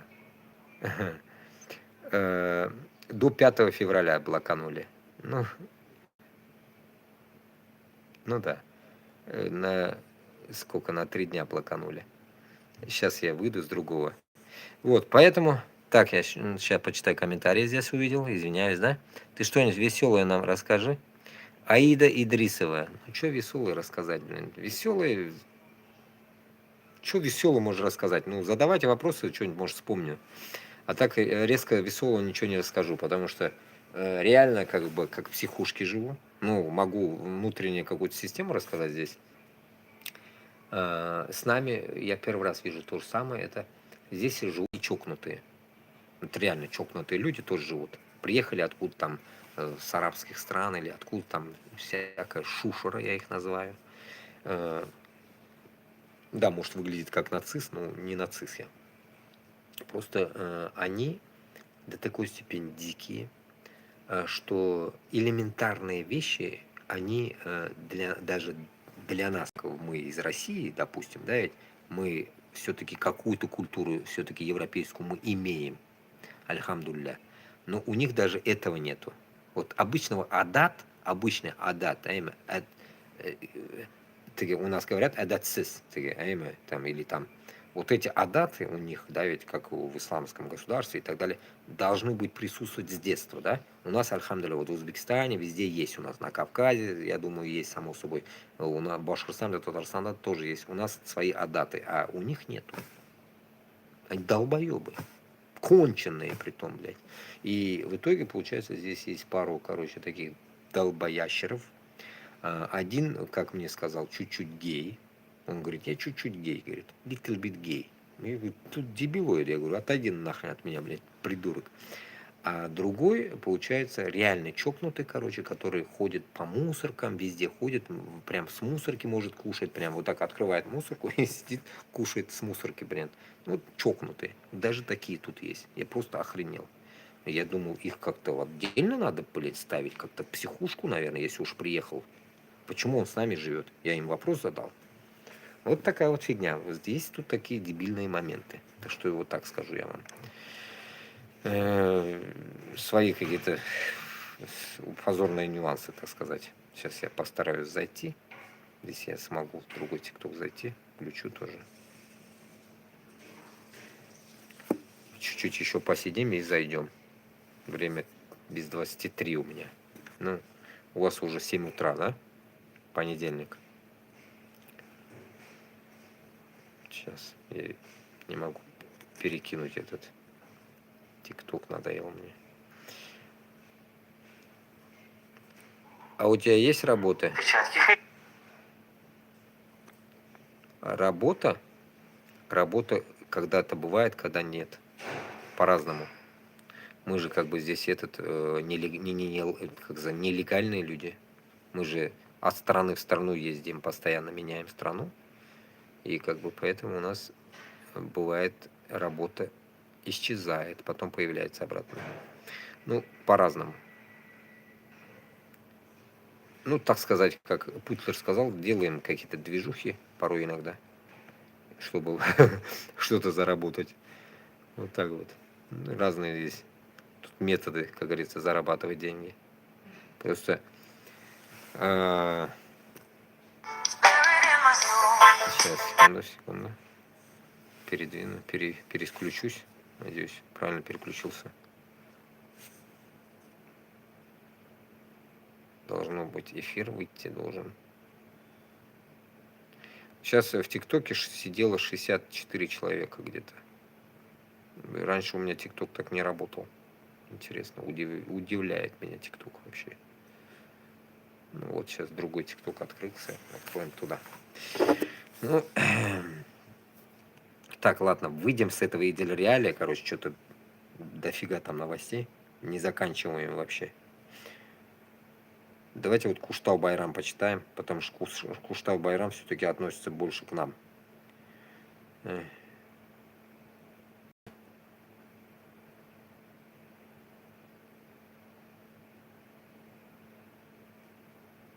Вот, Батыр Талпар пишет. Давайте вот с этого момента начнем. Так. ТикТок, салам алейкум.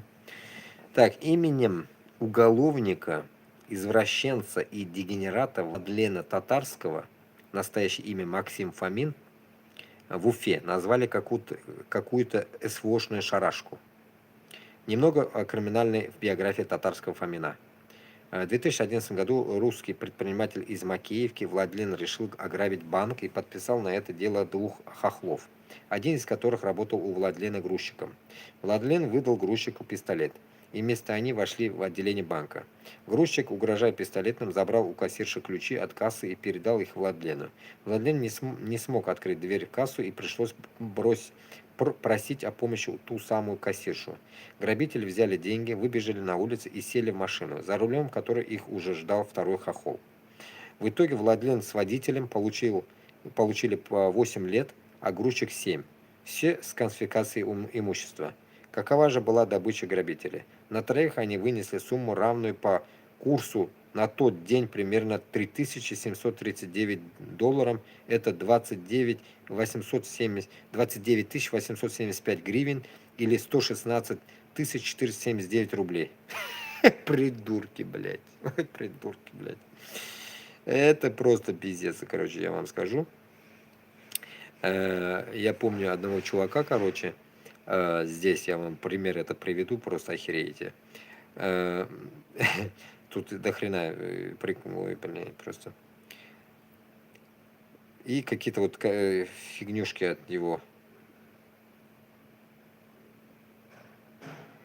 Ну да, вот дичь, короче, у него комментарии какие-то откуда-то. Ну вот, вы поняли, да, смысл? 3739. Они вынесли и грабанули в каком году? В 2011 году. Ну, в 2011 году, наверное, как-то... в 2011 году, я вам скажу. Курс был 30. Курс был где-то 27-30. Ну, там, туда-сюда, плюс-минус. 30 был. 1 рубль 30 рублей 1 доллар, короче. Вот как-то вот так было. И все, хрень полная. И теперь я вам прикол расскажу. Здесь, я помню, один чувак рассказывает, как он, получается, работал, ну, так сказать, грабителем. Здесь, в Европе. Заходит, короче, говорит, в один какой-то магаз. Эти зашли в банк. В банк зашли, вот эти придурки. Понимаете, какая тупость людей, даже в России, какие тупые люди. Ну, имеется в виду, даже вот в его понимании вот этого, уголовника тупорылого. Сравнение. Здесь чувак, который решил грабануть, ну, заходит грабить, короче, выносит с кассы 10 кусков сразу. Понимаете смысл? Вот он мне, говорит, рассказывает один раз в Германии, чувак один. Я, говорит, пошел, говорит, ну так, решили грабануть. Пугалкой зашли, говорит, сняли кассу 10 тысяч. За один раз. И все, говорит, ушли гужбанить. Вот так, понимаете? А тут, когда я услышал, что человек грабит 3800, я охренел, блин. Троем 3800 вынесли. На троих 700, грубо говоря. Ну, это же идиотизм, понимаете. В 2011 году. Ну, конечно, он как-то по тому курсу посчитал. Видите, вот 116, не зря он так посчитал. Я же вам говорю, курс был 30 где-то. Вот 116,5 делите на 3 800. Вот где-то курс был, значит, 28 даже, блядь. Вот вся суть этого узкого мира, блядь. Они даже, получается, только на высоте. А на высоте как раз-таки не узкожопые сидят.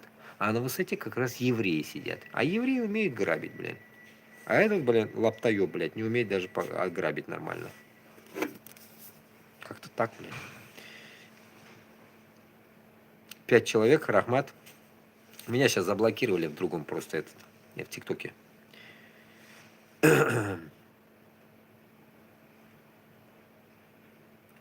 Так.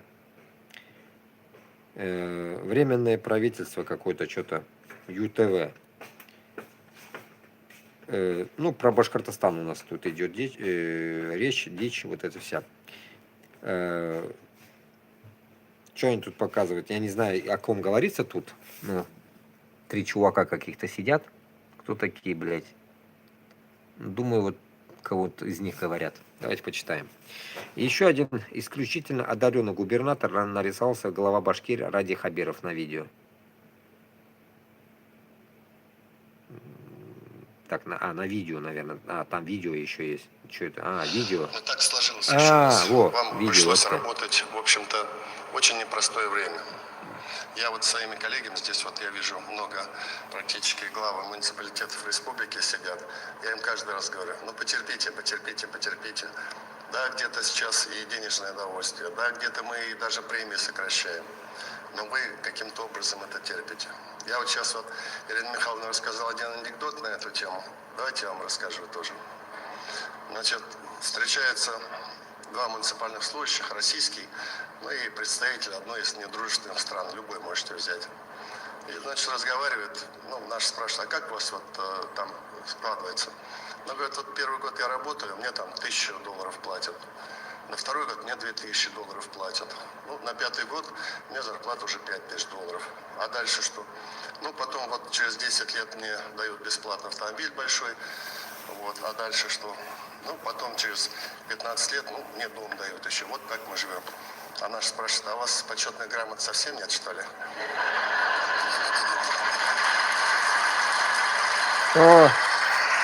Фишку морали поняли? Анекдоты, блядь.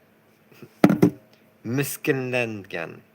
Вот тут другого варианта тут нету даже. Узен как бы мискин итеп курсата.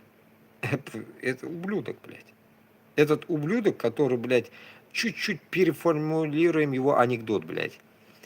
Вот именно. Я всегда это напоминаю вам, когда я первый раз в Норвегию попал, услышал такую фигню, короче, что как этот, блядь, сейчас скажу город, блядь. Короче, посередине Норвегии, блядь. Что-то, блядь, Ставангер, блядь. Примерно там, допустим. Тронхейм, вспомнил, блядь. Тронхейм, мэр города, работает как? Как обычный работник. Обычный работник идет в шортах в магазин, стоит в очереди, покупает продукты вместе с людьми и идет на работу. На велосипеде едет на работу, садится как мэр города. Мэр города. Это нормально.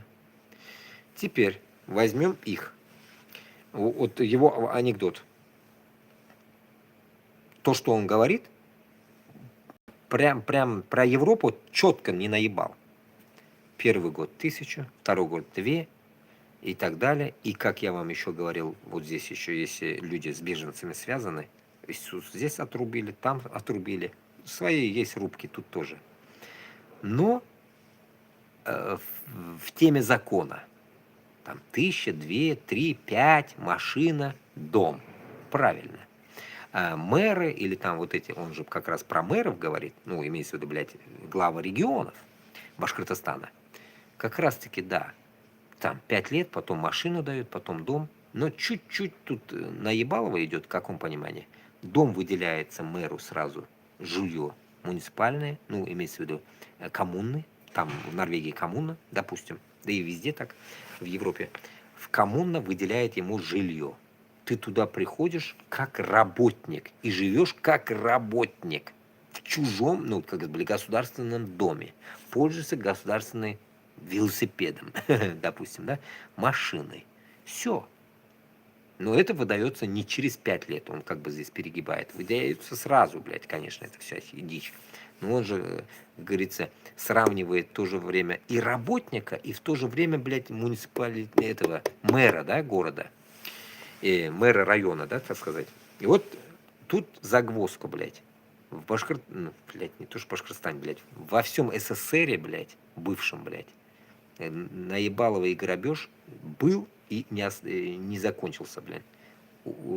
Теперь переформулировка его анекдота. У нас как? Грамота, это всего лишь, блядь, грамота. А до этого, получается, ты устраиваешься, блядь, через взятки, устраиваешься, блядь, на работу или там куда-то, даешь взятки. И ты становишься мэром. А как это, думаете, блядь, мэр Уфы стал, блядь? Этот Радмир, блядь, Мавлеев. Или Рамир, как-то Мавлеев, блядь, черт. А у него, оказывается, блядь, отец же кем-то был, блядь, с какого-то района, блядь. Черт какой-то педальный, блядь. Поэтому он стал мэром Москвы, хотел сказать, мэром Уфы. Не просто, блядь, стал. Понимаете? И вот после этого и думаете, что, блин, в пидорасии система работает в противоположном состоянии, блядь. Ты становишься, блядь, коррупционером с первых дней. И поэтому как бы тебе дают грамоты. Нахрен тебе что-то давать. Потому что ты берешь сам. Каждый приход ты берешь сам. Не 1000 баксов, так сказать, в месяц. Ты берешь, допустим, пусть 500 баксов в месяц, по меркам Башкортостана, допустим. А остальное, лямов 5-10 лямов, ты берешь с бюджета в карман свой. Хабиров такой же. И хули он, блядь, тут нам распинается, рассказывает анекдоты, блядь.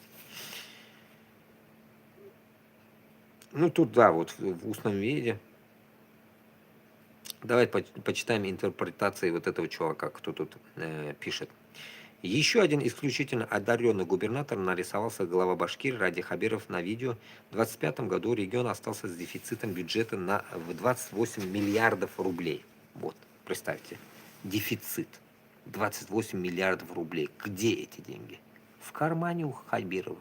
Поэтому всегда говорю, Хабирова, Миннихановы от нас никуда не денутся. Всех стрясти, засунуть их, блядь, в обезьянник, стрясти все бабки со всех офшоров, вернуть все бабки. Хотанандан да и балаларындан да, бүтінісінен кетіріп мында кетірге, и пусть они научатся работать уже сами. Пусть, блядь, дворником будет работать в тюряге, нахуй, Хабиров с Миннихановым. Да хоть кем будет, пусть работают, полы драют, нахуй. Вот как-то так. Пусть научатся зарабатывать на свои, блядь, нахуй, так сказать, пенсию, бабки. Если до этого не сдохнут. Если не грохнут его до этого. При плановых 4 миллиарда. Дефицит 28 миллиардов. При плановых 4 миллиарда дефицита, что привело к задержкам выплат для муниципальных служащих. Выступая перед местными чиновниками, Хабиров признал сокращение премий и довольствия, призвав людей потерпеть еще и еще, а потом решил разрядить обстановку анекдотом.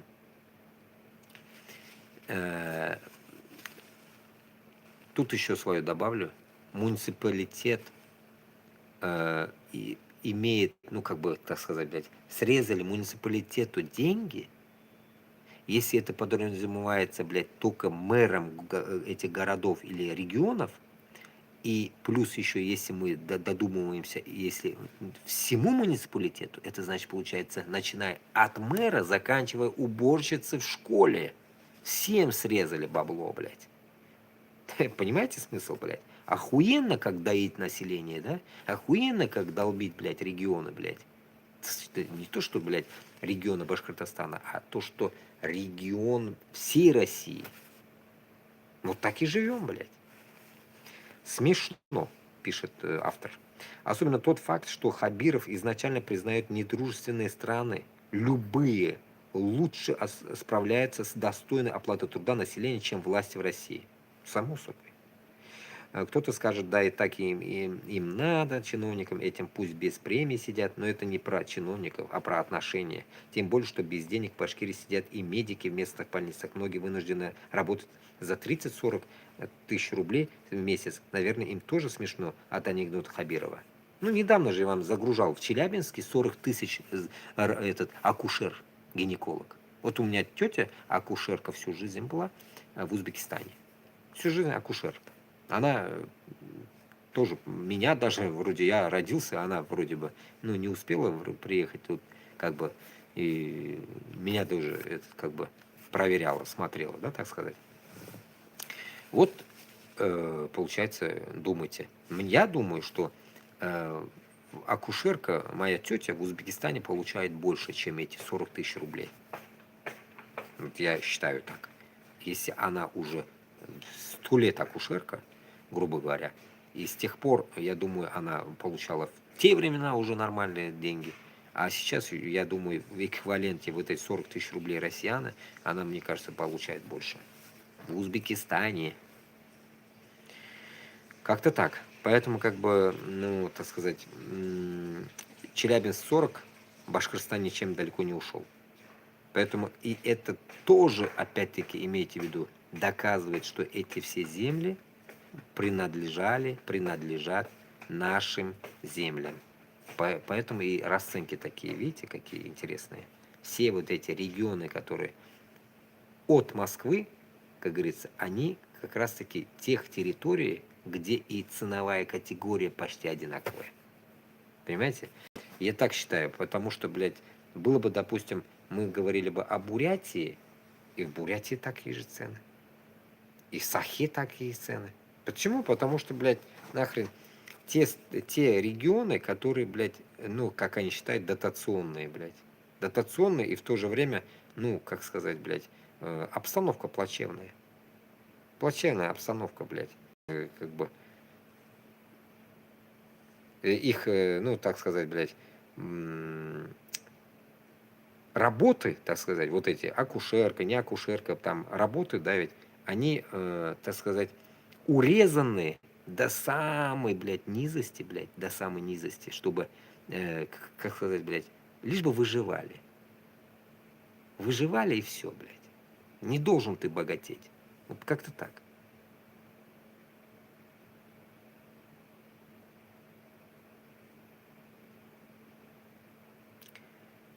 Ты что тут? Ну, как так, блядь? Мария Миронова, дочь актера Андрея Миронова, открыто поддержала Украину, заявив: «Я не молчу, я солидарна с Украиной». А также добавила: «России всегда правили воры, душегубы и самозванцы. У хороших людей и дети хорошие получаются. Гены решают очень многое». Не знаю, конечно, Миронов хороший был или не хороший, блядь. Коммунист он был, не коммунист, хз, блядь. Ну, фильмы играл, я думаю, интересно. Шурики, Мурики, блядь. Я думаю, этот именно тот контингент людей, блядь, он был, и все, их нету больше. Вот фильмы остались, и как бы, я думаю, это нормально, как бы, да, ведь даже сейчас смотреть, как бы, смешно, блядь. Хоть и они даже хуй знает какой нации, блядь. Я даже не интересуюсь, какой нации они, блядь. По крайней мере, даже Никулин, блядь, Юрий Никулин, блядь, не знаю, кто он, блядь, по нации был, хз, блядь. Может, еврей он был, блядь. Но и то, блядь, человек был добрый. Не пидорас, вот как сейчас эти вся дичь, которая собралась, блядь. Я так считаю. Так.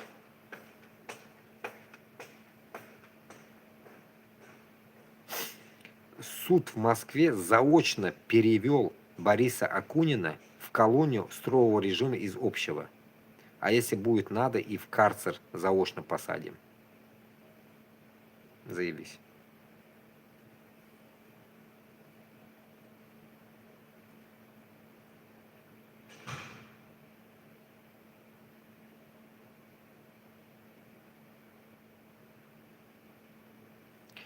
Как Булгаков прописал, так и получилось. Все будет как по маслу. Вначале каждый вечер пение, затем в сортирах замерзнут трубы, потом лопнет паровое отопление и так далее.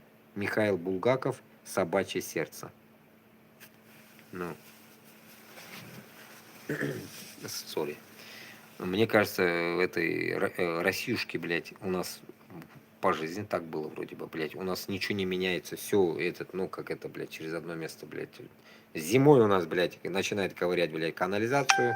Зимой у нас, блядь, начинает делать асфальт, блядь. У нас все зимой делают, блядь. Там 50 сантиметров снега, зимой у них все начинается течка, блядь, какая-то нахрен. Сори.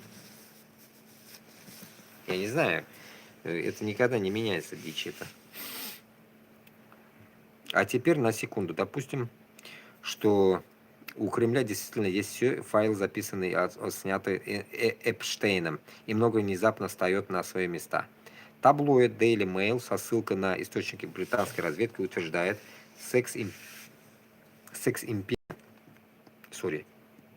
Джеффи Эпштейна могла быть крупнейшей в истории медовой ловушкой, работающей в интересах Москвы. По версии издания, девушек из России специально доставляли для сбора компромата на людей глобального масштаба. Ни хрена себе. Публикация более 3 миллионов новых документов вновь подогрела подозрение. Эпштейн действовал не сам по себе, а как узел в схеме, где сходились спецслужбы, организованность, преступность и технологии скрытой съемки. Американские силовики считают, что у него были давние связи с российской мафией, которая могла его шантажировать, отсюда и поразительная легкость с авиаперевозкой девушек. В списке тех, кто оказывался на острове с камерами, источники называют принца Эндрю, Билла Гейтса, Дональда Трампа, Билла Клинтона. Журналист-расследователь Крейг Унгер еще в 2021 году писал, что Эпштейн и опирался на российских сутенеров, а видеоматериалы могли и в итоге оказаться у ФСБ, наследницы КГБ. И если это правда, тогда многие странности в поведении отдельных западных политиков выглядят уже не эксцентричностью, а следствием банального шантажа. И вопрос здесь не в морали, а в том, сколько решений на высшем уровне принимались под чужой категорией. Блять, после этого поста прям, блять, у меня мысль родилась, блять. Мне кажется, блять, и здесь надо все менять, нахуй, блять. Прикиньте, блять. Мне кажется, блять, перезагрузка всего мира нужна, блять. 28 стран этих ебучих тоже менять надо, блять. Придется, блядь, нам ордой становиться, Туганар, блядь. Давайте объединяться, блядь. После Москвы, блядь, разъебываем, нахуй, блядь, полностью, блядь, элиту местную, нахуй. И здесь тоже порядок наводим, блядь, чтобы они тоже как шелковые жили, нормально жили. Американцев тоже дрючим, нахрен. И этих ебучих Израиль тоже заебением, блядь. Короче говоря, весь мир надо порядок навести, Туганар, блядь. Что-то тут не то, блядь. Что-то тут не то. Я вам скажу, блядь. Мне кажется, дрючка, блядь, тут нам, блядь, предстоит, блядь, огромная, блядь. Что-то пипец, мне кажется, блядь. Услар. Блядь, батарейка садится. Так. Идем дальше. О, башня. Уйгурские дети и интернаты. Цена взросления вдали от дома. История Гульнисы началась едва заметной паузой. Если ее сын, выросший в уйгурской семье, впервые ответил матери не на родном языке, а на китайском. Охуеть. Вежливо, правильно, без ошибок, но это был уже не его язык. Так многие уйгурские родители впервые понимают, что их дети меняются не внешне, а изнутри, теряя связь с собственной идентичностью.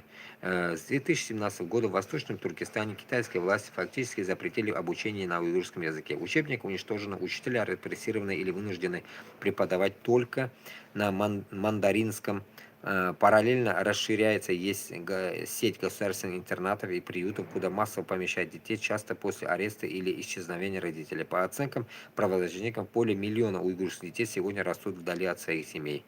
В уйгурской культуре язык – это не просто средство общения, это память, религия, семейные связи и способ видеть мир. Потеря языка означает потерю принадлежности, дети начинают по умолчанию говорить по-китайски, а уйгурский становится для них чем-то чужим, опасным или просто бесполезным. Формально Формально интернаты преподносятся как заботу об образовании на практике. Они становятся инструментом ассимиляции и разрыва культурной преемственности. Родители часто соглашаются под давлением, и страх разлука, постоянное наблюдение и запрет на идентичность превращают детство в механизм выживания. Когда дети возвращаются домой, между ними и родителями возникает пропасть, разные языки, разные воспоминания, разные миры. Культура, которая передается через повседневную жизнь, постепенно перестает передаваться. Уйгурские семьи боятся не исчезновения своих детей, а того, что они будут существовать уже в другом мире, без языка, без корней, без возможности вернуться. И главный вопрос остается простым. Какова цена образования, если за него ребенок платит собственной идентичностью?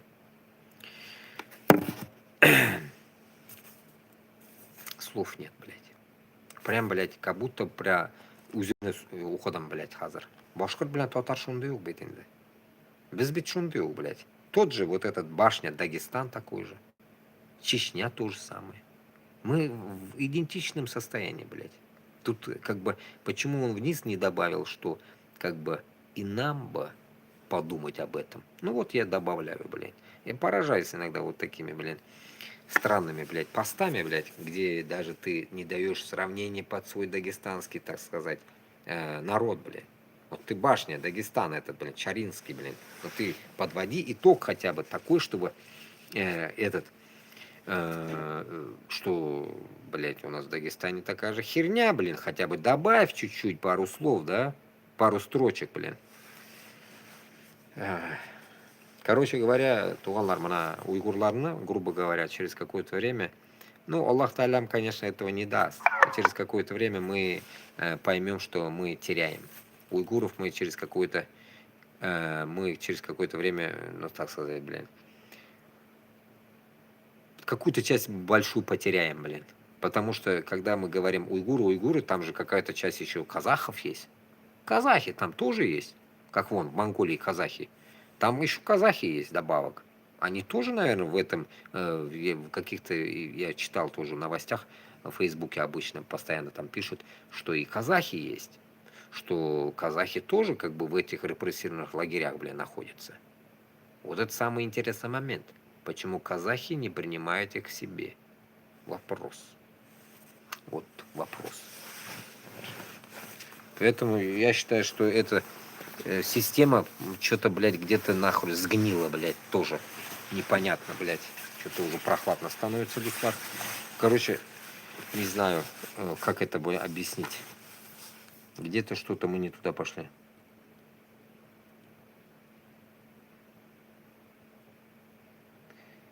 Сергей Мастер, ты шо, свой язык не знаешь? Я свой язык знаю, Сергей Кутахсанова. Знаю, отлично знаю. А что на своем говорить, если тут, блядь, контингент разный? Так, история началась. Дети просят еду во время голода 1921-22 год в РСФСР. В результате этого голода погибло около 5 миллионов человек, в первую очередь затронув Поволжье и Урал. А крестьяне прибегали к каннибализму. Изучайте свою историю, господа, а не ройтесь в чужом мусоре. Кто-то пишет комментарий об интервенции и белогвардейщине. Не хотите вспомнить? О либеральной проститутке империализма.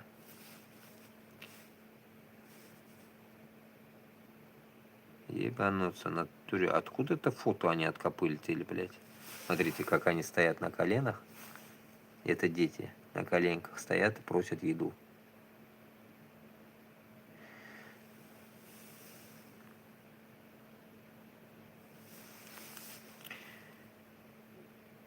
Ну, грубо говоря, 100 лет назад. 105 лет назад. Охренеть. Да уж.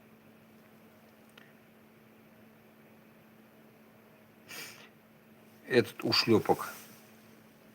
Бородач Хаттабыч. Ляби. Зеки. Мусульманки зеки. Зорро.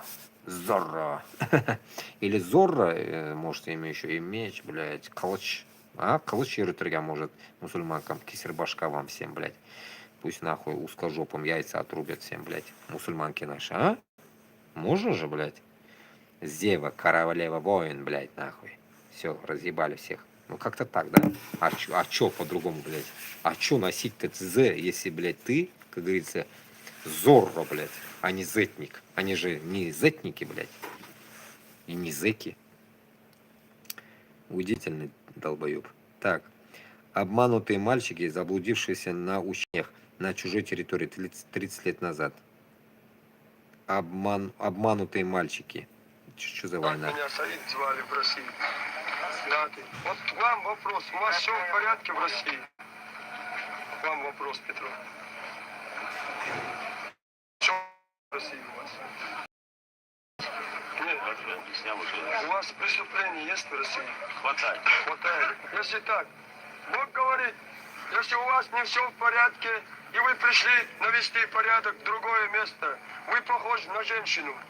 На какую женщину? На такую женщину, которая свой грязь в комнате метет под диван, а на улице подметает. Дай Бог, чтобы вы метали у себя дома. Дай Бог, чтобы вы мужчинами были. Что они все время должны на вас ехать, что ли? Вы же не ослы, будьте людьми. Они на вас едут. 12 января 96 год. 30 лет назад этому видосику, 30 лет этим словам, наверное, этого человека и живых нету. Наверное, это чеченец. Чеченская война. Так предполагаю по акценту. Фильм Саид Селима.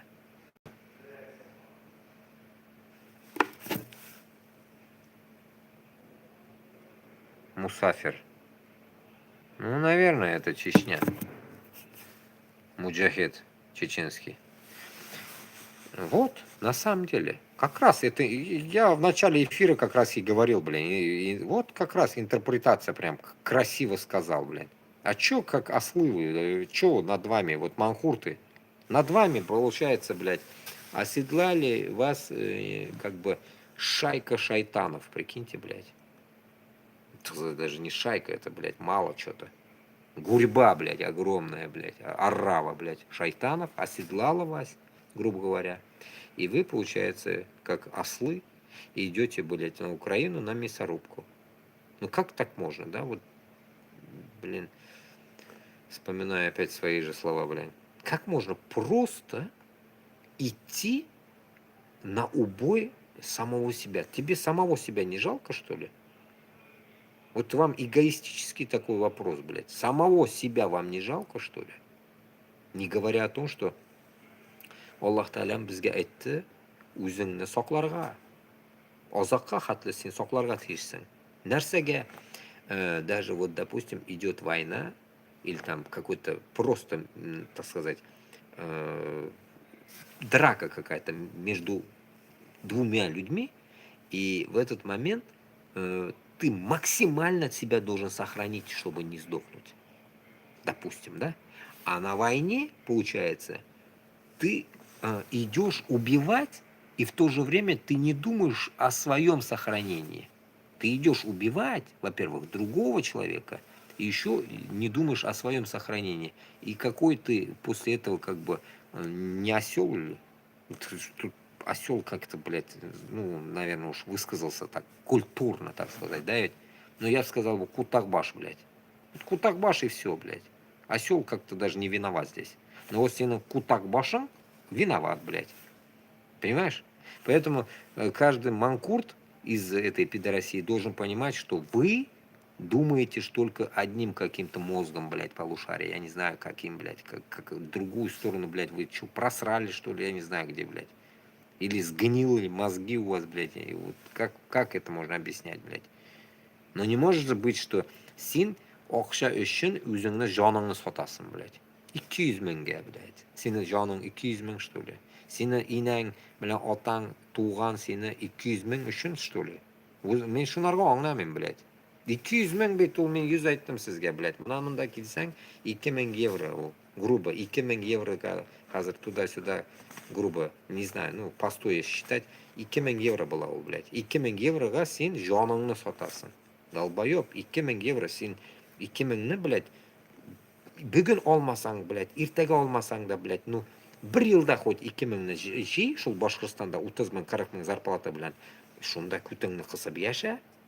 Сені кімсің, блядь, нахуй, шу соғышқа қуа, блядь, шу именно, если так возьмем, или дуртмен, которые самобранцы, самозванцы, блядь, ну, которые сами шли, блядь, обезьяны эти, сами вышли, которые 54 тысячи, блядь, людей, которые сдохли, сами шли, которые, ну, кто тебе, блин, просит идти? Понимаете, вот, поэтому Башқұртстан мен Татарстанға біз кірсек, Аллаха берса, тут еще можно еще одну часть людей расчленять. Как расчленять? Понимать, ты за деньги сам шел? Мы-то это узнаем. Или тебя отправили? Вот как-то вот отправили, будет чуть поменьше ему пиздюлей. А вот если ты пошел сам за деньги, ну, сеңа пощады не должно быть вообще. Башыңны кесіп кіні арғатырға нахуй.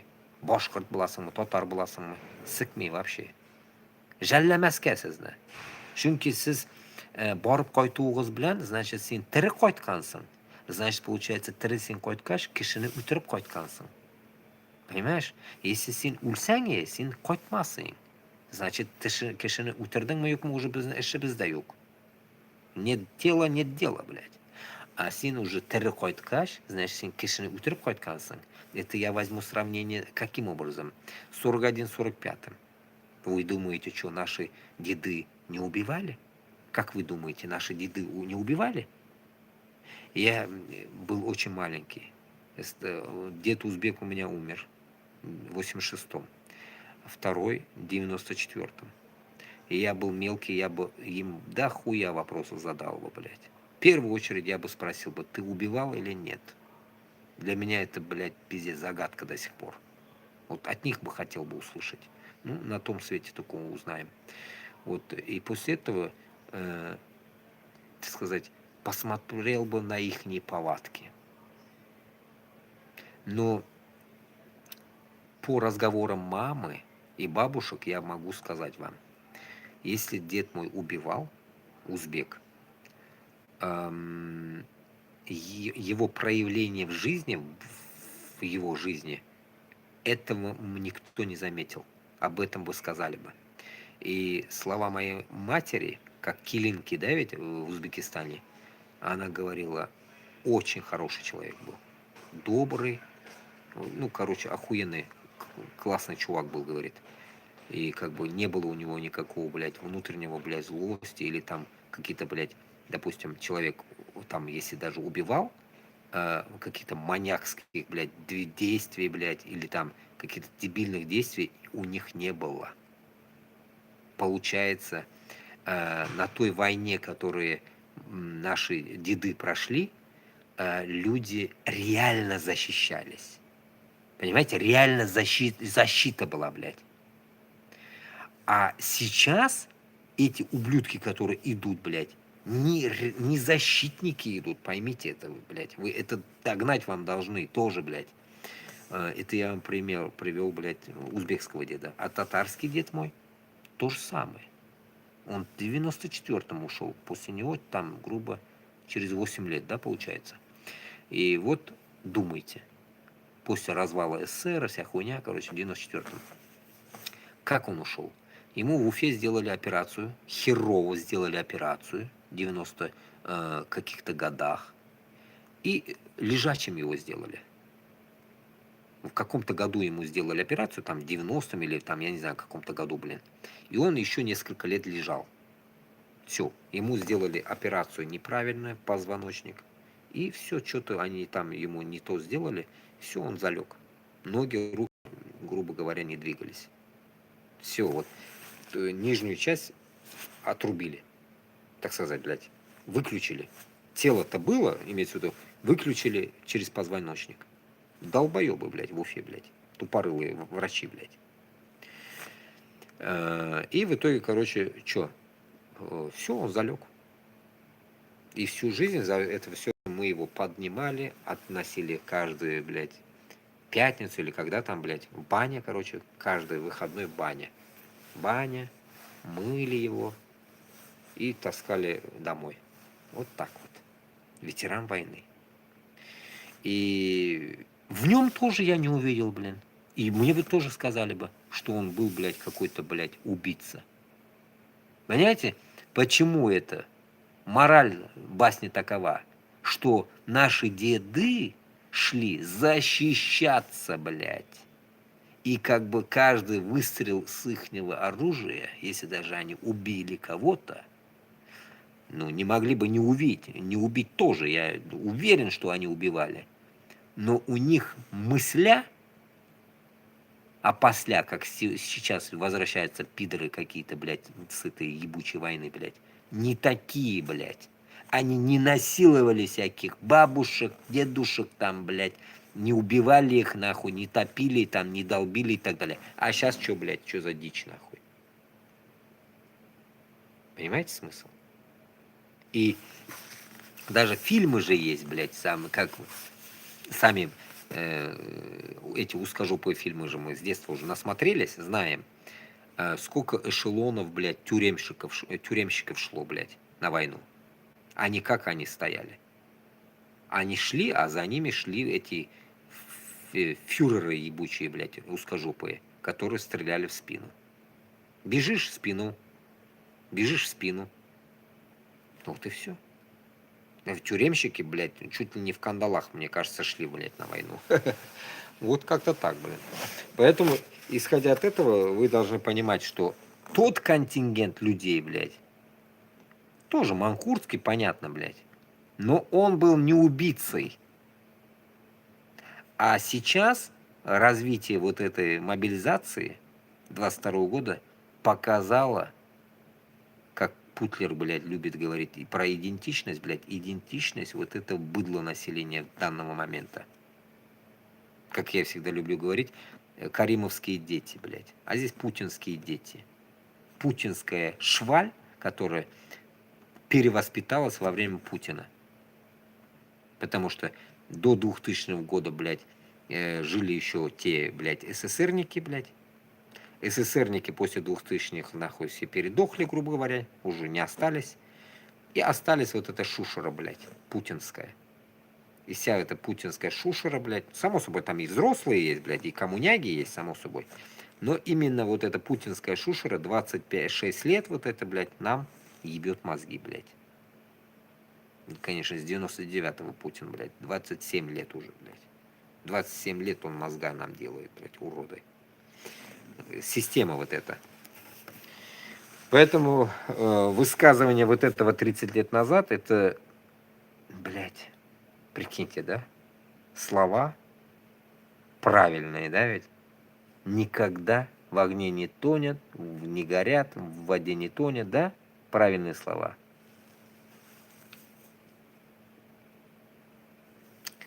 Как-то так.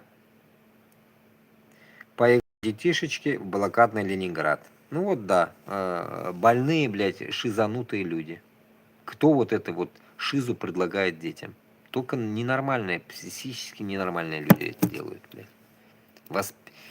Вот как раз-таки здесь напоминается еврейский вариант. Вот давайте сравним это с евреями. Как раз у яхудов, этих ебучих, вот этих сионистов, система воспитания своей вот этой ебучей нахуй, кудрявой, пидорастической волосиков, блядь, ну, имеется в виду вот этих обезьян, блядь, оттуда. Блядь, я их попами, блядь, прям называю, блядь, дети-попы, нахуй, блядь, дети-попы, блядь. Ну, вот эти, блядь, колпаки сраные, блядь, черные, блядь. Ну, это вся шваль яхудская. Также с детства воспитывает свое ебучее население ненавидеть весь мир. Смысл понимаете? И вот эта же тактика и логика сейчас отражается в этих, блядь, детях. Та же система. Где вы в Европе, я не видел в Европе, блядь, сколько вот шароеблюсь по странам, где вы в Европе увидели, вот скиньте мне, блядь, такую дичь, блядь, я не видел нигде, блядь, чтобы они вспоминали 45-й год, 8 мая, не 9, у них 8 мая. 8 мая, День Победы. Где они это афишируют в таком, блядь, лозунге, что надо вот в платки въебаться, пойти за хлебом, блядь. Где вы такое видите, блядь?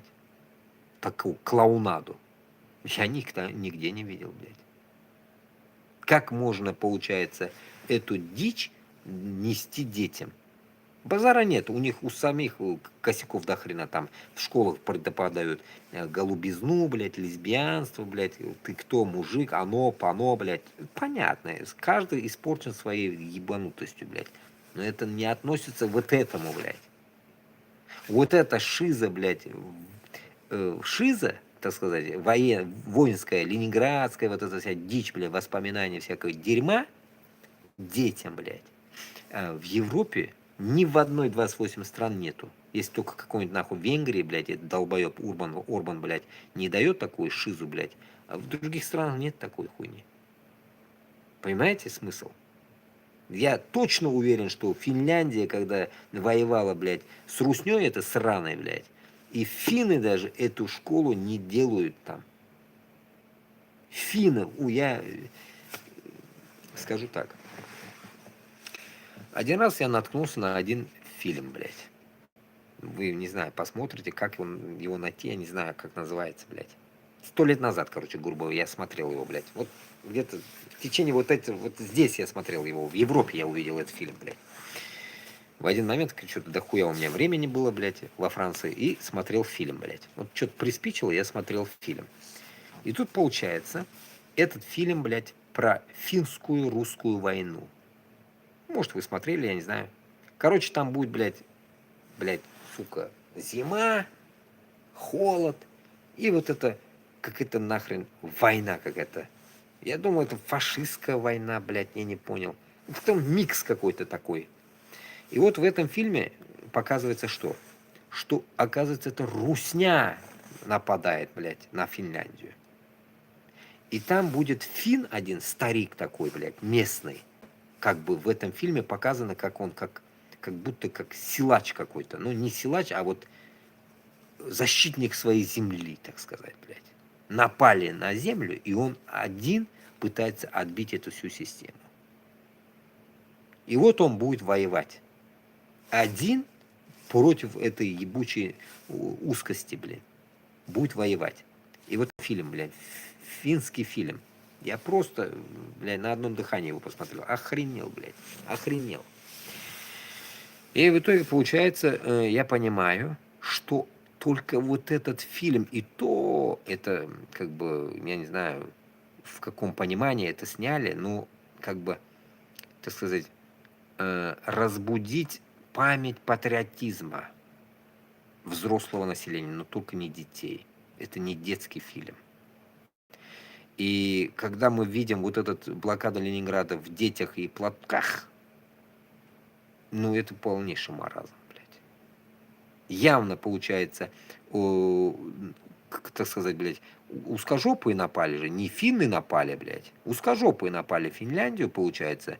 А в истории нам пишут, что финны напали, блядь. Кому нахуй финны напасть могут, блядь, на огромную русню, блядь? Кому надо, блядь, это же не Гитлер, блядь. Был один урод, блядь, в Европе, Гитлер. Как-то другой кто-то, Наполеон, ну, блядь, ну, в прошлом, блядь.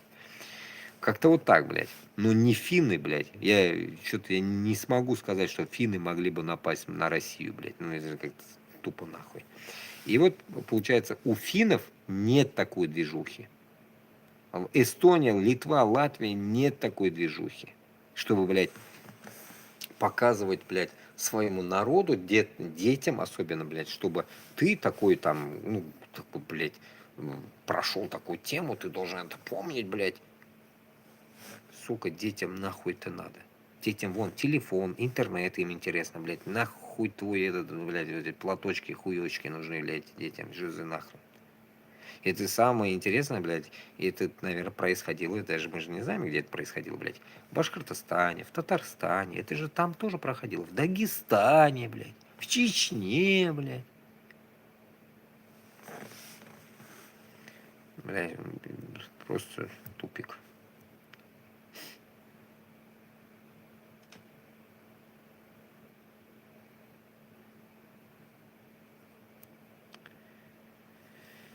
Так, ну такой будем проскакивать, будем читать то, что интересно. Президент Сербии Вучич предрек удар по Ирану в течение 48 часов. Он связал это с публикацией скандальных файлов Эйнштейна. Когда появляется подобная чепуха, как это было с Моникой Левински, тогда кто-то начинает бомбить. Ускорят ли они файлы Эйнштейна принятие решения, а я почти уверен, заявил президент Сербии. Хуйня, блядь. Дичь этот Вучич, долбаный, блядь. Тоже сосатор, блядь, Путина, блядь. Был я в Сербии, так сказать, блядь. Вот с этим президентом, я вам скажу, блядь, они далеко не пойдут. Второе. Сербы тоже нацики. Жесткие нацики, блядь. Пиздец, нахуй. У меня там есть один товарищ, блядь, как его зовут.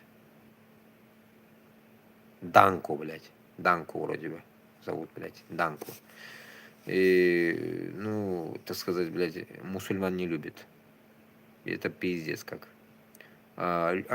Русских любит. Мусульман не любит. Нацик, пиздец, нацик, блядь, нахуй. Ну, мы как-то редко-редко общались. Сейчас пока не общаемся. Ну, вот такой он, блядь. Ну, как бы прямолинейно ненавидит мусульман, блядь. Прямолинейно. Не скрывает даже это, блядь. Понимаете, блядь? Вот как я, блядь, ненавижу узкожопых, так же, блядь. Не скрывает, блядь. И вот такая вот хрень. И после этого, и понимаете, после этого, как можно понимать? Понимать сербов можно так, что они ничем не отличаются от узкожопой нацизма. Вот это, от них и нацизма. Их нацизм одинаков с сербами. Одинаков. Просто одна часть полушария мозга тоже сербов, блядь, топит за Евросоюз, а Евросоюз их нахуй посылает. И поэтому как бы та другая часть нацистская нахуй, наоборот, хочет отдельно. И поэтому у них такое же, та же стыковочка такая, блядь. И постоянно, блядь, да, как бы точат нос, как говорится, в Косово. Постоянно, блядь, это вот эта дичь нахуй. Междоусобица у них там. Соседская война. И, как бы, так сказать, под покровительством узкожопых вдобавок еще, блядь. Они же как бы без Москвы и пернуть не могут, по идее, блядь. У них же как бы, если что, блядь, если, допустим, Европа захочет их отхапать, они пожалуются в Москве, побегут, блядь. Понимаете, какая хрень, блядь? Поэтому вот европейцам еще одну сторону надо донести, блядь, что хотите Сербию, блядь, под себя замять? Помогите нам. Вот именно европейцам, не Трампу, блядь. Трампу нахуй не сувать в это дело. Европейцам помогите нам разъебать Москву. Помогите нам разъебать Москву, забирайте Сербию нахуй. И уже не будет у Сербии покровителей. Никого. Благодарю. ТикТок. Главная задача, блядь, европейцам донести не через массе, это все хуйню, блядь, нахуй. Потому что, сами понимаете, блядь, страны бюрократические, блядь, оно будет, блядь, так сказать, блядь, допустим, в пассе что-то пизданули, я так предполагаю, оно завтра не решится. Оно решится через лет 5, нахуй, блядь. Примерно так у них работает бюрократическая ебучая эта система. А чтобы оно решилось завтра, вот прямо захотел, вот завтра, да, что-то нам поменять, это только нам самим. Самим. Только самим получается, блядь, построить, создать, вооружить, финансировать. Только нам самим. Для этого я и постоянно и говорю, блин. Я вот напомню со своего такого момента. Я здесь хотел сделать кое-что в виде маленького бизнеса. Но этот бизнес должен был быть именно в колорите национального, так сказать, интерпретации. Но и мне пока не попадаются нормальные инвесторы, попадается какая-то вся дичевая нахуй дичь конкретная, блядь. И если бы люди хотя бы мыслили бы хотя бы, как я, в одной полосе того, что если мы остаемся одни без помощи извне, значит, нам нужно делать какой-то бизнес, проект. А не так, что, как Габбасов говорит, блядь, нарисуйте там, блядь, что-нибудь, нарисуйте там, напишите листовки, блядь, Азат Башкортостан, Свобода Башкортостану. Это хуйня все. Я еще раз говорю, блядь, мыслить надо обширно, блядь, вне твоего тушака, вне твоего матраса, блядь. Дальше надо мыслить, дальше, не вне какой-то короткой нахуй дистанции, блядь. Там long time надо, там внутрь, блядь, так сказать, длинную промежуток времени надо, блядь, так сказать, блядь, мечтать как-то это будет неправильно, блядь, имеется в виду мыслить. Мыслить надо туда, вглубь. Почему? Да вдаль, да, так сказать.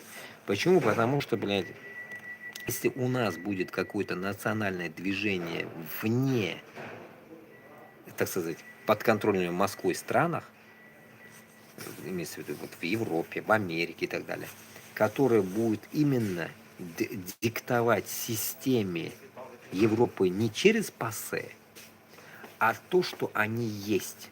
Вот мы есть, вот через это, если мы будем диктовать, то, что вот наша организация есть, вот эта наша организация есть, и мы, если мы через это будем диктовать, то даже, допустим, вот в Брюсселе ООН, или там НАТО, да, НАТО, да, ихние, блядь, нахуй, огромные, блядь, здания, что они там рассматривают, непонятно.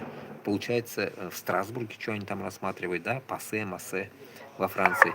И вот эта вся система, она бы уже не сама по себе работала бы, а могла бы приглашать уже наше движение в такие организации.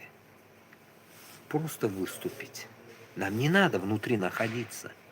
Нам нужно сделать одно огромное объединенное пространство. Башкиртов, татар, Дагестан, чеченцев, Кавказ, марийцев, удмуртов, чувашей – одно пространство. Бурятов, Саха-Якутия – одно пространство. Вот каждое вот это объединенное состояние вот этих междусоседских республик дает большие какие-то скачки. Понимаете, не так, что, допустим, в ПАСЕ, да, одного только взяли. Все, это упадок. А тут, получается, у каждого свое ячейка есть. Ну, вот как сейчас где-то все болтаем мы, но только это не ячейка, а это всего лишь болтовня. А если его организовать в какую-то деструкцию такую, ну, как бы, объединение такое, где мы будем что-то такое, так сказать, толкать именно вот эту систему, которую мы хотим и толкнуть, блин, да, и в то же время потом только можно будет уже заходить в эти всякие ООН, ПАСЕ, МАСЕ, говорить, что вот мы есть, башкирты, татары, там Кавказ есть и так далее, что мы просто хотим с вами договориться, вы за что тупите там? Вообще, что вы хотите, блин? Понимаете, мы же даже этот вопрос им задать не можем. Вы, вот башкирты и татарлар, у вас есть возможность задать европейцам всем в одном месте в НАТО вопрос, блин, что вы хотите от этой пидорасии? Потом скажут, а вы что хотите? И вот как раз мой диалог, который я вам рассказываю постоянно, мы это хотим, скажем. Мы не в ПАСЕ это будем говорить, там нахрен это ПАСЕ, МАСы нам не сдалось, если мы туда не попали. Чё ждать то, что мы туда... Ты алма пиш, ауызга түш, блядь. Түшмәді нахуй. Все, череды ол алма, блядь. Yok ол алма, блядь. Поэтому күтіп мында, блядь, сорғайып бітәсің. Смысл yok ждать, да ведь? И бізге нужно именно действовать таким образом, что инициативу надо брать в свои руки. Как говорится, инициатора ебет инициатива, или как инициатора ебет инициатива, или как выражение. Вот и вот как-то вот так, блядь. Так что эта инициатива должна ебать нас, а не мы ее, блядь. Нас должна это ебать, да, эта инициатива. А они, как говорится, за нас не будут щекотиться, блядь. Если, получается, блядь, в 45-м году ООН создался, всякие вот эти Гутерриши, еще тогда еще, блядь, нахуй под стол бегали, наверное. В итоге, с тех пор, грубо говоря, минус 20 лет, почти 80 лет, да, 81 год, да, 81 год, и в течение 81 года ни Башкортостан, ни Ичкерия, никто не получил свою независимость, получается, толка нет.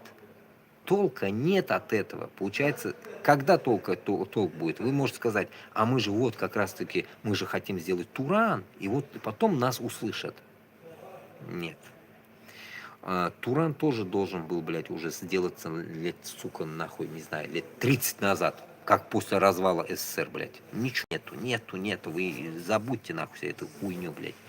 Вот поэтому нужно сделать то, что зависит от башкиртов и татар. Что от нас зависит? Наше существование. Все, вот мы, значит, хотим существовать, значит, мы и создаем. За нас там казахи не создадут. Или там китайцы не создадут за нас, блядь, это. Понимаете, никто не создаст друг другу что-то. Мы же за Казахстан ничего не создавали. Казахстан сам свою независимость создал. Не мы же там что мы сделали? Мы нихуя ничего не сделали. Понимаете, мы ничего не сделали там. Мы никому ничего не сделали, блядь. Как этот Азера же, если помните, ноют, блядь, вы же нам не помогали, говорит. Нахуя, блядь, Палестине буду помогать? Палестин же не помогал мне. Нахуя, в Баку же долбили армяне нас, мы не помогали, армян мы долбили, потом нам кто помог? Турция помогла, и все. Никто же не помогал. Вот как-то так, чтобы не было. Оно так и есть, блядь. Никто никому не помогает. Потому что мы сами в жопе. И вот исходя от этого, мы должны помочь сами себе. Вот только тогда мы сможем сделать как-то, блядь, знаете, скачок, так сказать, на большую дистанцию. А если мы будем тупить, еще вот я говорю с вами, 3 года, грубо говоря, да, мы так будем еще 100 лет говорить, блядь. Пока не сдохнем, мы с вами будем вот так общаться, вот там что-то получилось завтра, вот что-то случилось, вот завтра, блядь, и так и будет вся жизнь пройдет, блядь. Как-то так. Поэтому я считаю, что наша задача незамедлительно эти дела начинать надо. Вот незамедлительно, блядь. Действия нужно, блядь, жестко делать.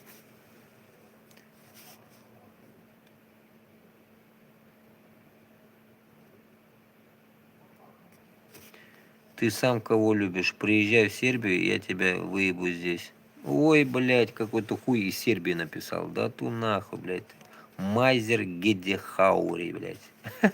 Сука, про Сербию сказал, блядь, сразу как будто кто-то стал из Сербии и комментарий написал про Сербию. Ну, не может же быть такого, что, блядь, Сербия, блядь, причем, блядь, я в эфире сижу, блядь, там Сербия вообще ни при чем, блядь. Ну, никак ему не может Сербия зайти. Это явно, нахуй, блядь, пишет узкожопый, блядь, нахуй. От имени, так сказать, Сербии. Так, на зимней Олимпиаде в Италии выступят всего 13 российских спортсменов. Игры пройдут в Италии с 6 по 22 февраля. Россияне выступят под нейтральным флагом. Ну, вспомнил одну вещь. Тоже в новостях сегодня слышал. Добавим как раз к этому Олимпиаде. Узкожопые спортсменки, как эта баба тоже, что-то чуханула в Казахстан. Она поняла, блядь, что у нее жизнь, блядь, проходит. Она прошарила тему. То ли казахи их выкупили, то ли что. Короче, очень много этих олимпийских и всяких спортсменов, короче, съебались в Казахстан. И выступает от имени Казахстана уже. Как вам такая идея? И казахи что-то говорят, очень много кого там в свою сторону вызвали. Вот как-то так. Условия создали. Казахи условия создали этим узкожопым. Понимаете смысл какой, блядь? Это смысл того, что даже просто спортсменам уже не хуй делать в России. В России вот просто вы уже конченый, так сказать, отброс, блядь, общества. И вы после этого хотите доказать кому-то, доказать чего-то, что вы такие прям четкие люди, блядь. Что вы можете, как бы могли или можете, блядь, как бы, ну, сменить этот режим или даже себе, в конце концов, найти работу. Нет. Вы ни туда, ни сюда ничего не можете. Вот как-то так. Сейчас, сори. Этот батарейка садится. Батарейка, блин. Батареечка, блин. Разваливается. Так. Сейчас, секунду. ТикТок жрет пипец батарейку, блин. Чуть выше поставил, потому что аккумулятор.